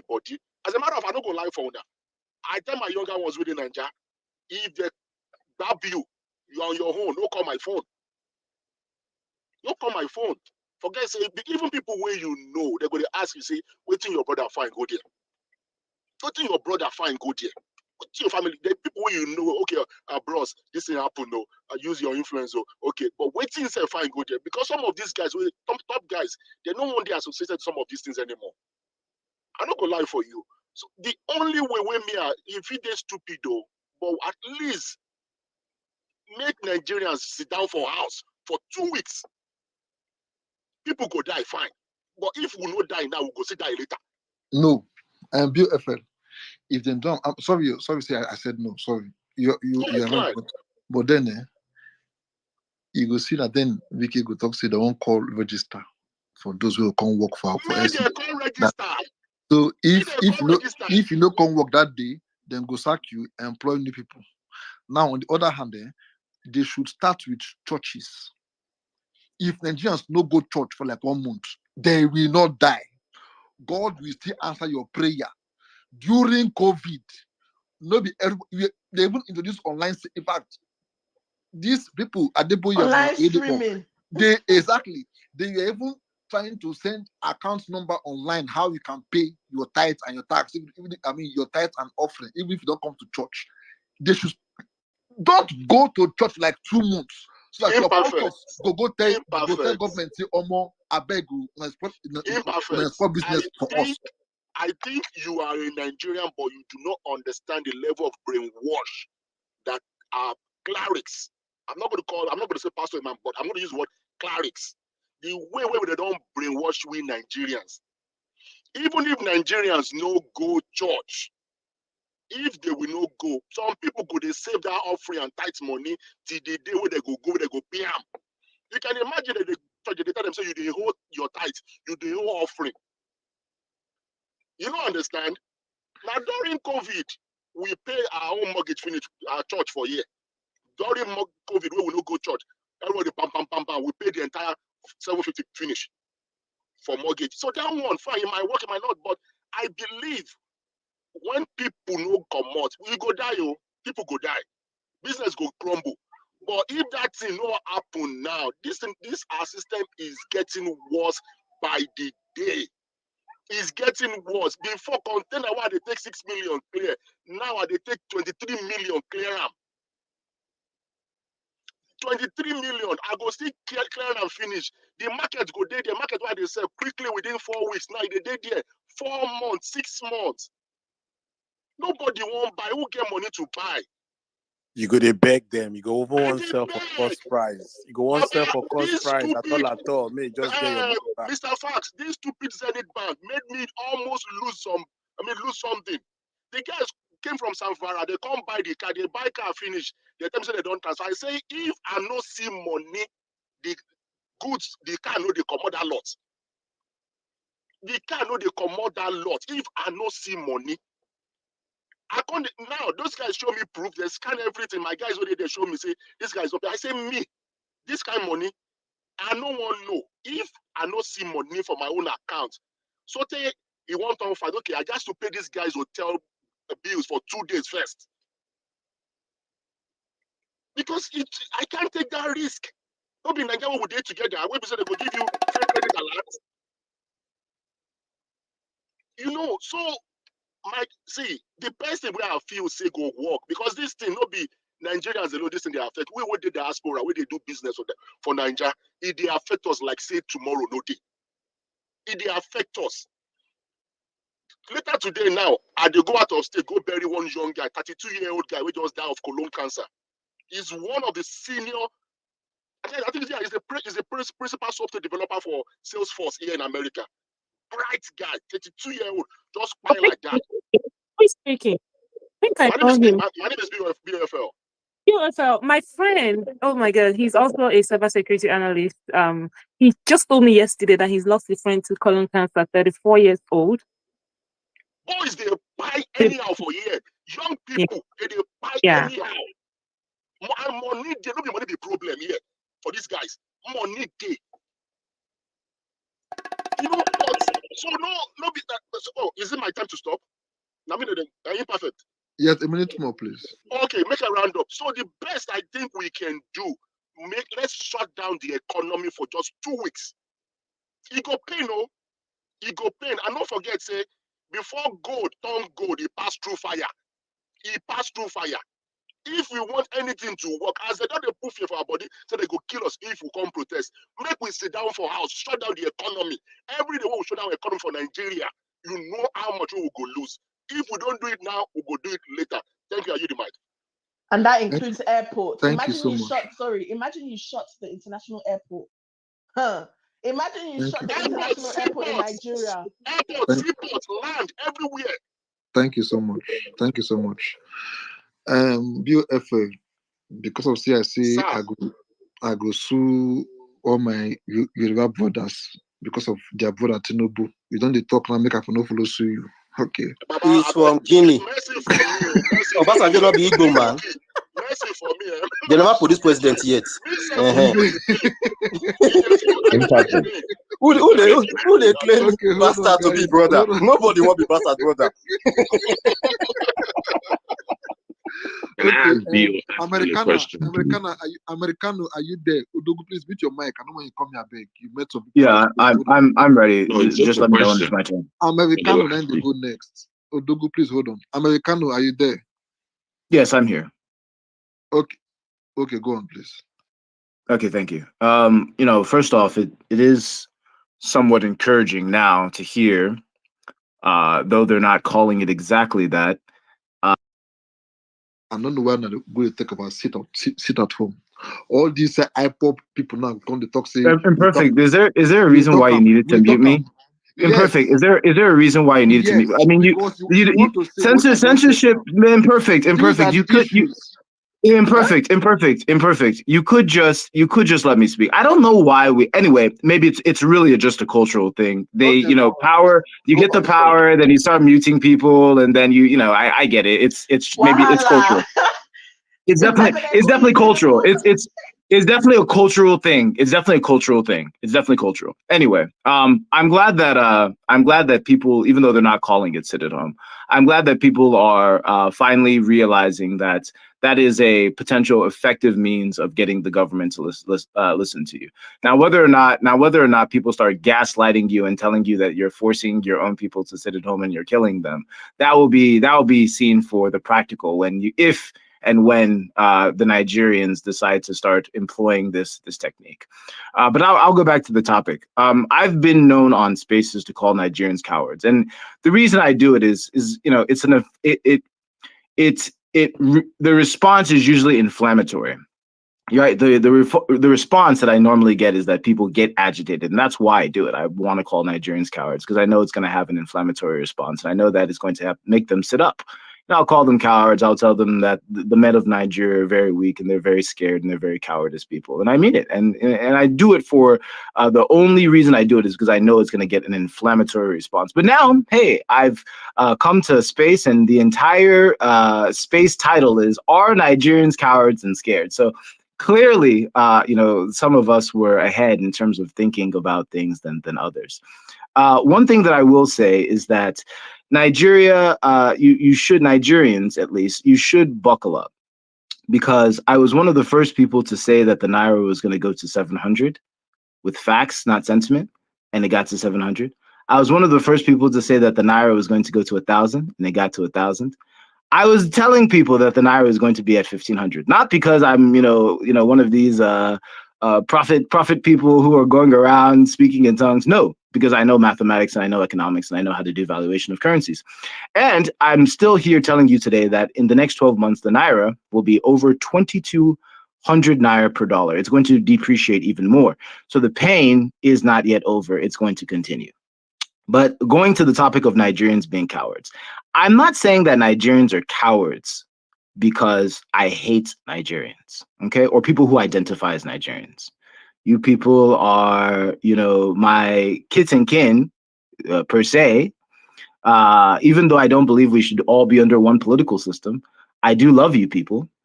But at the end of the day, the cowardice really comes from the failure to rise and take destiny in your own hands. What do I mean? If we look at Europe over the past 1,000 years, the map has changed significantly. The map of Europe over the past 1,000 years has changed significantly. And then when you come to Africa, when you look at the current map, the map was largely defined by Europeans.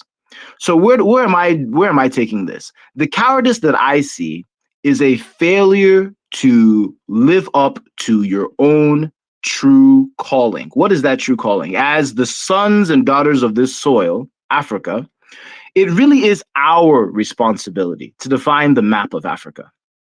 The map of Africa, when they teach it in Europe or they teach it in Asia, when they teach it in South America, when they teach it anywhere around the world, they shouldn't be looking at a map whose borders and lines are defined by outsiders. They should be looking at it through the lens of how we want them to view it. So the cowardice that I see is one of a generation that has failed to live up to their true responsibility, which is defining the political organization, the boundaries, and really growing the culture of the God-given land that our ancestors left for us. I'm not saying that these revolutions and these things have to be violent, because I know someone will pop up and be like, oh no, secessionist and blah, blah, blah, and defame me and tell me that I'm telling them whatever. I'm saying that in reality, if we really want to live up to our true expectations, then in the next 10, 20 years, when kids in China are learning about world geography, or kids in America are learning about world geography, they will be forced to look at, oh my goodness, hello? I'm sure this person is going to come in. Yes, we can hear you. Go ahead, Mr. Interruption. Yes, we can hear you. Is there something that you must need to say? No, of course not. So in the next 10 to 20 years, if we're looking at the map of Africa, what would show that we are not cowards, because I'm not a coward, what would show that the cowardice has been removed from us is if those maps have been redefined based on our ideologies, our principles, our interactions, our negotiations, right? Not ones that were defined by the Royal Niger Company or some, French company or some, I don't know, Spanish company or whatever. Not one that was defined by conquest of our people. So the cowardice that I see is really at a high level, one where we are failing to live up to expectations. And in Nigeria, in the context of Nigeria, if you just focus on Nigeria specifically, the cowardice that I see is that men have no problem sleeping with women, but they have they also have no problem with these women giving birth to their children in the worst conditions possible, right? As a man thinking about the future he wants for his offsprings, I'm thinking that I want them in the best environment, cleanest air, cleanest water, fittest people, right? Education that is top notch, right? If I'm someone who truly cares about my culture, I don't want just the Quran or the Bible written in my language. I would think that with the millions of books out there, all of these books, if we want our people to truly be able to consume them and appreciate them, they would best be able to appreciate them in our languages, right? I would think that, the country that I'm living in is one defined by, my ideals, not one that is forced with other ideals that may not be compatible. So I'm glad that you guys are having a space about whether or not Nigerians are cowards. I personally believe that Nigerians are cowards. The fact that the term suffering and smiling originated from Nigeria, and then they continue to suffer and smile. Right. And they what appeases them is things like bags of rice. And then my DM always fills up with people, even they're Nigerians, they're not Biafrans who come to my DM, but my DM gets filled up with people begging me for money. Oh, brother, my child's school fees, or my mom is sick, or this one. And it'll be people from all over. It'll be Yoruba people, it'll be Igbo people, it'll be Tiv people, it'll be Nupe people. Brother, just 20,000 naira, 30,000 naira. I swear I've given over 1.5 million naira just in the past couple of months to people I don't know. And I think it's shameful. I think it's absolutely cowardice for people to, with one side of their mouth, they'll be opening up their mouth and they'll be like, oh, Nigeria is the greatest country. What do you know? How can you be fighting for Biafra? Blah, blah, blah. This country, we die here. Blah, blah, blah. I think it's absolutely cowardice for men to wake up every single day and, I don't know, dance the dance that they're doing in Nigeria. But when it comes to, putting both feet on ground and standing for what your ancestors were able to stand for, which is this land that we're trying to inherit, the French did it in the French Revolution. The English did it in their own revolutions. They cut off their monarchies' heads. I'm not saying go cut off people's heads, but I do think that Nigeria, and then the last thing I'll say, will Nigeria survive until 2027? God forbid. I hope that we are smart enough and we take the God-given inheritance serious enough for us to peacefully divide this country. Thank you for the animations and sound effects. But I hope what we do is we are bold enough to peacefully show the road for the rest of Africa to truly decolonize ourselves and force the people of the future to redraw the maps. Thank you very much for the time, even though there were some interruptions. Americano, now you are an African answering Americano. That's one first issue. And you're an African answering imperfect. I don't understand. What's the point? It's a name on a social media platform. Oh, Guinea. Imperfect. Is your name Igbo? Is imperfect Igbo? Go and sit down somewhere. Yes, I put my name Americano, but I also wrote it in English so that you guys can understand. Is liberty or death? So I put Aka with my name. I put my name Aka. It doesn't matter. You have to go. So thank you very much, Roy. That's my submission. Mr. Fat, are you there? My brother. You know why I won't argue with this he guy? Can't go. Wait. You know why I won't argue? I beg, go check the guy's name at his art. Can you see his name? What did they do? We'll make a check. Check out. I beg. Call him. I wrote it there, so it's there. Exactly. So, okay. All right. You have won. Thank you so much. we speak for only 5 minutes and you spoke for like 12 minutes. So no, Allah. Thank you very much, bro. I appreciate the time. Thank you. Oh, Jesus. He won't kiss you. Oh, Jesus. oh. Yeah. Okay. Next person now should be Daniel. You've been here for like, I don't know, you spoke earlier, but smoke hear from you. Then come to Iron Lady. Then come to Sandra, Odogu, Vision, Vision. Then Big Stepper. Then I beg 5 minutes because you don't really speak before. That is if you're even there. Thank you very much, Imperfect. I understand you are trying to motivate strong enough why you need another money so that you can go on a sabbatical again. But it's all right. I hope this time they will pay you something that is reasonable Yes, enough, because not some bags of yes, I want rice. to go to Colombia with Hey Fanny. Then after they'll go to Mexico together. All right, no problem. So I think yes, we can come on spaces. We'll call people names. People going through hard times, we'll call them all manner of names. They are cowards. They are scared. Yeah, it is within your right to call them. But actually, we're all Nigerians. And Nigeria did not start getting bad today because I think we just want to maybe give excuses. Many of you used to live in Nigeria in the past, in the early 2000s, or even in the early 2010s before you left Nigeria. Nigeria wasn't necessarily Uhuru at the time. How many of you fought for it? How many of you stood your ground to say, no, I am not going to tolerate this. I'll beat my chest and say, I stand for justice. I stand for fairness. It didn't happen. Instead, you all choose the other route and jackpot. It is within your right to jackpot, but you cannot jackpot and then suddenly, when things have escalated and then it's now getting to the edge, you now say, oh, Nigerians are coward. Nigerians, because you want them to behave a certain way. You are not in their shoes. The same way they are not in your own shoe. Just like now, tomorrow, some Nigerians in Nigeria start saying, you that is living abroad, you are not doing enough. This is how you are supposed to act.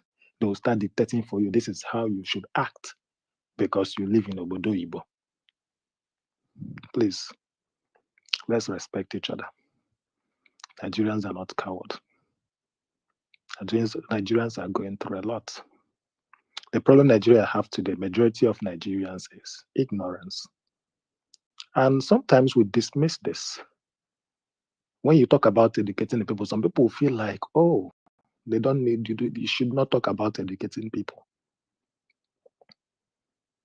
And that is the problem. Some of you, the way you think right now is because you have traveled abroad, you've become exposed to the Western ideas, to the Western culture. You have immersed yourself in it. And that is why you've been able to break free. That is why you now know better.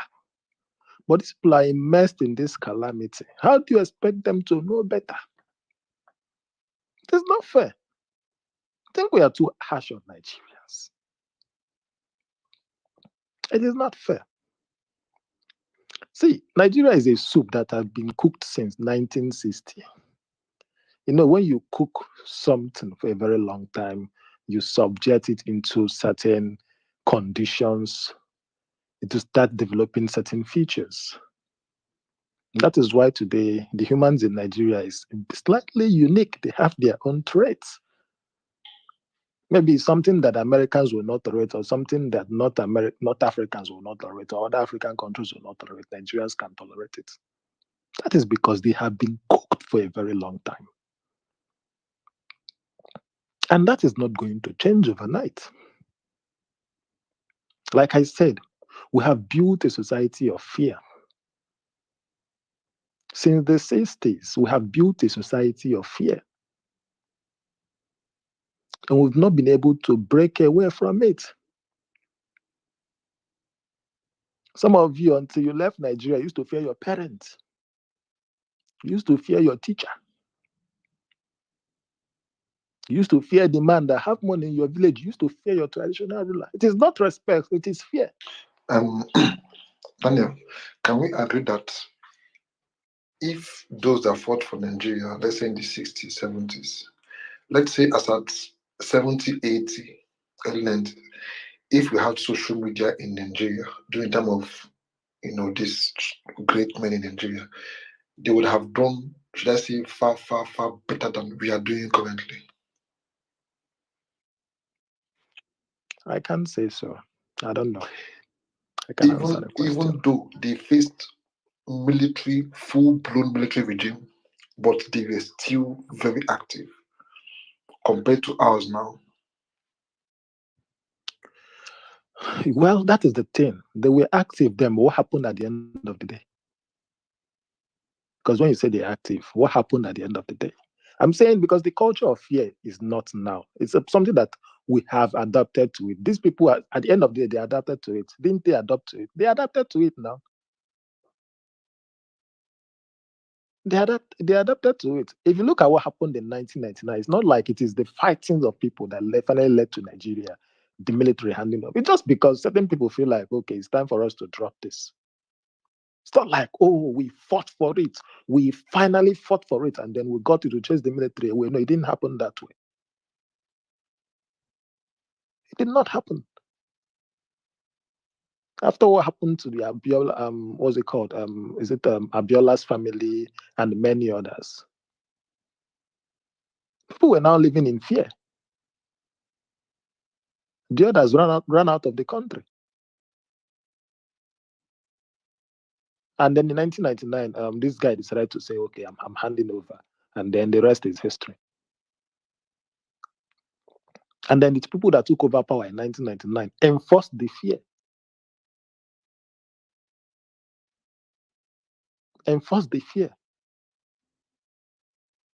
So today you can no longer speak. You can't even call your governor out. You can't call your senators out.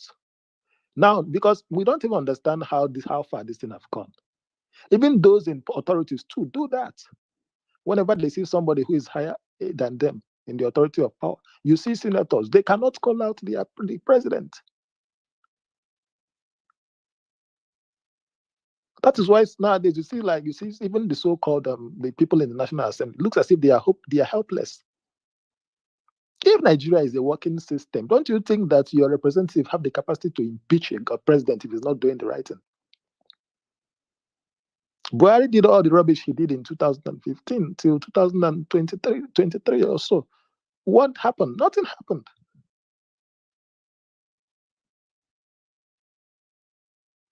Even those in authority who also have political power as senators could not call him out.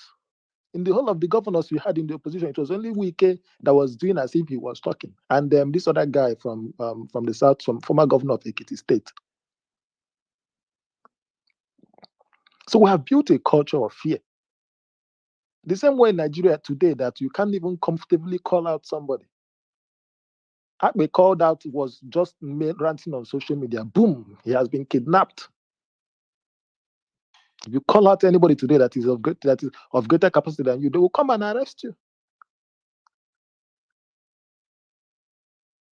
So people see these things every day.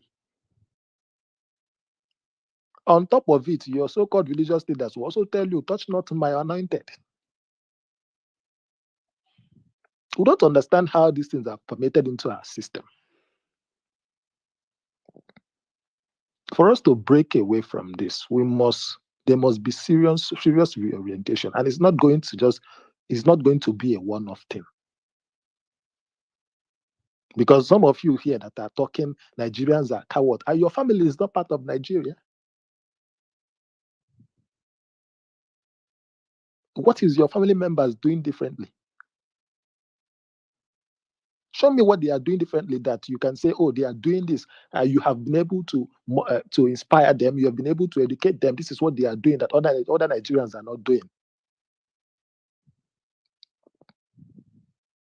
Or during the election, they confronted the police, they confronted INEC, and the others did not. It's the same thing everywhere. The problem is universal as far as Nigeria is concerned. Forget whether you are Igbo, Yoruba, or Hausa.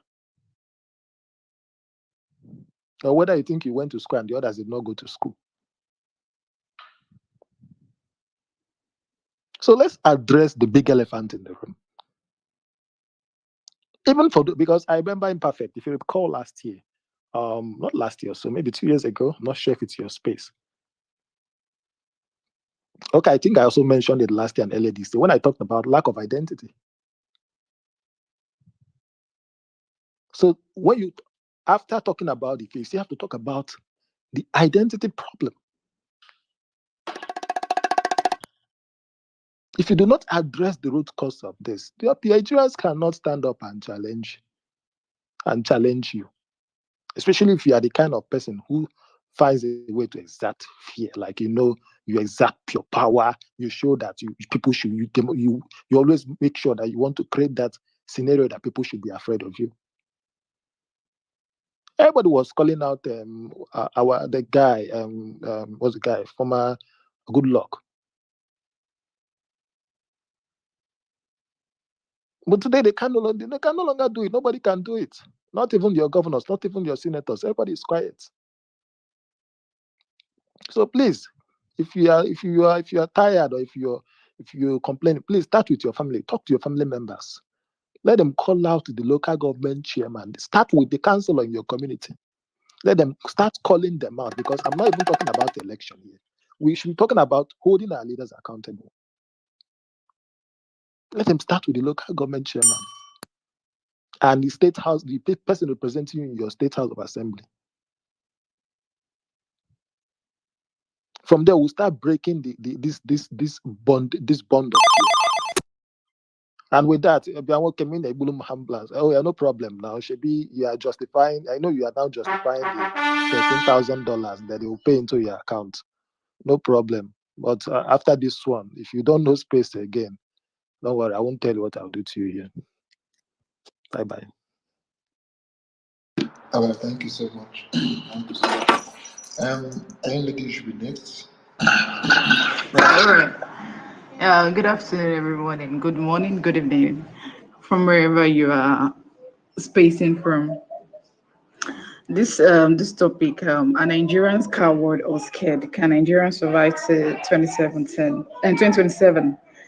Let me take the first one. If we are cowards, I wouldn't say that we are cowards. Let me just say I'll be indifferent as to that regards this cowardice thing. I would just say prior to now, politics in Nigeria has changed. I have my reasons for saying that, because it was more like during the time of sorry, I call Obasanjo. I don't call him, I call him Babasanjo. During his time, and that of Yaradua, late Yaradua, and Jonathan, I would say things was very flexible, like compared to now. I think those people, they even have sense of, do I say empathy, to listen. They have sense of empathy to listen to people, like to the cry of the people, compared to what APC is doing now. Me, I was born in Lagos, yes, and my late mom is from Lagos. So I would say all my life, apart from Lagos and one or two other places that I've lived, I would say that for us, the Lagosian people based in Lagos, our problem is Tinubu, and people that don't see Tinubu for whom he is, they've made a very grave mistake to voting him to becoming the president. Yes, he fought or he bought his way through there, but those that are clamoring for him, they've done the service to themselves. If there's something about power, power is very, very intoxicating. If you can do anything to usurp power to yourself, you can do anything. I remember 2000, I started following politics as early as 2006, 2007, 2007. And as a young teenager at that time, I could remember vividly when this guy died, 2006, Fushon Williams. And I follow news that time, like this radio, what have you. I follow news very well. And even then I was young, I knew where that guy's death came from. If you know, you know. If you're in Lagos, that period, if you know, you know. We know where that guy's death came from. Absolutely. No. If that guy, Fushon Williams, was not killed, there is no way, no one else would have won over that guy. And Tinubu knew it. Say it again. Tinubu knew it. Tinubu knew it that nobody can withstand, because Fashion Willis was going to win on what they call by merit. He was going to win by free and fair. Nobody's buying anything. People loved Sir Fashion Williams, but one man took it upon himself to kill this guy. Yes, I use the word kill because I remember 2015 when they were doing campaign for, what do they call him, Buhari. That period, they were, in fact, they were calling line to line. I don't know if you had that experience in Lagos. They will call you to vote for APC. And I asked the question, I asked the guy that called. I said, you people want us to vote for Buhari? We are here to resolve or sort out the death of Fashion Williams.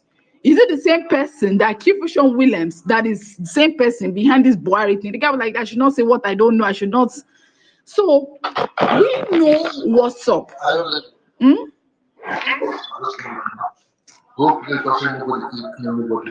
Okay, anyways, okay, fine. Anyway, so because you know the judge, you know there's no evidence that.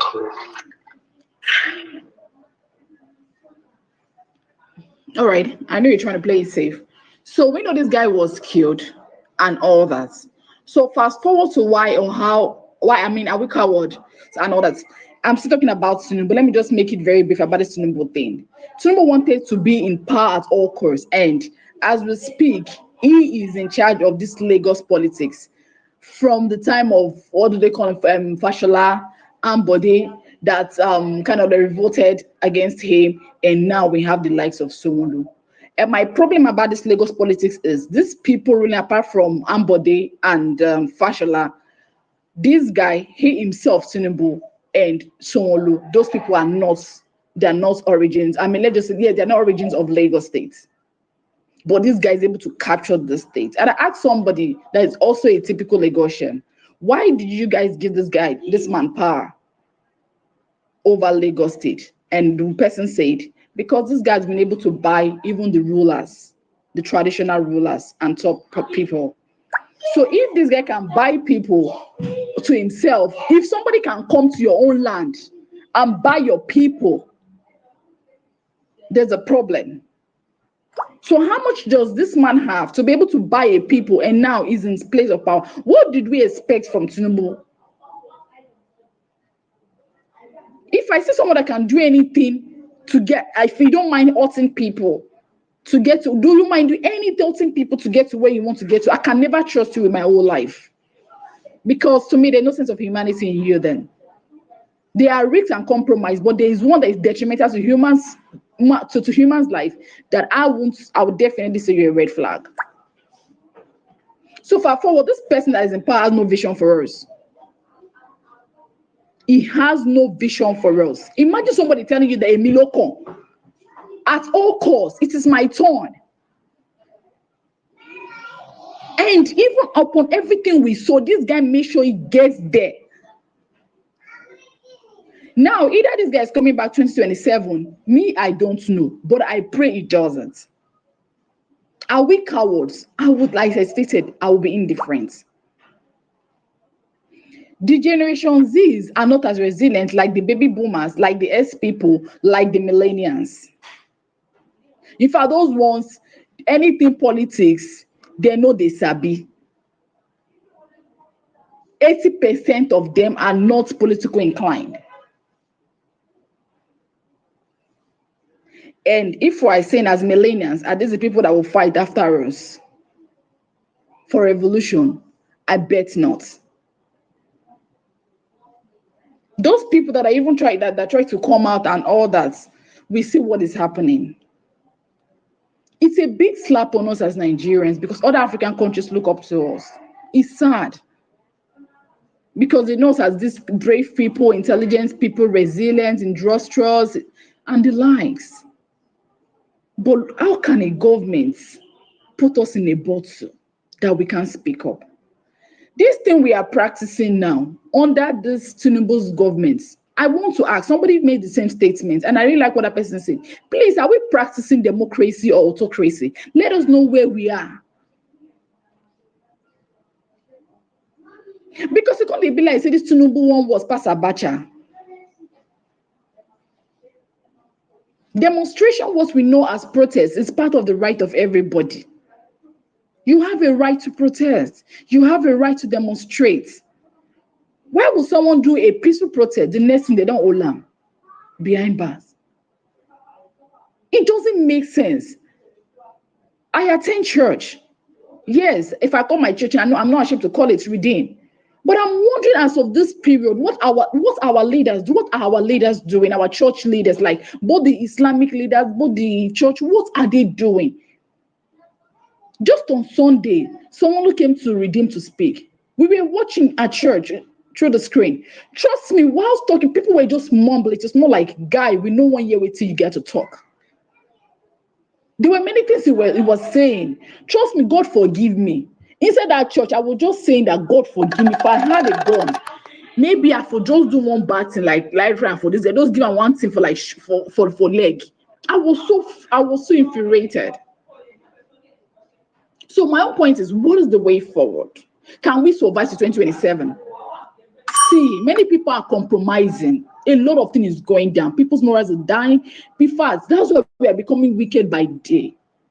I just want to say, if there's a way we can. Somebody mentioned about going through the local government, and if that's the case, please, you everybody with their own distance to their own, go to your local government, lay your complaint, and when our voice needs to be heard. Many people cannot survive this to 2027. See, if we keep continuing like this, there's a problem. How can a country that produces fear and has other resources, things are freaking expensive? We need solution. What is the way forward? And that's my question to anybody that wants to answer. What is the way forward? Thank you. No, imperfect. This lady is a real iron lady. Very, very smart, intelligent, bold enough to call it out it is, man. In fact, I just follow you. You two get sense. Very perfect through your line.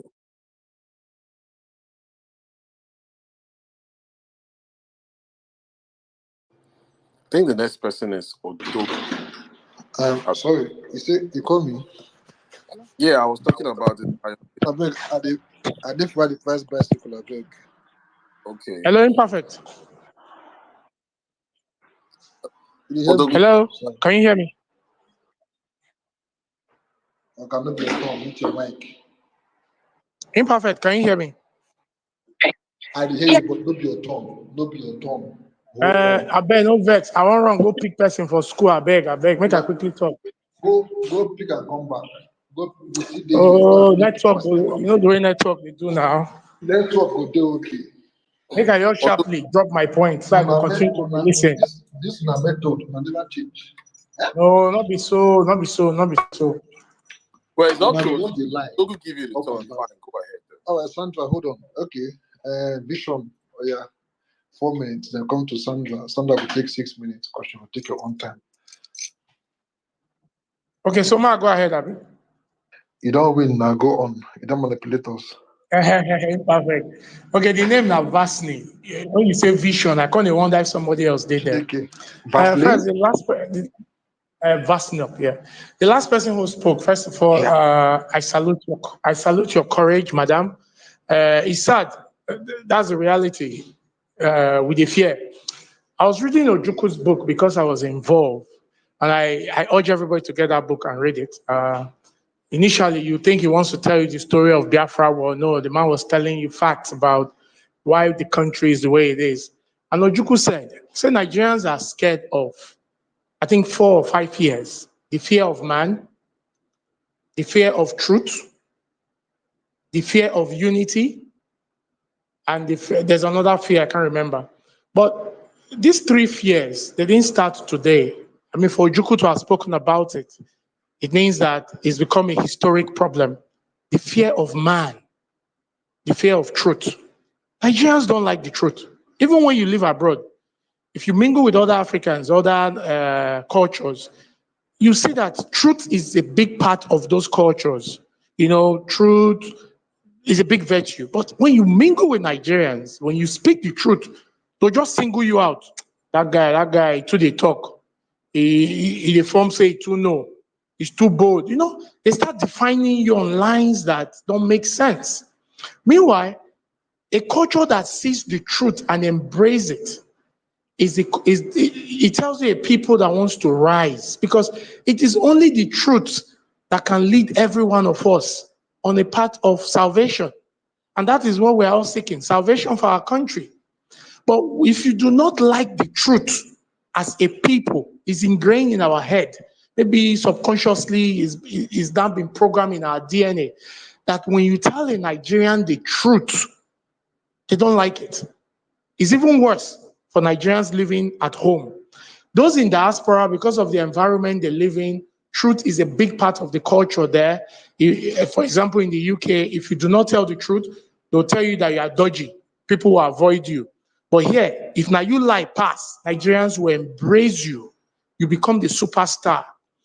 This is the bane of our problem. Until we, the people, start telling ourselves the truth, it's going to be a merry-go-round of pain and shege and all the nonsense that is going on. Are Nigerians cowards? No. Nigerians are the most courageous people. Person when if he swim through the Mediterranean to cross from Libya to Spain, now you they call coward. You know, person when you go arrive abroad, you go wash dead body, clean or oduma and ash. Now you they call coward. We're not cowards. But the institutions that requires that support, the support system that is required, say, as I rise, millions will rise behind me because I walk with the truth. They've destroyed it.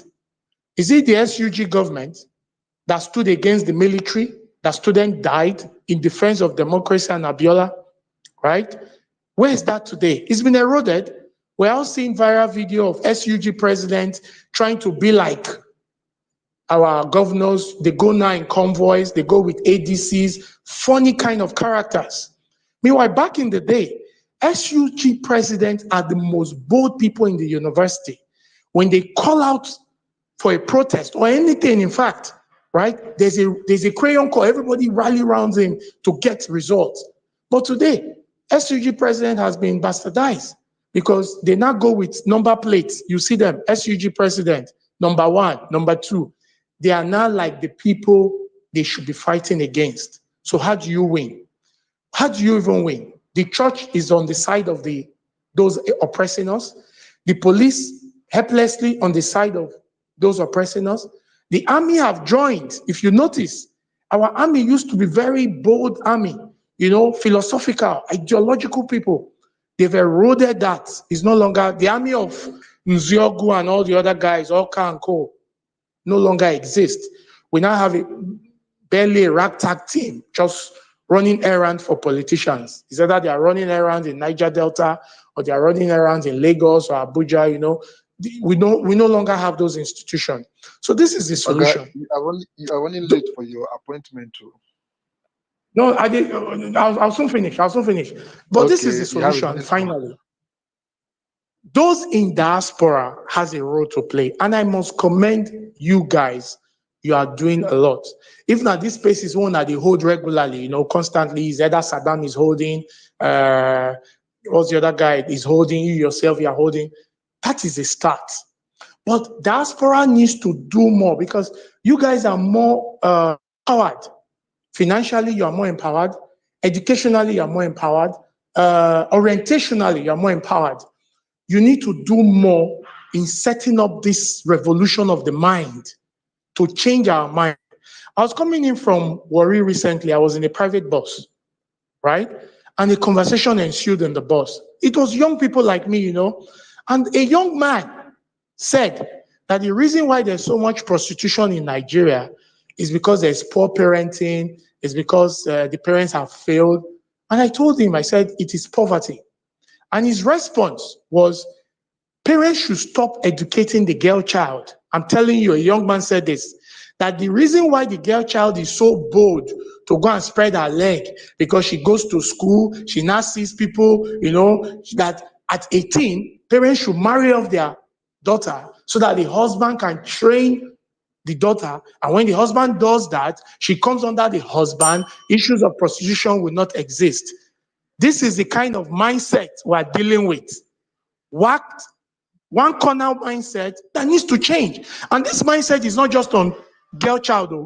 So also it is on leadership. So also it is on political movement. So also it is on liberation. So the diaspora people needs to do more. You are doing a lot already, but you need to do more. You need to unite those in the US, Canada, America, US, UK. Unite, crowdfund, bring educational materials, send things down. Let people start studying. Critical thinking has failed in Nigeria. It doesn't exist.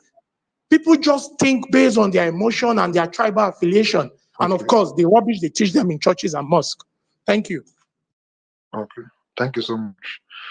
Next time, once the driver down the speed reach like 100 kilometers per hour, now we just open the door, push that person out on the bus next time. Such people, they are very stupid. No vex. Imagine the kind of silly mentality some people so good. Very stupid motherfuckers. I saw yesterday, where one guy carried some girls from Nigeria to Ghana to go and do prostitution. How? Very disgusting. Even one said they were twin sisters. Most of them from Imo State and from Jos. I say Plateau State.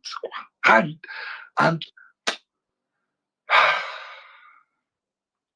those kind of people now on very good, they tie them to the back of car. You drag them for like 50 kilometers for road. Then leave them. How was it ordained or mukama? It's like you would beg for your own death. Very, how can you people? Even you, when people are just so heartless. Anyway, Vaseline, thank you so much for your submission, Vaseline. Hey, Fanny, wants to say something before I come to Sandra. I saw a tweet I wanted to read for everyone. Is that what? A tweet I want to read, please. Okay. Okay. Please, Nigerians believing that voting or not in 2027 election will change things or remove T-Pain. INEC is compromised, judiciary is pocketed, National Assembly is filled with his cohort. Nigerian police is headed by his boy. NFC and Nance are toothless bulldogs. Honestly, this is the reality. Everything we've said here, this space has been running for how long now? I have not seen someone say this is that, let's do this and that and that. And I support Iron Lady. Anyway, if I speak imperfect, you're going to mute me. So I will just leave it at that. Talking is not going to solve anything. We need to start bringing up solutions. So no matter how crazy or how gory the solution is, these people are not ready to leave power. They are not ready. Should I tell you these solutions? What? Or one of the solutions. One is when people like Obi, Atiku, Kwakwanso, Showore come together and start, doing what they did to Good Luck. No, becoming a bit vocal. Then Nigerians in UK, you guys are much. Nigerians in America, you guys are also, you guys have like the population. Every now and then you stage a peaceful protest, hold interview, contact BBC, CNN. I'm not here Whitney talk anyway. Whitney talk. I'm not said anything wrong here. Grant press, interviews. Right? Don't even make. I don't just know. We are just there. They should start. Anyway, I don't want to talk when I will talk now because you say I crossed the lines. So make us speak my mic until these people come together and create this synergy and start working towards that for 2027. There's nothing we can say that will change their mind. I'm sorry to say this because these people they don't care, and I've come to realize that one of the languages, if not the only language a black man understands, is violence, which is so wrong. The only language most of these people understand is just violence, but I'm not opting for that. But what could you say, Sha? I bet My as if own you confirm that be Obi how una want take destroy the kakistocracy system we are practicing in this guise of democracy and the kleptocracy.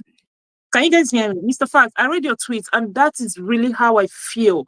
Are you people even thinking about our military? What's going on there? So you will wake up and you see that Boko Haram military are the ones now in charge. That is what the reality we're about to say. Which military? Now we are general for Kano go thief rice. A one-star general the thief rice. About election when you need to take people now. You're talking of non-commissioned officer when they pay 70,000 a month. General, a one-star general, they thief bag of rice, thief a generator go sell. It's ridiculous. Mikano generator. Oh, general, you get escort, they whip people for hold up. They thief rice in Nigeria. You're talking of a boy facing Boko Haram. All right, thank you. Thank you so much. Sandra, are you there? Is it Sandra? Yes, it is Sandra. Thank you. Thank you, Imperfect, for the mic, and hi to you. Hi to Hey Freddie. Hi to Mr. Fax. Hi to everybody. I just wanted to give my perspective from the outside looking in. I'm obviously not Nigerian, but I have lived in communities with a lot of Nigerians, and I have a lot of Nigerian friends and whatnot. And I believe like the problems that are going right now in Nigeria and the discussions that are going on. It's nice that you're discussing these issues and you're discussing from within. It's like how they say, dirty laundry get washed, within the family and whatnot. From the outside, I personally don't think Nigerians are cowards. Um, and I don't think Nigerians are scared or anything like that. I also believe that in 2027, Nigerians could be stronger than what they are today. And I strongly believe that Nigerians are resilient and they're hardworking, they're goal oriented and community-minded people and very educative. Why do I say this? I say this because I lived in a province, I'm in Canada. I lived in a province in a small city. And in that city, one of the biggest hospital, most of the doctors in that hospitals were Nigerians.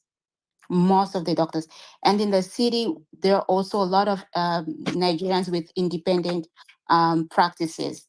So I also worked, sorry, somebody's mic is open. Mr. Fag, to that your beans we don't bomb. Mute your mic. Why you scrape bottom pot? Mute your mic, Mr. Fact. All right, and thank you. Sandra, go on, please. Unmute the mic. Thank you so very much. And I also work in real estate, and how I look at to Nigerians in regards to community-based minded is when I go show a house, I'd have a Nigerian that comes to see the house on behalf of somebody in Nigeria that they don't even know. And they're always willing to put money down for that person. So this is from the outside, I've always said that Nigerians are like so loving and so community minded. You know what you guys see, I know you're Nigerians, you're looking from what is happening in the call, but from the outside, I think Nigerians are really strong. And in most of the Canadian universities here in Canada, the majority of the international Black students there are Nigerians.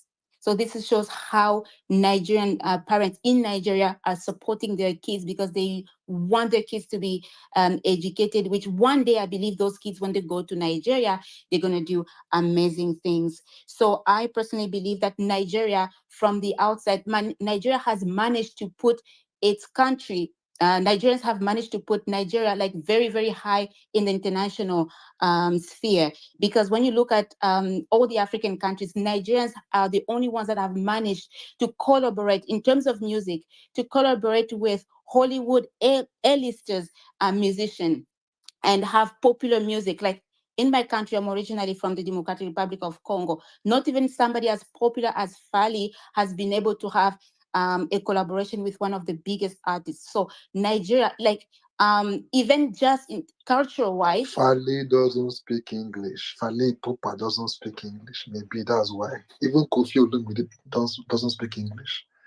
Awile Lugumba doesn't speak English. Papa Wembe, they don't. I think that was why. But go on, my sister, go on. Thank you. I really like the fact that you know some of the greatest singers, especially that you have mentioned Papa Wemba, which is like one of the greatest. Exactly. Thank you so very much for that. So cultural wise, events like just jollof rice, you go to high schools, and then when there are those cultural lunch days, people have to bring their food. Like everybody would go for jollof rice. I have a son. One time he just came home and he was like, "Mommy, do you know how to make jollof rice? Can you make?" I'm like, and I knew already that he had a Nigerian friend because so the impact that we see outside, from the outside, is like Nigerians are really, really strong people. They're really, really community based people. When they say they'll do something, they'll do it. And also music, I think, helped Nigerians a lot because music, movies, and all of that. And also political wise, I think, Canada has given a lot of permanent permanent resident cards to Nigerians, because I also work in a government organization, and a lot of Nigerians that come, they already have their permanent residence. So this is how the government also sees, because Canadian government, what they do for them to easily give the permanent resident, they see who are the people that are going to come and work. And that's huge to see that Nigerians are given a lot of the permanent resident card from the outside, and they just need to come here. So I don't know if that's gonna make you guys Nigerians feel a little bit better that you're doing good from the outside, what everybody sees, not only me, even the Caucasian, even other people that are not from Nigeria, also just the Nigerian communities in Canada, it being in Toronto, it's being in Vancouver, it's being whatever city, Montreal, you'd see that they're united. When they have events, they're huge, massive events, they invite everybody. So again, from the outside, I think you guys are doing amazing. You need to be proud of yourselves and continue doing what you're doing. I know when you fix what is from within, you fix that yoke that is a problem. I think the sky is the limit for Nigeria. And for just to say one thing about the guy Americano, he talks about how he believes Nigerians are coward, but I think cowardry is when you cannot even show your face. So that's one big thing. Is like, how can you call other people cowards when you cannot even show your face? So I think that wasn't just very tasteful what he said. But anyways, thank you very much for the mic, and have a nice day, everybody. Thank you so much. Good night. Me, I want that before you can say whether I want kiss me. All these people, they are very funny people. Thank you so much. Yes, I know much about Congo because I love Congolese music. Even I was sad when this man died. Alus Mabele died during COVID in France. I think he died in Paris also. You know. Thank you so much. But my sister, let me tell you something. Um, I'm not supposed to say this, but I won't let you know that almost, let me say, a percentage of those that you saw or that are seen in Canada that came there to study, most of them, their parents stole money from Nigeria, from our coffers, and sent their kids to come to Canada to study. So some of them, they are, in fact, I won't anyway. I won't tell you that. But some of them, their parents are just trying to like push them to that place. So when they have documents, they now help them file for green card or Canadian passport or whatever, or 10 years, whatever. That's what they do. Anyway, I'm not telling you this actually. You never heard it from me, just in case. All right, thank you so much. Um, Big Stepper, you should be next. I beg. I thought Odogu was next after Sandra. Imperfect. Oh, sorry, Odogu, indicate now. Carry hand up. If you No, carry hand up, person no go see you. now My my hand turn has to been speak up. now. I think it's from your I phone. do the queue, so. My hand has actually been up. Imperfect, thank you. Mr. Fact. Okay, Big Stepper, hold on, please, I beg. Odogu dey since actually, I beg. Let him speak. Then once he's done, we'll now come back to you. All you Canadians, I beg. Big Stepper, hold on.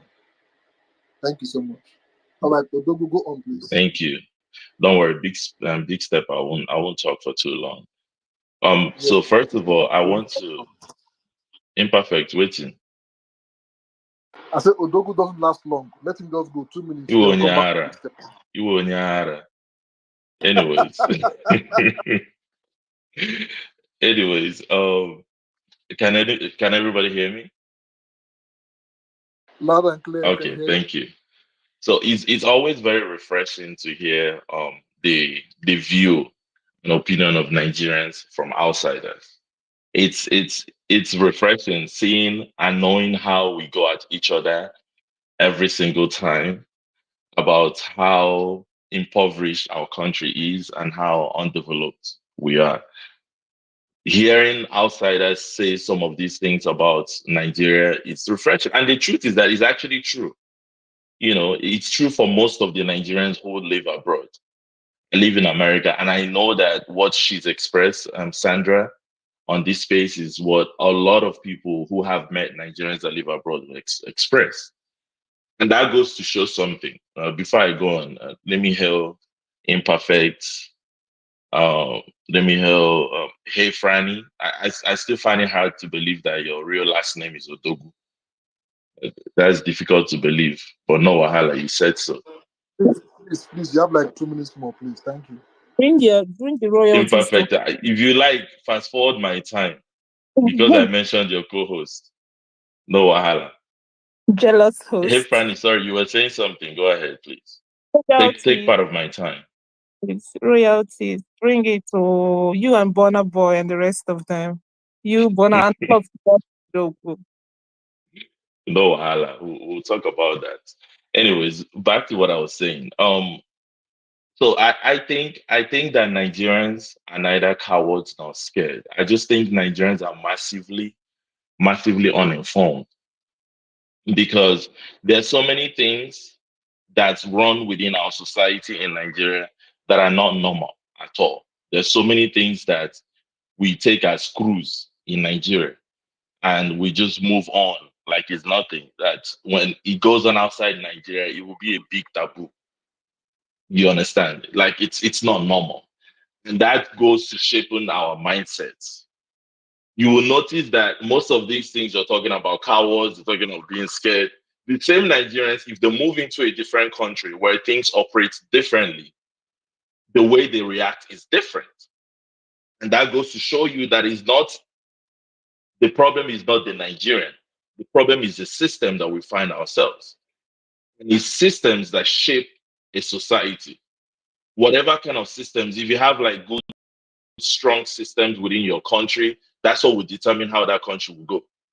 Which is why I'm of the opinion, I'm one of the few people who think that even when you change leadership tomorrow, no matter how good the president is, if he doesn't work on solidifying the systems that we have in Nigeria and making those systems responsible, we'll still fall back to the same thing. We're going to keep visiting the same thing over and over again. You understand? And I heard somebody earlier talk about mindset change. We need a lot of mindset change in Nigeria, and that will be brought about by making strong systems in our country. You understand? So there's a lot of things that Nigerians either by default or purposely are taught to believe that are normal that is not normal. Number one, you don't respect someone simply because they're older than you. That is not okay. You can't just place respect on age because when we do that and the way we drag respect to the length of it, that you will see that person who's older than you will tell you to go and do something wrong. But because of the respect, quote unquote, respect that you have for them, even if it's something that is going to be damaging to you, you go ahead and do it. Number two, we place so much respect and fear on people who are rich, people with money. Because of the way poverty and the society has shaped a lot of Nigerians, we respect and literally worship money. So somebody can do imperfect, for instance, can do everything wrong, but they will never be wrong in my eyes because imperfect is rich. That's the mentality we have in Nigeria. A lot of people that you look up to because they have money, because they've helped you one way or another, when they do something wrong, you just close your eyes, shut your eyes to it, and move on like this is not a big deal. That's the kind of society that we have in Nigeria. And then another thing is authority. There's a way Nigerians look at people in authority, especially government and these people that wield power. Nigerians look at them in a different way because of the society that we've been brought into. Like the church continues to hammer it on you, pray for your leaders, pray for your leaders. The leaders themselves continue to try to make Nigerians fear them every single time. That way, it's like we have this kind of subdued mentality. Where would the revolution rise from? Where will it come from? Until we get rid of all these things, until we continue to sensitize Nigerians and let Nigerians know and educate as many people as possible to know that these things, these conditions that you're putting yourself or that Nigerians have been put under, they're not normal. It's okay for you to revolt. It's okay for you to say, I am not comfortable with the way I'm living my life right now. I'll summarize right now, imperfect. It's okay for you to say, I'm not comfortable with the way I'm living, with the way I'm not able to feed my family and my kids. And I know who is responsible for this are the leaders that we have or the kind of systems that we have.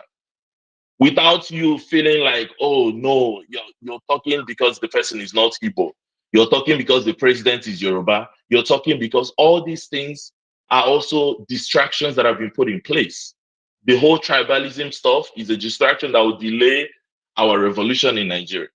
The whole people who want to secede, that's another issue for another day. The Biafrans and the secessionist group, all that, those are delay the redemption, the revolution in Nigeria. Anyways, I'll rest my case for now.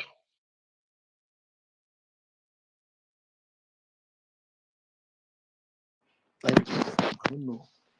For the past 5 minutes, I call Bonner boy, but his number is not connected. I don't know why. Look at Lance. There's on that speed on my space, claiming to Call be a dog. Aquina. No be Akwi, no now. You know go serve like Call 5 our days like for number, outside. see they go. You don't change the number. This Odogu now. Wait, That happy guy. That did happy you guy. hear the last part of my submission?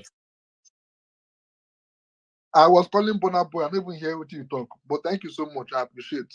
Look, go. Stepper, are you there? Imperfect. I did. Mr. Fact. How you there now? Got me. I do. You just disappear since. I did around the Twitter. They observe which they go on for the country. You know, see everybody they get their own for body.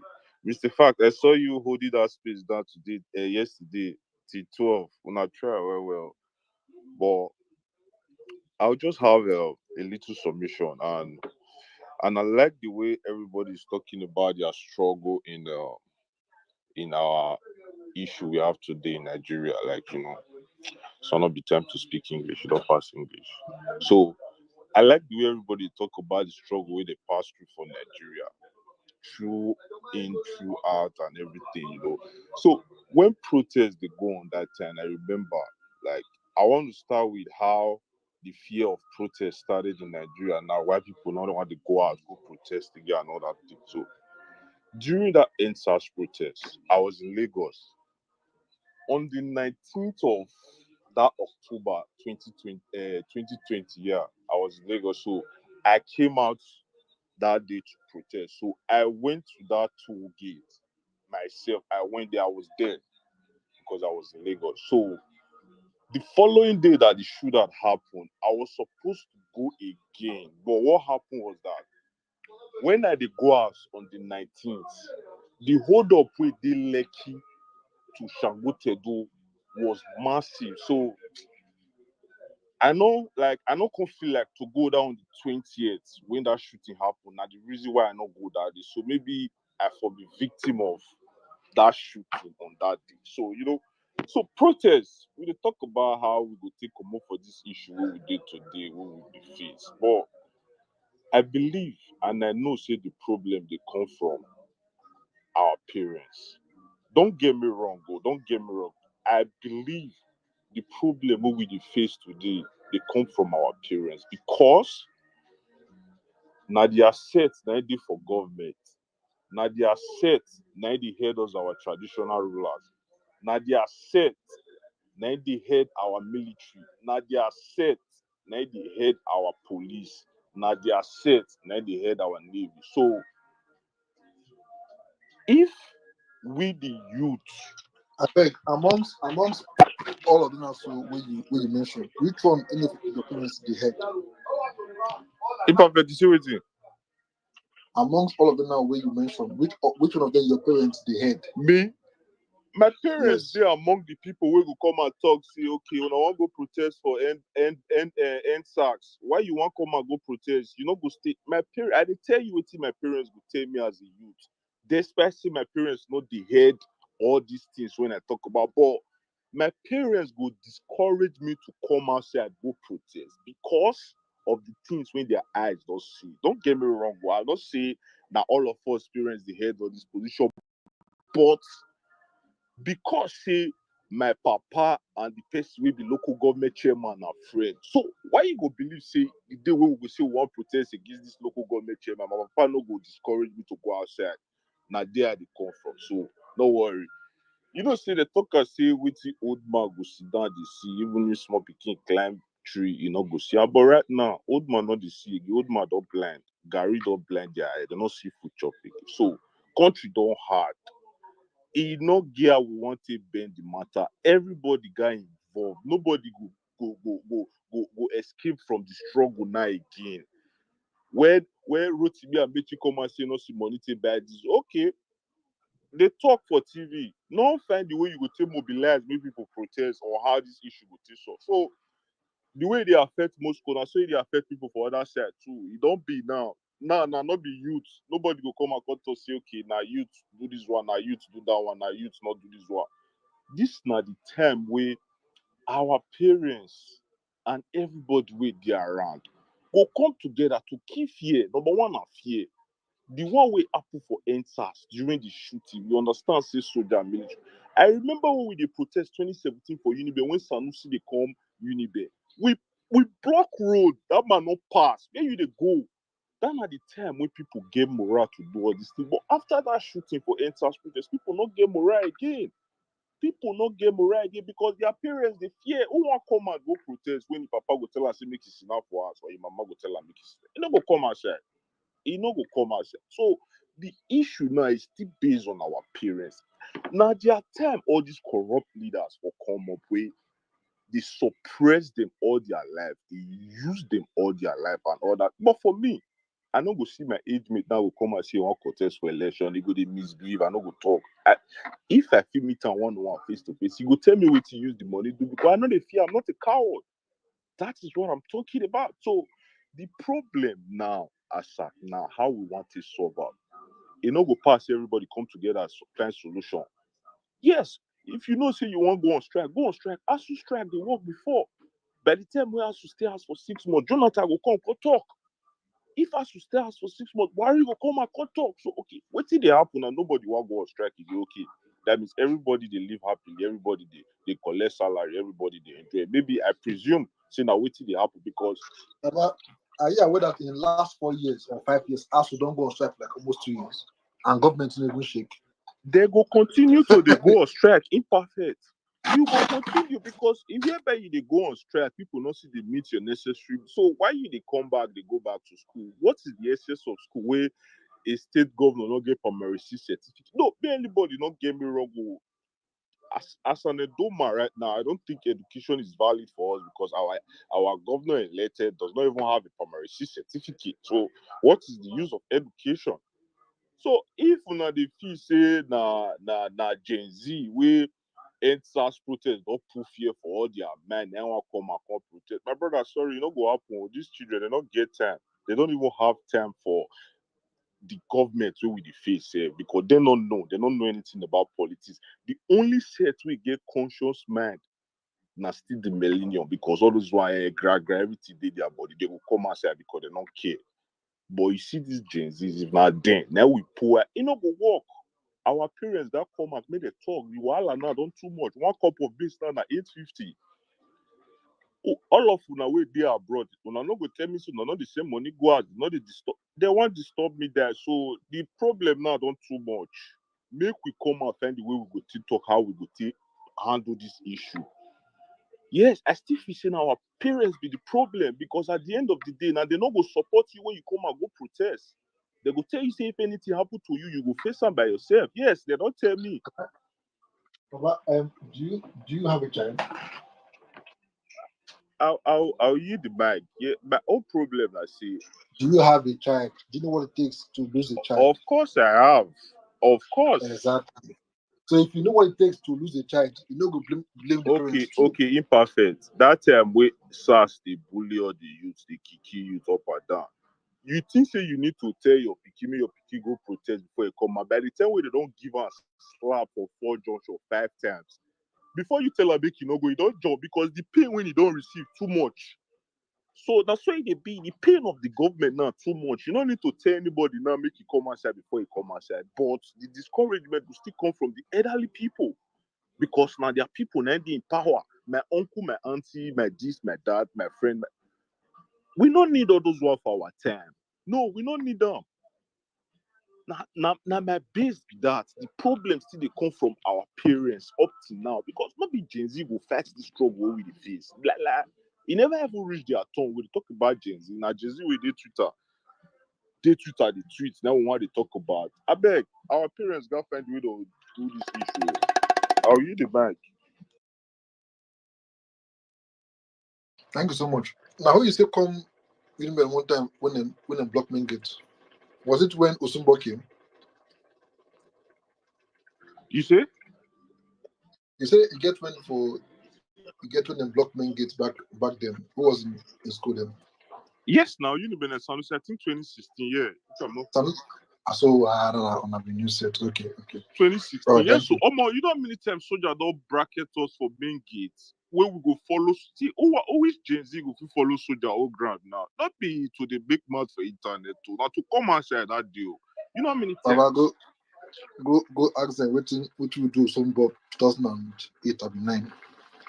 And then go clear you. If not for we that year, Oshomole for not the governor of Edo State. If not for us that year, Oshomole for not the governor of Edo State. I've been gonna leave that in. It is well. Thank you so much. Who ever speak on this place? No, UAL. Are you there? After you come to happiness. Okay. Thank you, brother. I'm just going to answer your questions. Number one, are Nigerians scared? I would say yes. We are scared because we are uninformed to take action. So we don't know what to do or what to react to because Nigerians, we are informed, or it was announced on May 2023 that subsidy is gone. But up to today, we are still removing subsidy in Nigeria. So check how many years. So it's kind of, we are uninformed. Even the most ridiculous issue there is that the government even came out to say the hike of petroleum price is because of the war in Middle East. So to tell you that people living in Nigeria are not even aware what is really happening. Please, did they say that? Yes. How? how does it affect us?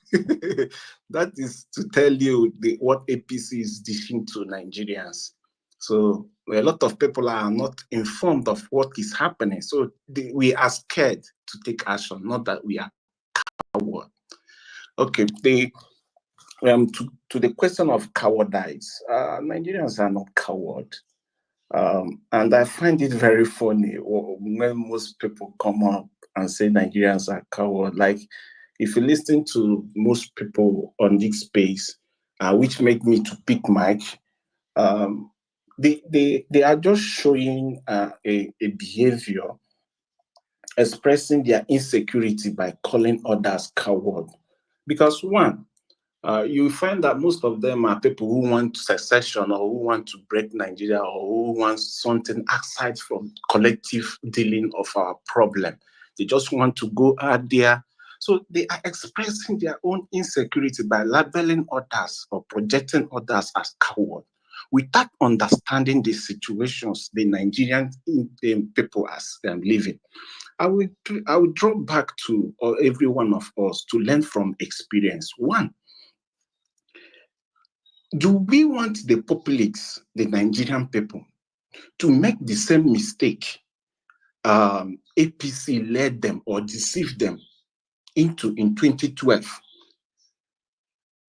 This subsidy of 18 started even when Obasanjo said that if you can drink a bottle of beer, 15 naira, you can buy petrol.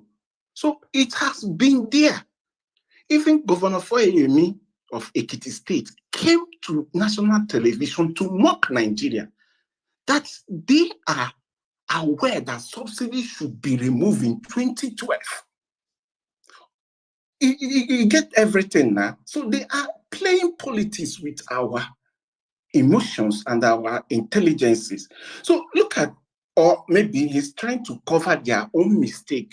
Maybe they don't have they have lack of information, or they don't have adequate information to back that made them to back into the protest.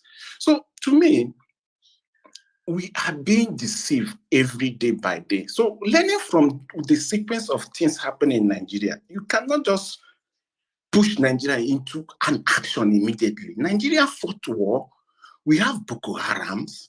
We have a lot of brave actions that occurred in Nigeria. People who fought war in the 70s, they said they are coward. Boko Haram took arms facing the military people. He said they are coward. Igbos, are they coward? The Yorubas, are they coward? Let's dissect it out. Can you say an Hausa man is a coward? So to me, saying that is very, very wrong. To me, what I will say, yes, they are removing the subsidy. I'm an advocate since 2012. I started advocating the removal of fuel subsidy. You know, because it is there's a lot of corruption is being made with that name subsidy in Nigeria. So that's why I want it to be removed. But the problem here is, after the removal of the subsidy, we should have enough money at least to uplift the lives of citizens. But we don't have, because we are borrowing. That's what P2B is saying. We are borrowing to fund consumption. We are borrowing to pay for subsidy. That's why since the end of subsidy, we don't have enough excess to cushion the effect of the suffering. So that is the problem we have. So had it been we did this thing around 2012, we wouldn't have seen ourselves here. And all this float of Naira wouldn't have come to play. But what are the government doing to address this issue? Are they being deliberate in addressing it? One, Tinubu understand this thing because he now there is a lot of information, data in his table. So he knows that he must remove this thing. This is normal politics. But is he cutting cost of governance? That is where I will say, let us gear around. Let them stop living this La Vida local lifestyle of spending our money on something that doesn't matter in our life. That's where we can come up and tell the government, since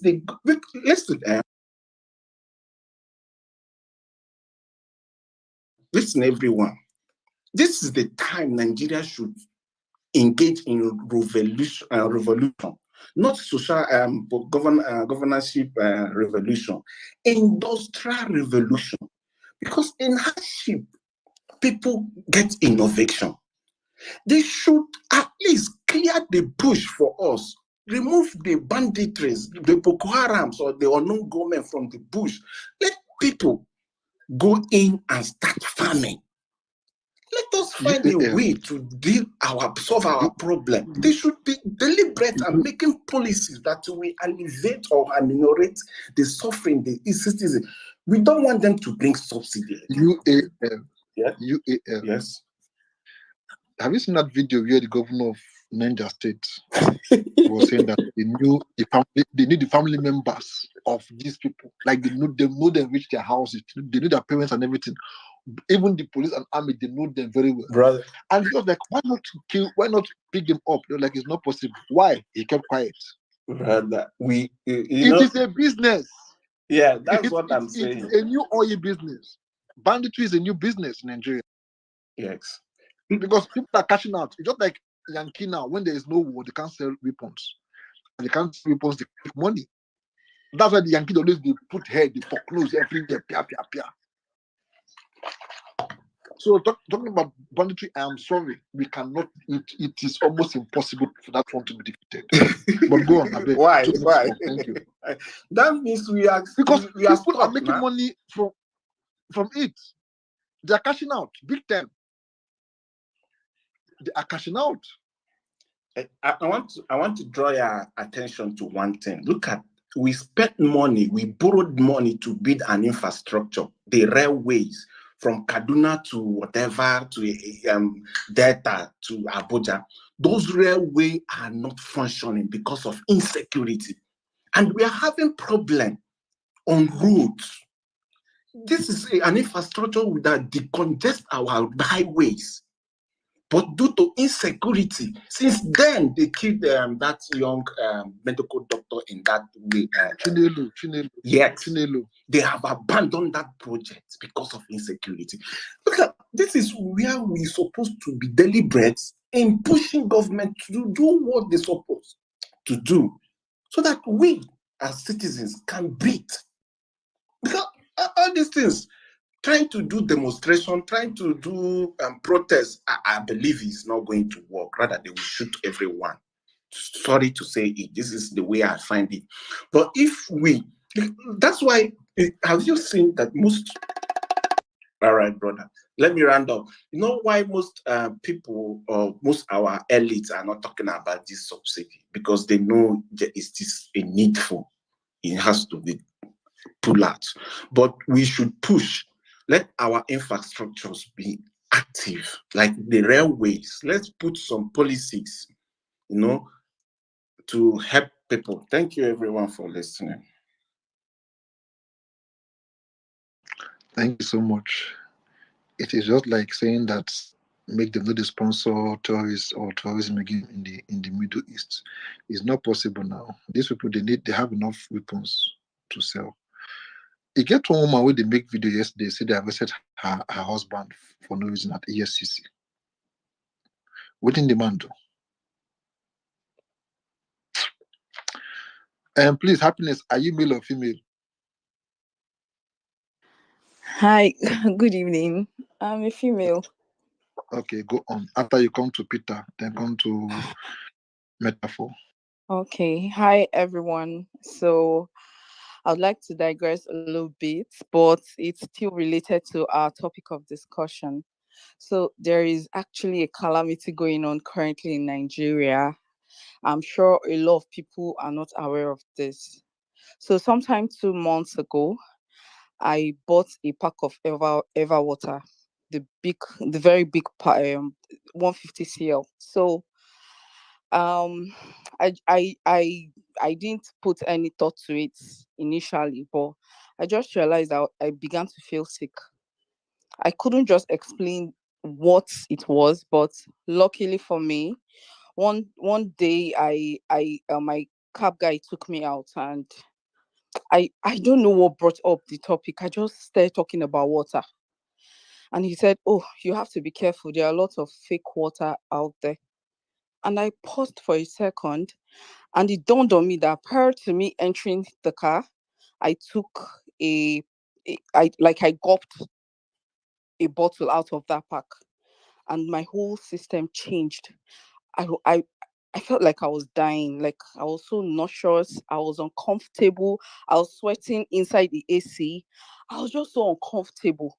And I had a lot of errands to run that day. So luckily he was with me for like 4 hours. And at some point he was like, "What's the name of the water you drank?" I said, "Eva." He said, "There are lots of Eva out there." I said, "No, don't worry. This woman is someone I've been buying from." He was like, "Are you sure?" He said, "Okay." I was sharp fainting. I was about to faint. He said, "Okay, let's go get coconut water or small stout." We went to a supermarket and we got a small stout. And once I took it, I started feeling better. I started, you know, recuperating and getting myself. And then I got home and I bought another pack of Ever water from a big mall. This woman is by the roadside. I've been buying from her for like a year and maybe 2 years now. So I bought this particular water from a big mall. And then when I got back home, I checked and I realized that the water I bought from the woman was actually a fake Ever water. Like it was fake. I had to check and check. I called my neighbor who sells water to me as well, and we brought out a bottle from that pack and we compared, and it dawned on us that it was actually fake. Now, my the I was stuck between the devil and the deep blue sea because I couldn't go meet this woman and tell her, oh, you sold me a fake water, because I realized that she was a staunch, all these, Yoruba women that are, I don't know, maybe she's grounded in APC, because I've seen her share palliative to people around Give me, her vicinity. give me her location and name, in my DM. I'll send people to go and buy water. Then I'll do it myself. No fear.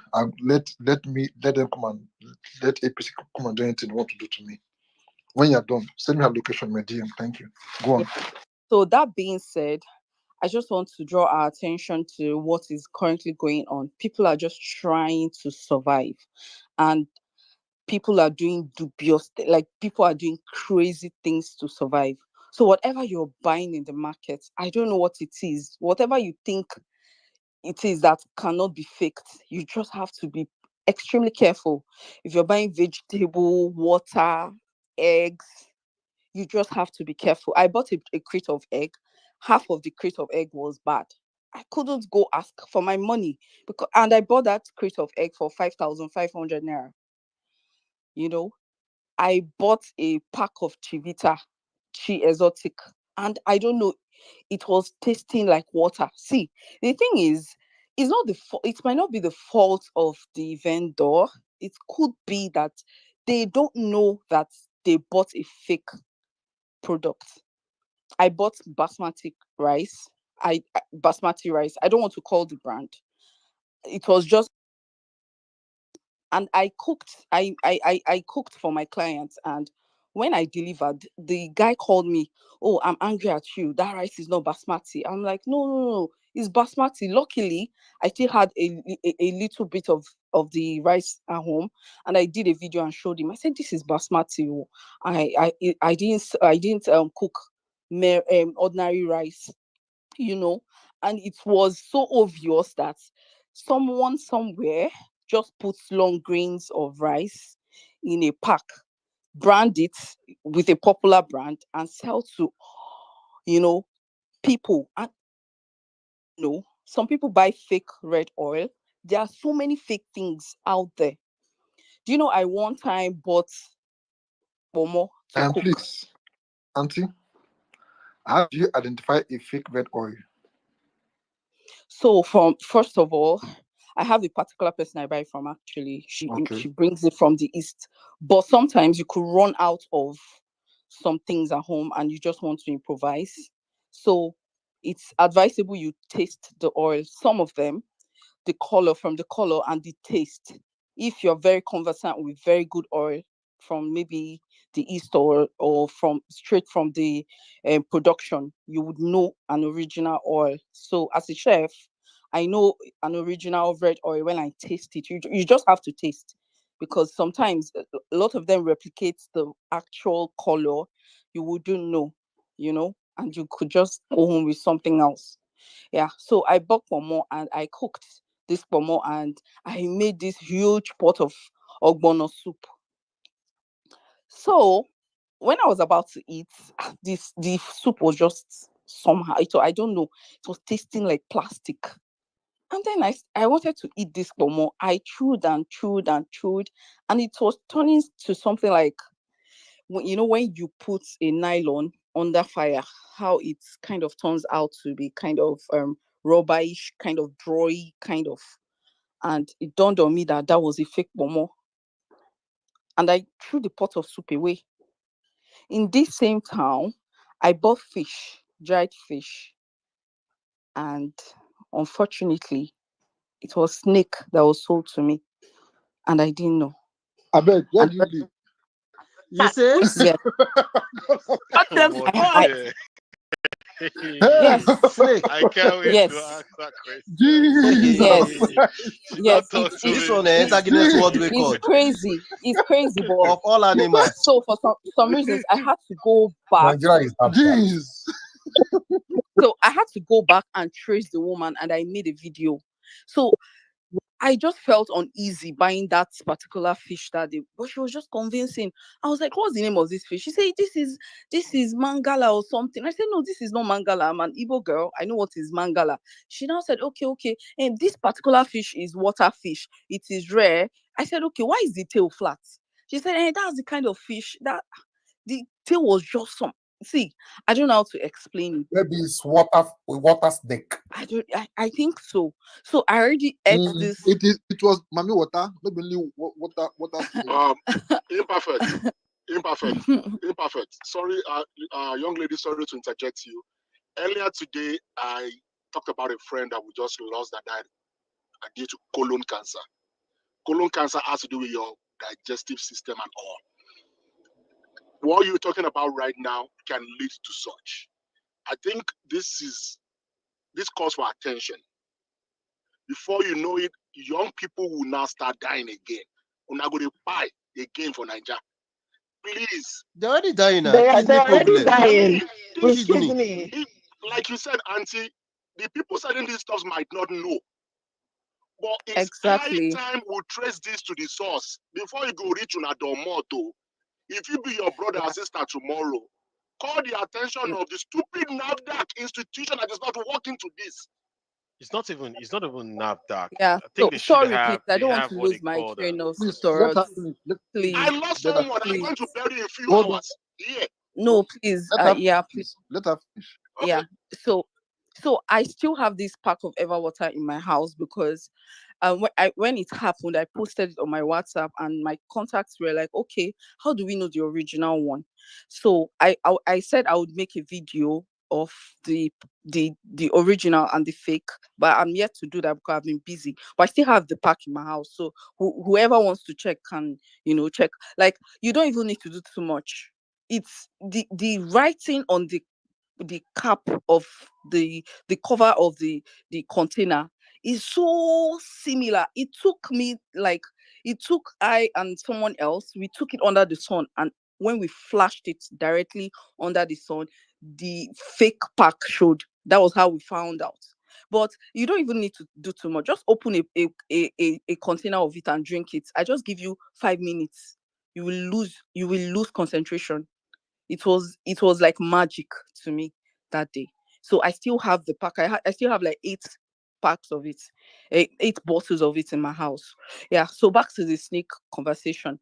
Yeah. So the lady was just convincing me. Oh, the fish was so attractive. The color was shiny. I said, 1.5. This is cheap. Oh. Why is it cheap? She said, because it's rare. Buy it. She and her fellow sellers. Gone. They were just convincing me this one is the sweetest fish on earth. I said, okay, I bought it.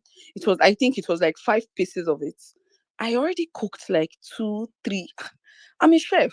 And I was wondering, there's something. I was just saying, there's something off. There's something off. There's something off. So one day, my girlfriend, who is also a chef, came around, and I gave her the one piece. I reserved a piece of it, and I gave it to her. I was like, "Can you check out this fish? Have you seen this kind of fish before?" She opened it. So the fish does not have tiny, tiny bones inside. And I told the woman, "Why does this fish have one big bone in the middle?" She said, "Oh, it's a particular water fish. You go like, and you will look for me." I said, okay. My friend opened it. She said, why is the fish dry on the outside and kind of a bit slightly reddish inside? I was like, they said it's one kind of water fish. But I realized that when I cook with it, it doesn't break. She opened it. She said, babe, this thing a snake. Oh. I wanted to puke immediately. Like, I became sick. I told her, no, I've cooked with it like 3 times. In fact, you just ate it. She said, what? This is snake. I said, no, it can't be snake. What do you mean? I started trying to throw up. I've eaten this thing like 2, 3 weeks. How am I supposed to take it out of my system? And it was just so funny at the same time. It was crazy. I had to go back. I started looking for this woman. I said, I'm not going to let this woman go free. Luckily, I located her and I went back again. I was like, okay, how much is your fish? She came with that narrative. I told her, madam, this is snake. She said, what do you mean? You know, this kind of people that when they want to be defensive, they want to disgrace you or try to humiliate you so that you walk away. I told her, I'm not going to walk away. You sold me a snake. And you told me it was fish. I started making video. The woman now kind of became scared and she was trying to shy away from my camera. I told her, you are an evil person. You're not supposed to be here. You know, and they tried to gang up against me and I just left. But I think I still have the video on my phone because it's been a while it happened. Which market And would that have? sorry, I don't want to mention, Okay, please. send us to my DM, beg. Thank you. Imperfect. I would advise to tell this lady to stop talking about this. I mean, like, she shouldn't call herself chef talking about this because this will affect your brand. I personally would not want to buy from someone who does not know where to buy the right stuff. So I think you Well, should find a way to, talk about this, not to affect your I'm brand. so sorry. It could happen People to make you too. mistakes, man. You're not making sense because it could happen to you. It could be somebody you trust. I told you that this particular woman I bought water from, I've been buying from her for 2 years. People are trying to cut costs to survive. So you can't tell me that's my brand. See, I'm a chef actually. I do that as a side of hustle. But then that doesn't mean that Okay, anybody cannot please. fall. You can fall prey to this. It can happen to anybody. You can even buy vegetable. You can buy ugu and you wouldn't know it's a fake ugu. You don't know there is fake ugu. And you can buy it from someone you trust. And the person selling to you might not even know that it is actually fake. Do you get? I bought chicken wings and the chicken wings was not tasting like chicken. I can't go hold my neighbor that sold it to me that, oh, this is fake. I'm just trying to tell people that even you that just try to counter me now, you might have eaten something fake and you don't know. I'm And not it could trying be to from counter somebody you are very, Madam, very, very, it's for your very own familiar brand. with. It's for your Do you own get? brand. Okay. You can BFL, talk okay, about it, not saying you are a chef. Okay. Fadi, don't It worry. doesn't Fadi, don't mean. worry. Okay. Okay. I mean. Okay. Okay, let's go. Oh, I beg a minute more, please, and thank you. Yeah. So what I'm just trying to make this awareness is so people would be careful. Whatever you're buying, see, please just double check. Check again and don't say this person is my person because the person might be a victim as well. Just double check whatever it is. Anything can be faked. Water, veggies, anything, egusi, anything can be faked. People just want to survive. People want to live. And they still want to sell stuff at affordable prices to you, and you would not ever in your head think that this could be possible. It happens. There are fake eggs everywhere. People are producing fake things. Fake So please don't. eggs. Yes. Yes, Hey, now. my God. Yes, Now, there are yes. fake.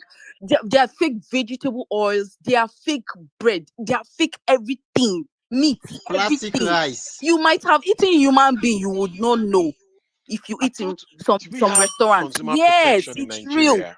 Do we It have is real. CPC It's in So true. Nigeria? Nigeria is please, that bad. Thank you so much. Thank you so thank much. you. Thank you so much. Hey, Fanny, are you there?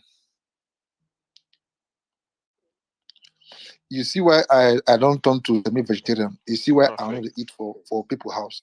Hmm. You see why I don't eat in people's house. Like once it is not beef, I know they Mhm. eat.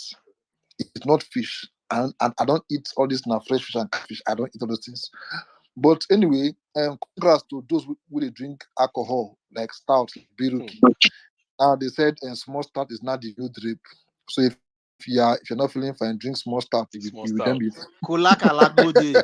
No, We the dey funny waka with thing am. is, I guess she's throwing off. Deep tissue See, there's cleansing. nothing bad in eating snake though, but it's the knowing of what you eat that's making her sick on that snake aspect. There's nothing bad in eating snake. I love snakes a lot. Okay, and I look, it's a good meal. Snake. What? What? I love snakes a lot. I eat that stuff, even crocodiles and all the stuff. There's nothing bad. Oh, It is the knowing that you're eating snake that's making her throw up. But the woman who's selling snake in disguise of fish, that's where it's bad.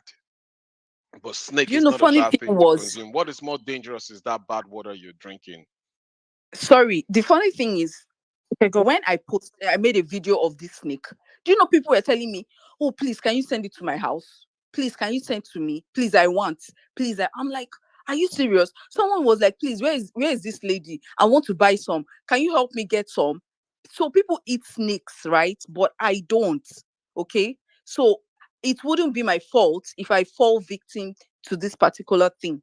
You are comfortable with eating snake. I am not, and so I'm sure a lot of people aren't comfortable with it. All right, Thank you. so much. Thank you so much. Metaphor, you likely be the last big. I mean, imperfect. Before that lady goes, please, I want to apologize to her if what I said that I've come out wrong to you. But I'm more concerned about the brand you've built for yourself because it's not really easy. I'm a business owner myself. It's not easy to build such brand, and because of funny set of guys, and you're losing your brand. I apologize if that I come out so No, wrong to it's you. fine. Thanks for your concern, but I actually do that as a side hustle, and it's something I do on special order. I don't do it like it's not my main Happiness. job. Do you know the amount Actually, of money you will make if this is America? You're talking about Everwater, a big brand, is fake.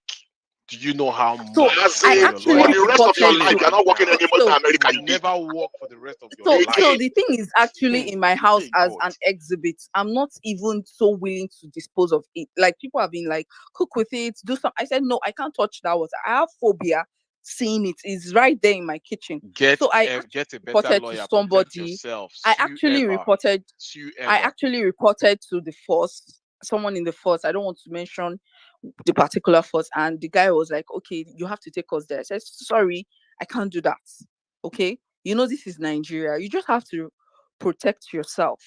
You just have to. So this lady knows me That is actually, not the way. and I can't just. This is not the way. Why are you protecting this woman? This is not what God. I'm not That's what protecting I'm her. I'm saying. protecting Nigerians are myself. scared. The country is so Yes, bad I'm that people protecting are myself. scared to Trust speak me, up. as I'm talking currently, I know a lot of people will be angry at what I said. Okay. I have not talked to. So I just have to protect myself. All right, Anybody could want to probe her in some certain way without me being involved. I just okay, don't. I currently I don't greet her anymore. okay, She just sees me and she's looking at me like, why is this girl not talking to me? Why is she okay, not buying I stuff beg, from I me? want buy this okay. I'm sure your she water. knows All what right, she's Give me doing. the water. okay, Make we all send right, people all who right. get I All bond. right. have the I water. I Thank can you so send it much. to you if you want it. Thank you so much. Thank you so much. Thank you so much. And that thing now where you buy, you get receipt. Exactly. The water that you bought, do you have receipt? Because she could also deny. But then the only way Another angle. Another she angle can't deny. again.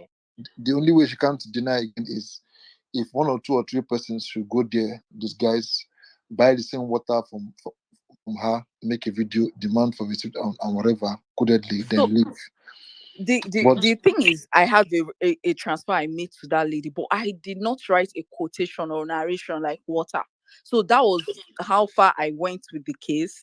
And the person I reported to was like, okay, can you please go back there, buy from her, and when you're sending the money to her, you quote water. And I'm like, okay, what if she has suddenly decided to stop doing that and start buying directly from Coca-Cola? okay, How I get her? happiness. What if she's buying from people that claim to be getting from Eva or something, and she's not also aware?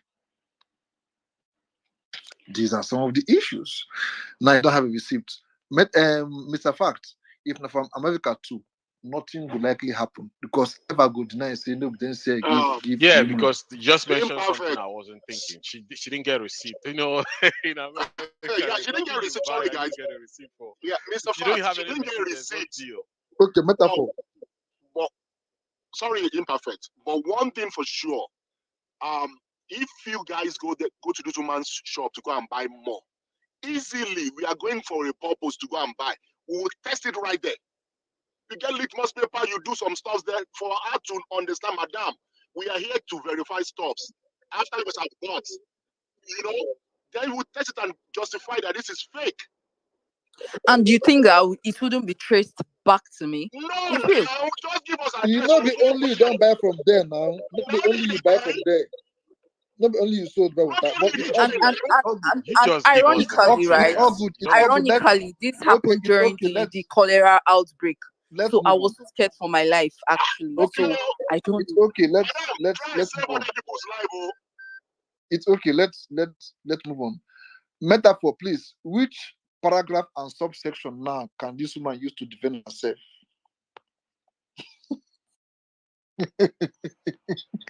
For which country? For which police I don't station? forget say They will arrest meta you for first. day, I beg. Meta for which Meta. paragraph Plus and your which evidence. section, I beg. They will arrest you. See, according to the Nigerian constitution, They'll go test the soup, in whether it's the sweet.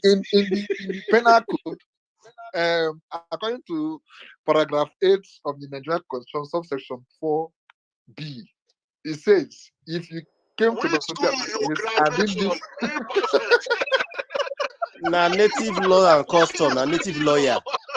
Now only meta for fit tell us which Red subsection. skate side, they better will for go not on a drag beg, am. better for go on a beg. I'm not keeping this app a beg. Oh well. Nigeria is such a, and I say this with a heavy heart, but Nigeria is such a lawless country that most of the legal practitioners there, don't even have confidence in the judicial process anymore. But yes, there's a legal process to this. It can be addressed if there is there are clear evidence that the woman has sold counterfeit product. Yeah, but look, I really don't. I'm particularly disappointed at the judicial process in Nigeria. Anyone that wants to pursue kind of any kind of prosecution or even civil dispute in Nigeria, you really need to have your money bag ready because the bigger your money, the quicker you might get justice. It's always who has a deeper pocket.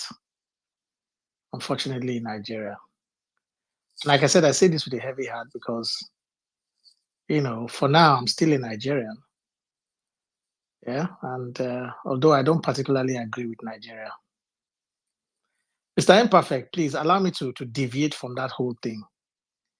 Because it's a fruitless pursuit, really. It is a fruitless pursuit. You might have all the relevant legal doctrines. Okay, I'm saying this right now because just a couple of days ago, a colleague of mine walked into the Federal High Court in Abuja, and he lost his case because the opposition had a deeper pocket.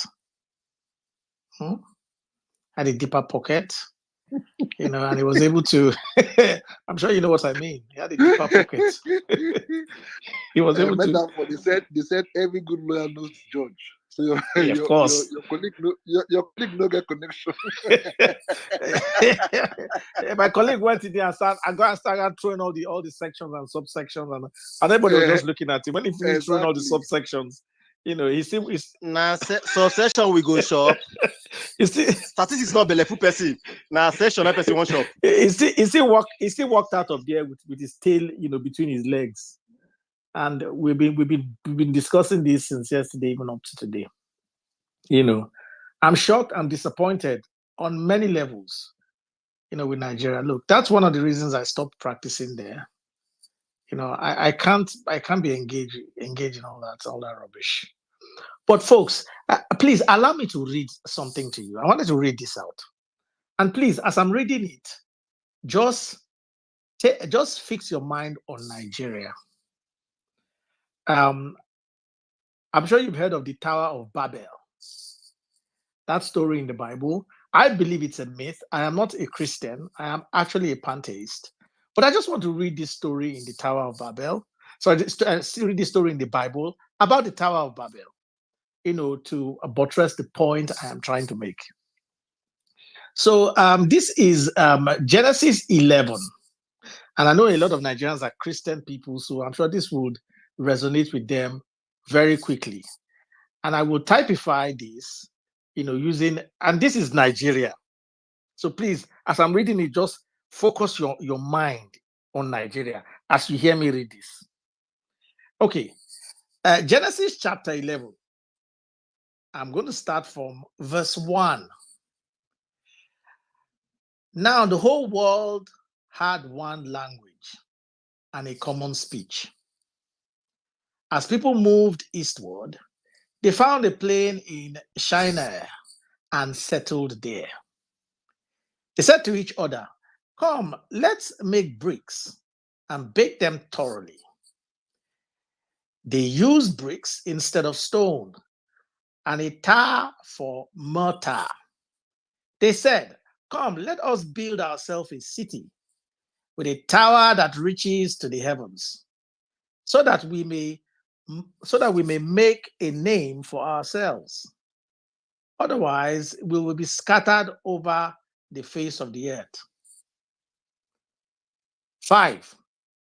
But the Lord came down to see the city and the tower the people were building. The Lord said, "If, as one people speaking the same language, they have begun to do this, then nothing they plan to do will be impossible for them. Come, let us go down and confuse their language, so they will not understand each other." So the Lord scattered them from there over all the earth, and they stopped building the city.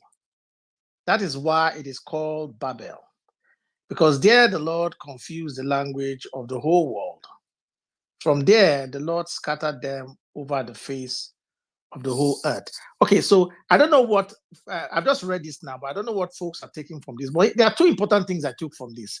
One, the so-called Lord did not even want them to be together in one place. He wanted them scattered everywhere, because that's the purpose. The purpose is for them to, fill the whole earth. And two, you notice that in order to scatter them all over the whole place, he had to make them different languages. Yes, he had to make them different languages so that they don't particularly understand each other. That's Nigeria conundrum, in my opinion. I don't think that Nigerians are scared. I don't think so. I don't think that Nigerians are cowards. I just think that Nigerians don't understand each other. Rightfully so, because we are not the same people. Look, whether I would like to believe it or not, tradition gives birth to mentality. Our tradition is what makes our mentality. And our mentality is ultimately what makes our value, what we value. Whether you like to believe it or not, what the Igbo people value may not necessarily be the same as what the Yoruba people value, or what the Hausa people value, or what the Edo people value, or what the Delta people value, so on and so forth. Different value. And our value is connected to our tradition, our mentality. So Nigeria now does not even actually have one value system. Say all of us now, this is what our value is, because we are different people, different mentality, different tradition. Yeah. And we are in one place, all squashed together. So I don't think it's that Nigerians are cowards. I don't think Nigerians are scared. I just think Nigerians don't understand each other. When one wants to go left, the other one wants to go right. Because we are different people. That's why I continue to say this Nigerian conundrum is the fact that we continue to condone Nigeria. We continue to allow Nigeria to remain the way it is. It's an awful error. We need to put it to a stop. Yeah, we need to put Nigeria to a stop. We are different people. Yes, we are all human beings. There is no question about that. And as human beings, we must uphold humanity. But we have to recognize this undeniable fact that we are different people. And we have different tradition. We have different value system. Yeah. And how to now make a common value system that is Nigeria, it is a difficult thing. Very difficult. Because we all are different people. So if someone wants to go and riot, some say, okay, well, that's not what we want to go about at this time. So maybe in the future, some want to go and do that, and then the others don't want to do it. We're dragging each other back. We don't have a purpose, one common goal, one focus, one agreement. We don't have, all of us are individuals. Progress is very slow in that kind of circumstances. Development is very slow in that kind of circumstances. You know, and even if we want to take a tyrant down, it is very difficult for all of us to now agree to take the tyrant down. So most of my Yoruba brothers think that, you know, it's our time. So they condone, and I know most of them don't particularly like what is going on right now with the economy, but they condone it because the president is a Yoruba man. Yeah. Well, people like me, I can't, I don't, you know, I don't take those kind of view, you know. But and there are many Yorubas like me too that don't take those kind of view. But unfortunately, this is the conundrum that Nigeria is. Because it's a Yoruba man now, then Yorubas, some Yorubas are not dragging the country back. Tomorrow, if it's a Hausa man now, the Hausa people don't care. Even if the man is turning the entire country upside down, they don't care. It's our man that is there. They also are dragging the country back. When are we just going to put a stop to this nonsense? And just stop. Yeah, because no matter who goes in there, their tribe will support the person, whether the person is turning the whole country upside down, they will just support the person blindly. So I think at this point, we really need to just fix this. We cannot continue like this. We need to first recognize our individuality and fix the country along those lines. You know, otherwise we would eventually, you know, end to nothing. We will end to nothing, really. Another civil war is on the horizon. You know, if we continue this trajectory, another civil war is on the horizon. Yeah, because this is just going to continue to get worse. And our life is just going to continue to depreciate. And I mean, look at where our life, for those that live in the 80s, you know, I'm almost 50 now. I saw the 80s in Nigeria. I saw the 90s in Nigeria. Yeah. And between that time and now, our life, I mean, the Nigerian life has depreciated tremendously. Look at the Nigerian life in the 80s. Far better than the Nigerian life in the 90s. The Nigerian life in the 90s, far better than the Nigerian life now. Everything is just deteriorating and deteriorating and deteriorating. So, look, my proposal, for those that already know me, my proposal have always been this. And I'll continue to preach my proposal. Nigeria should disintegrate into a union of sovereign countries. It is as simple as that.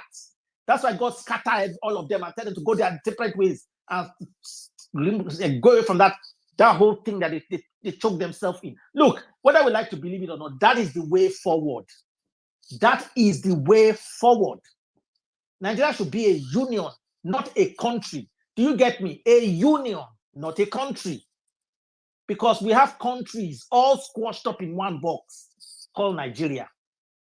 And that's why we don't have a common purpose. Nigeria does not have a common purpose. Even look at our football team. Look at our football team when they go and play. Our football team is just individual skills. It's very hard for a coach to even bring all of them together. They are very talented boys in the field, but they are all just individual skills. In fact, the only time I really saw a coach brought Nigerian team together with so much effort was this Bonfrey Joe guy and Westerhoff. It's difficult because too much individuality. We are just too individual. It's our individuality, and how can you harness it? Okay, so Mr. Imperfect, I'm going to round up here. I came back and I heard Bonfi Joe and Westerhoff. Waiting to them. Those are the two best coaches we had in Nigeria. Oh yes, of course. And they were the best because they were able to, you know, do something that is almost impossible in Nigeria. They were able to identify our weaknesses with our individual problems and belief, and bring everybody into one box to unite. To unite and that particular goal. Yes. They went for competence. Listen, because we're not Nigerian, they don't belong to any tribe too. So exactly. So this is what I'm saying. If you can listen to yourself, you have already answered what you just proposed. One, the narrative of different language has been debunked and been by many. One, Norway created their own language. Filipino created their own language. Currently, Senegal is creating Wolof. So that attribute of language, different language, doesn't hold water. So we Nigerians acknowledge ourselves as different entities.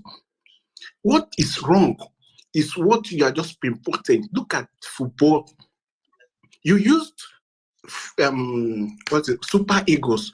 Tom Frijo or Westerhoff did not group Nigeria national team based on Igbo, Niger Delta. Not. No, he integrated them together. So we are lacking Bonfijo in Nigeria. We are lacking governance and leadership, not Okay. unions. No. Hold on. Hold on. What I am proposing as a union is exactly what Bonfrey Joe did to the Super Eagles. And I'll break it down very quickly. What I've always been proposing is not that Nigeria should disintegrate. Is that Nigeria, the current state of Nigeria right now, should scatter and reintegrate properly. Nigeria needs to be properly integrated. Right now, we are not properly integrated. And the proper integration for Nigeria is a union of sovereign countries. And you will see how well Nigeria economy will now be. Like United Kingdom. Like United Metaphor. Kingdom, exactly. Mr. Fat, hold on. Metaphor. Good evening. Good afternoon, everybody. I beg. Metaphor. Person I beg. But I'm not vexed. I'm not wait. Metaphor. Imperfect. Now because of this, I come up. I beg. Okay, Please. hold your hand up now. You met him here now. Let him speak. Hold on. We'll come back to you, I beg. Godwin Obaseki, how are you doing today? Sorry that you lost election, no. GM, everyone. Is it Good evening, everyone. The election, which election? I beg you. I told them that no one should put hope on those state election because at the end of the day, they will irregularities will take over. But what I'm just here to say is that first, Nigeria is destined not to work. They have been programmed not to work. The people who create, because the problem we are having in this country first, we should try and abolish that amalgamation that took place in 1914. If we can do away with that amalgamation, then we can start talking. And secondly, then we don't love each other in this country. I was looking for an apartment for one of my cousins here in Ota. That was last 2 weeks. Could you imagine the agents I was even meeting? They are saying that they are not offering house to Igbo people. I now ask, because I'm from Edo State, I now ask them, what is the crime? What was the problem? Are we not the same? Because let me just tell you, the thing is that this country can only get better until Hausa man look an Igbo man like his brother, until a Yoruba man take a Delta man or Ishekiri man as his brother. Because we cannot continue to live in hatred and deceive ourselves that we are one Nigeria.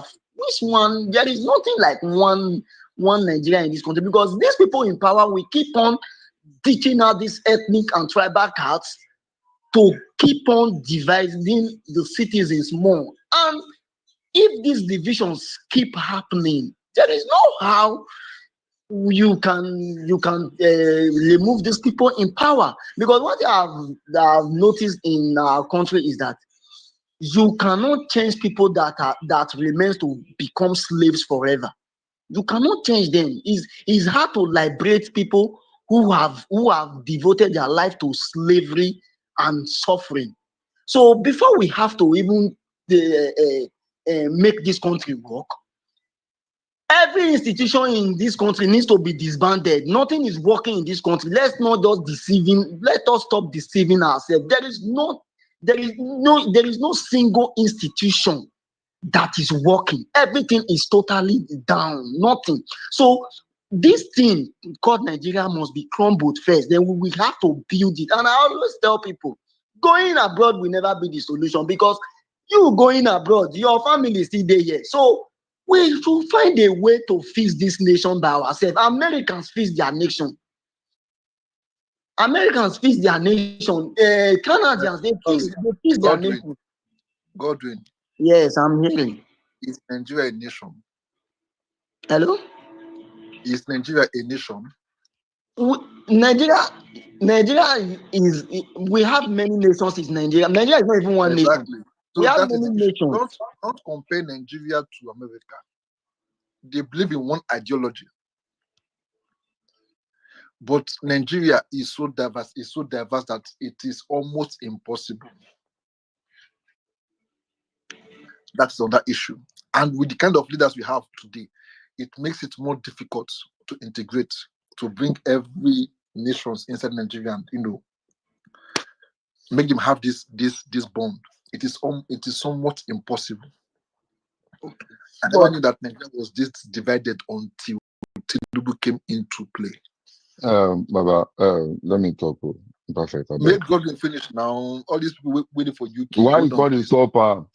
Why you call the stopper? No I lie. am the host. I have the right to ask him a question. All these people Okay. who they use pounds. When I wait now, I beg God, I beg 2 minutes more. Thank you. okay, no wahala. See, what me I see there is that we should not say that this country is not going. This country can be fixed, but the thing is that majority of our citizens don't really know what's going on because as it is, well, like this now, Nigeria is already a captured state. Take it or leave it. Let's just not stop. Let us not just keep on deceiving ourselves. And secondly, the major problem we have in this country, the religious leader, they are even adding more problems to the problems we already have in this country, because I cannot imagine how that the GOs will just keep on silent on the irregularities that is happening in the nation. They don't even want to speak against the government because they don't want the government to come for their business center. Because I can still recall that during the days of the Bible, the lives of Elijah, Elisha, they all spoke against the power that be there. But today, you see that majority, almost all the GOs in Nigeria, you will not even see them speak against the bad policies and the bad government that is in power, because they think that maybe when they speak against these people, they are going to come from them. So that's why I don't even believe any man of God that will tell me that we should pray for our leader. We should pray. I should pray for the people that are destroying the peace of the nation. And the thing is that these people in power, we keep on bringing out this ethnic and religious card, because through this disunity, they will be triumphing. So what I'm still advocating for, we should just keep on enlightening our people that it is possible. Me, I believe in a revolution that is going to hit this country, that this country will get better if we really put it to work. That yes, enough is enough. Thank you. I yield the mic. Thank you so much. Let me correct one notion, please. Them not give you house thinking that you're able doesn't mean that everybody be like that. I beg. We just 1 or 2 persons. We just meet there. We just act like that. Doesn't mean that everybody from that altar behaves like that.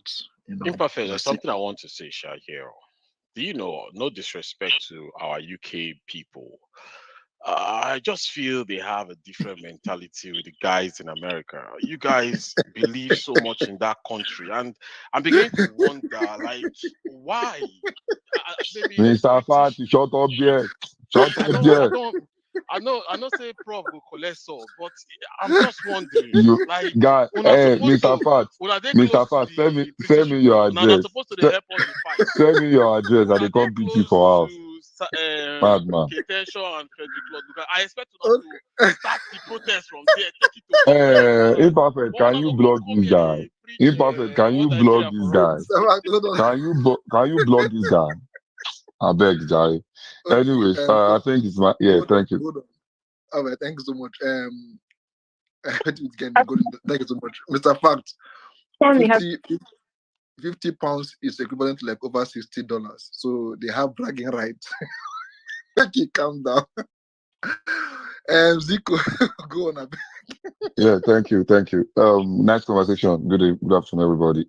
Please, first of all, by the time I start getting emotional, my English might get bad.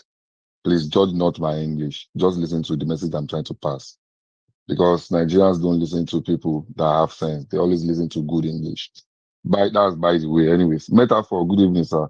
I love what you said, and that's why I came up. I want us to have that conversation. I don't entirely believe what you said is right. Not that I don't believe that you have right to your opinion. I just feel like you are basically in a way that I've been thinking.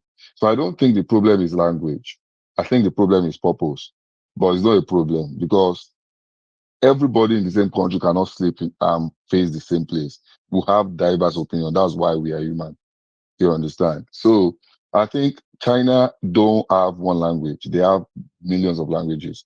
In fact, Mandarins have varieties, just like we have varieties in Yoruba. Also, India have more than, in fact, India have more language than Nigeria. I've worked with India a lot of years. And they have more languages and they are even more than us. USA didn't get it right because they have one language. Even with their one language, they still, some people will tell you they are red Indians. So basically, everybody have different things. But what will fix Nigeria? Let's look at Nigeria. I don't want to be sounding like Mr. Fat now, rubbish boy. Anyways, how do we solve Nigeria? I think there are some questions that we're not asking ourselves. And I think we'll be asking ourselves, but we've not gone deep. But I've been saying this, me, I'm a delivery manager. So when I'm looking at a problem, I'm not looking at the face level. If you are cold and you're asking me for, if you're asking me for jacket, and I asked you why, and you told me because you are cold, then I know that giving you jacket will not solve the problem. I probably need to heat up the house so that that jacket you don't have to use it because at some point when you wear jacket, you feel uncomfortable. So bringing that into Nigerian situation, why is Nigeria like this? When people ask that question, they just check that, they just answer in face level. Sometimes you have to ask that why 9 times before you get the answer. So I've asked myself that question. I might be wrong, but what I discover is that Nigeria was brought together not because of us. So the sense of politics that we learn from our masters, slavery masters, it wasn't, do I say slavery? It's not slavery, but you know what I mean. Anyways, the sense of politics that we learned from them was selfish politics. They did not amalgamate us or brought us together for our purpose. They brought us because they want to be able to make us. Why did they give us independence? They didn't give us independence because they feel like we are right to lead ourselves. They didn't give us independence because we fought for it. They gave us independence because they feel that they've built the system that will make them continue to make us even after they've left us. So if all these are wise, then we want to solve our Nigeria. What we've been doing is building on things they've left for us. We've never sat down, like what USA did, to check which system of government actually works for them. That's what I think we need to do. We need to sit down and look at which system of government work for us. One thing that we continue to say from now to tomorrow, I'm a Yoruba man. Imperfect is not a Yoruba guy, but that does not mean he's not my friend. And that does not mean I'm saying my fellow Yoruba man should like him. Why? And I'm not saying Imperfect should like me either. Why? Because we are human beings and we are different. But it doesn't mean we can't stay in the same country. That's the same reason why people are killing themselves in the US. It's the same reason. But because we are not killing ourselves, doesn't mean we have to by force love ourselves. It's a country. And one thing will bring you guys together. Scotland will forever be fighting to leave England, to leave UK. But they are part of UK. They have different identity. They have different ways of doing things. But how can we get it right? What can we do to make Nigeria work? I've got some solutions in me. Unfortunately, I'm not a politician. I'm a business guy. But the first thing I think we need to do is to sit down and look at our system of government. We can't have one president doing that office cannot feed the whole of the country. Nigeria is probably the most blessed country in the world. Arguments with your keyboard. We have a lot of mineral resources that can make the countries billions. We are only focusing on how many. So if Nigeria is decentralized and the center is weak, that nobody is depending on the government, president, everybody depends on their state government to fund for them. All state governments start funding for themselves to get that, I'm from Osun State. People will say we don't really have much, but I still believe we have gold, we have agriculture. That's enough. there's a country that it was only what do you call it, palm oil that they were producing, and they are very rich now. So you can't tell me that the Osun State does not have anything that they can count on. Some countries, some states will be richer than each other. That's fine. In USA, all states are not as rich as each other. Some countries are not, some states are not rich. Sorry, I'm sorry. Some states are not as rich as some other states. So I feel like if you go back to the drawing board to see how we are, see, by the time we can't hold president accountable because he's very far from us, but we can hold our state government accountable when no fund is coming from. Most of our governors are lazy. They just depend on the money that is coming from up. I mean, from the federal government. If state government start funding for themselves, our state will start getting better and we'll start holding ourselves accountable. And by so doing, a lot of systems that these people have built will be broken and we'll start making sense for ourselves. Nigeria is not a country for us. Nigeria is like a workshop for Oyinbo and Oyinbo is a display room. Abroad is a display room. Thank you. Imperfect don't send me come out. British people to chop. Just use that. If you fear to talk, maybe they not gonna carry you for where you did for You, UK. you mad fam. You mad fam. They fear to- Well, great submission, honestly. As in, there's no two ways about that regional form of government, right? There's no two ways about it. The country is so bad. There's no hope. You really hit the nail on the head. We they work or you man the chop, and now then they give all the money for that place. Now they invest me. When start revolution from UK, then it will start from Nigeria. Bombastic, I beg 2 minutes, beg. I beg, I don't tell my glasses to come up soon. Yes, thank you. Thank you for giving me the mic. I am not Are Nigerian, you but I male or am. female? Pardon? From Congo. Are you Yes, female? I am from Please, the next Congo. time, input your picture so I will allow you speak before these men. Eh? Oh, okay, no problem, no problem. I get it. I All right. respect the rules. No You worries. too Yes, like please. woman. No. I I like have to. so I beg. I Something must apologize kill in a man. advance. Something must kill a single man. okay. Continue. Okay, go on, I please. apologize in Bombastic. advance for Go on. my Go on. non-picture, but you have to understand that us Congolese women are a really delicacy, just like every single Nigerian woman.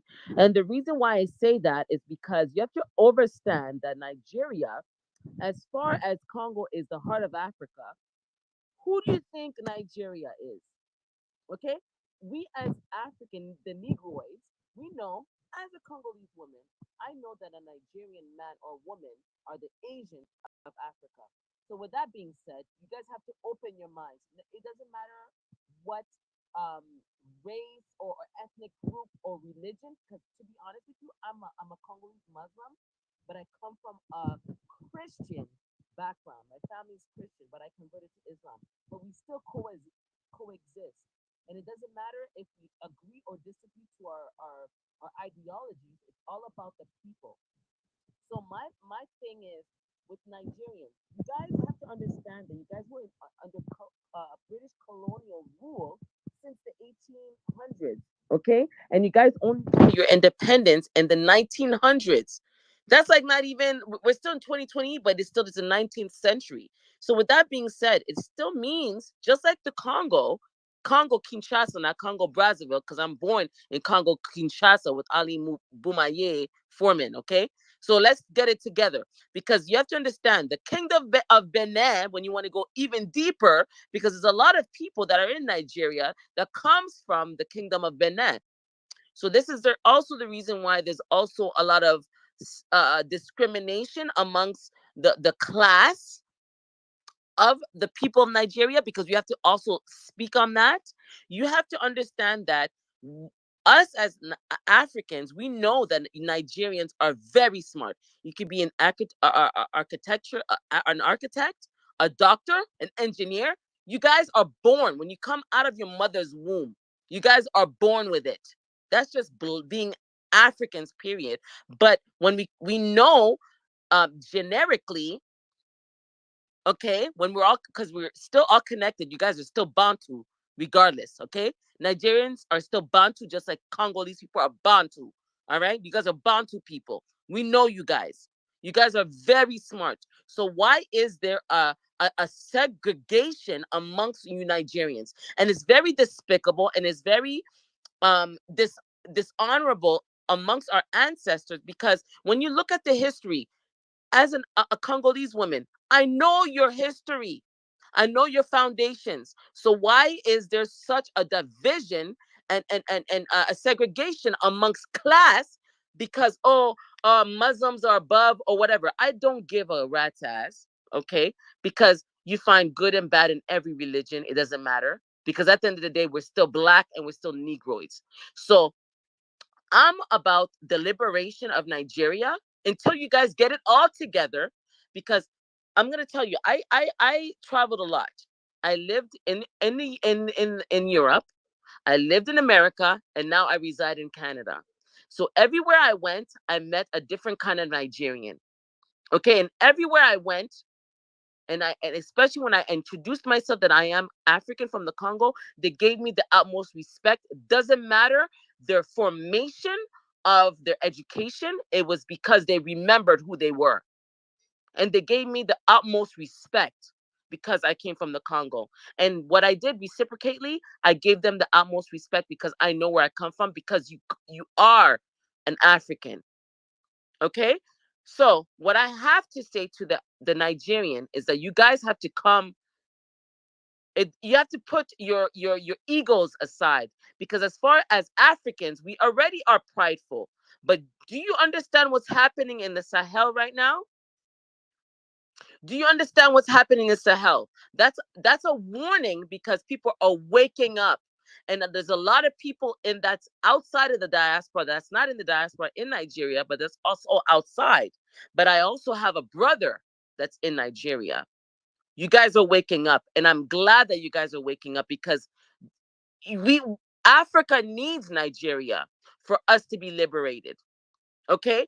I'm Congo, but we're the heart of Africa, but we need the head of Africa, and the head of Africa is in Nigeria. So that's all I wanted to say.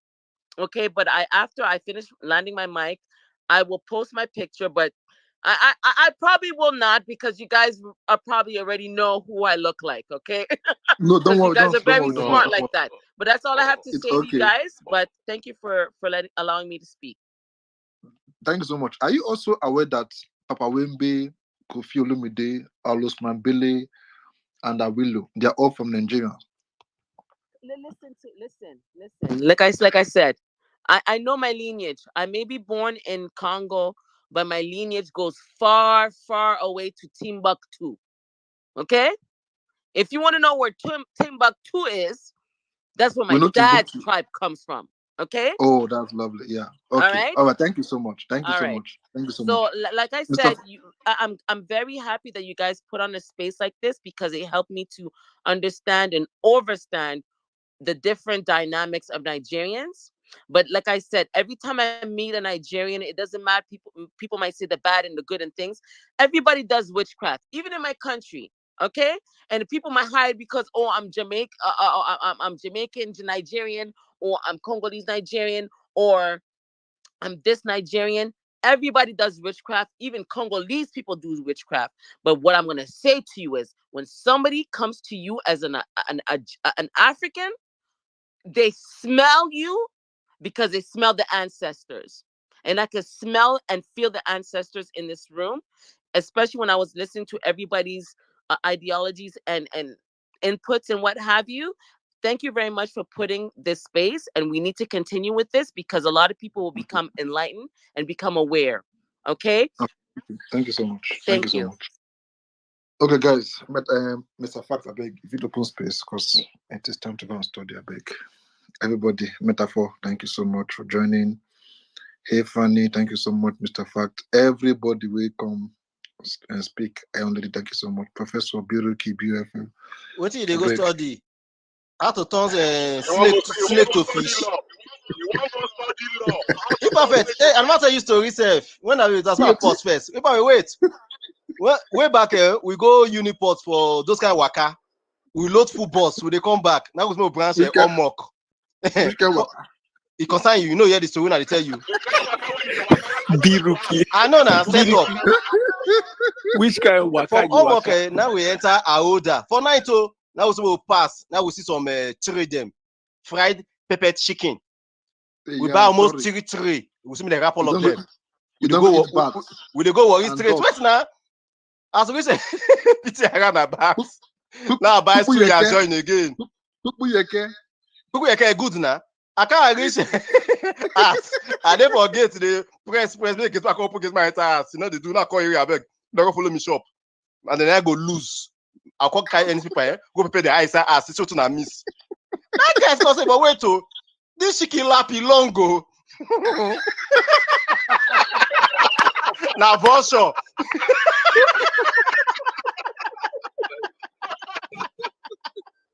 Now boss on our ramps and I go to my partner shop.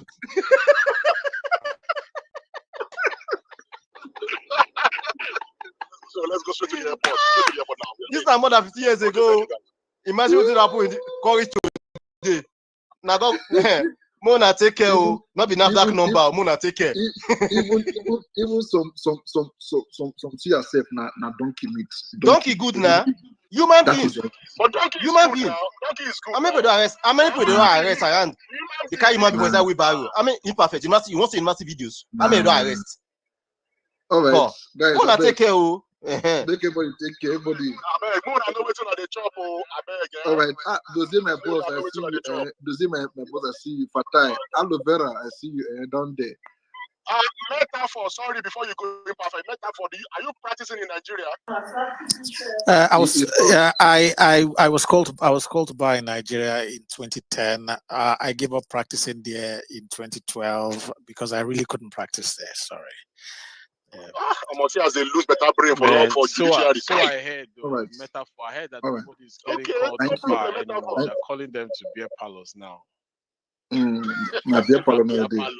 Ubile, I see you. Fedron one, I see you. Neni, all of that for speaker session. I'm saying, I've been making have a nice day. Till next time. Till tomorrow. Then we'll carry for your price and enter like 1, 2. We will still come back here, still come talk, make noise. Yadiba. Madam Odogu, Ngwando, beat your other Odogu, until when boy come arrest 12 now. When I go explain how I take become Odogu. All right, when I take care. Bye. All right, bye guys. Cheers.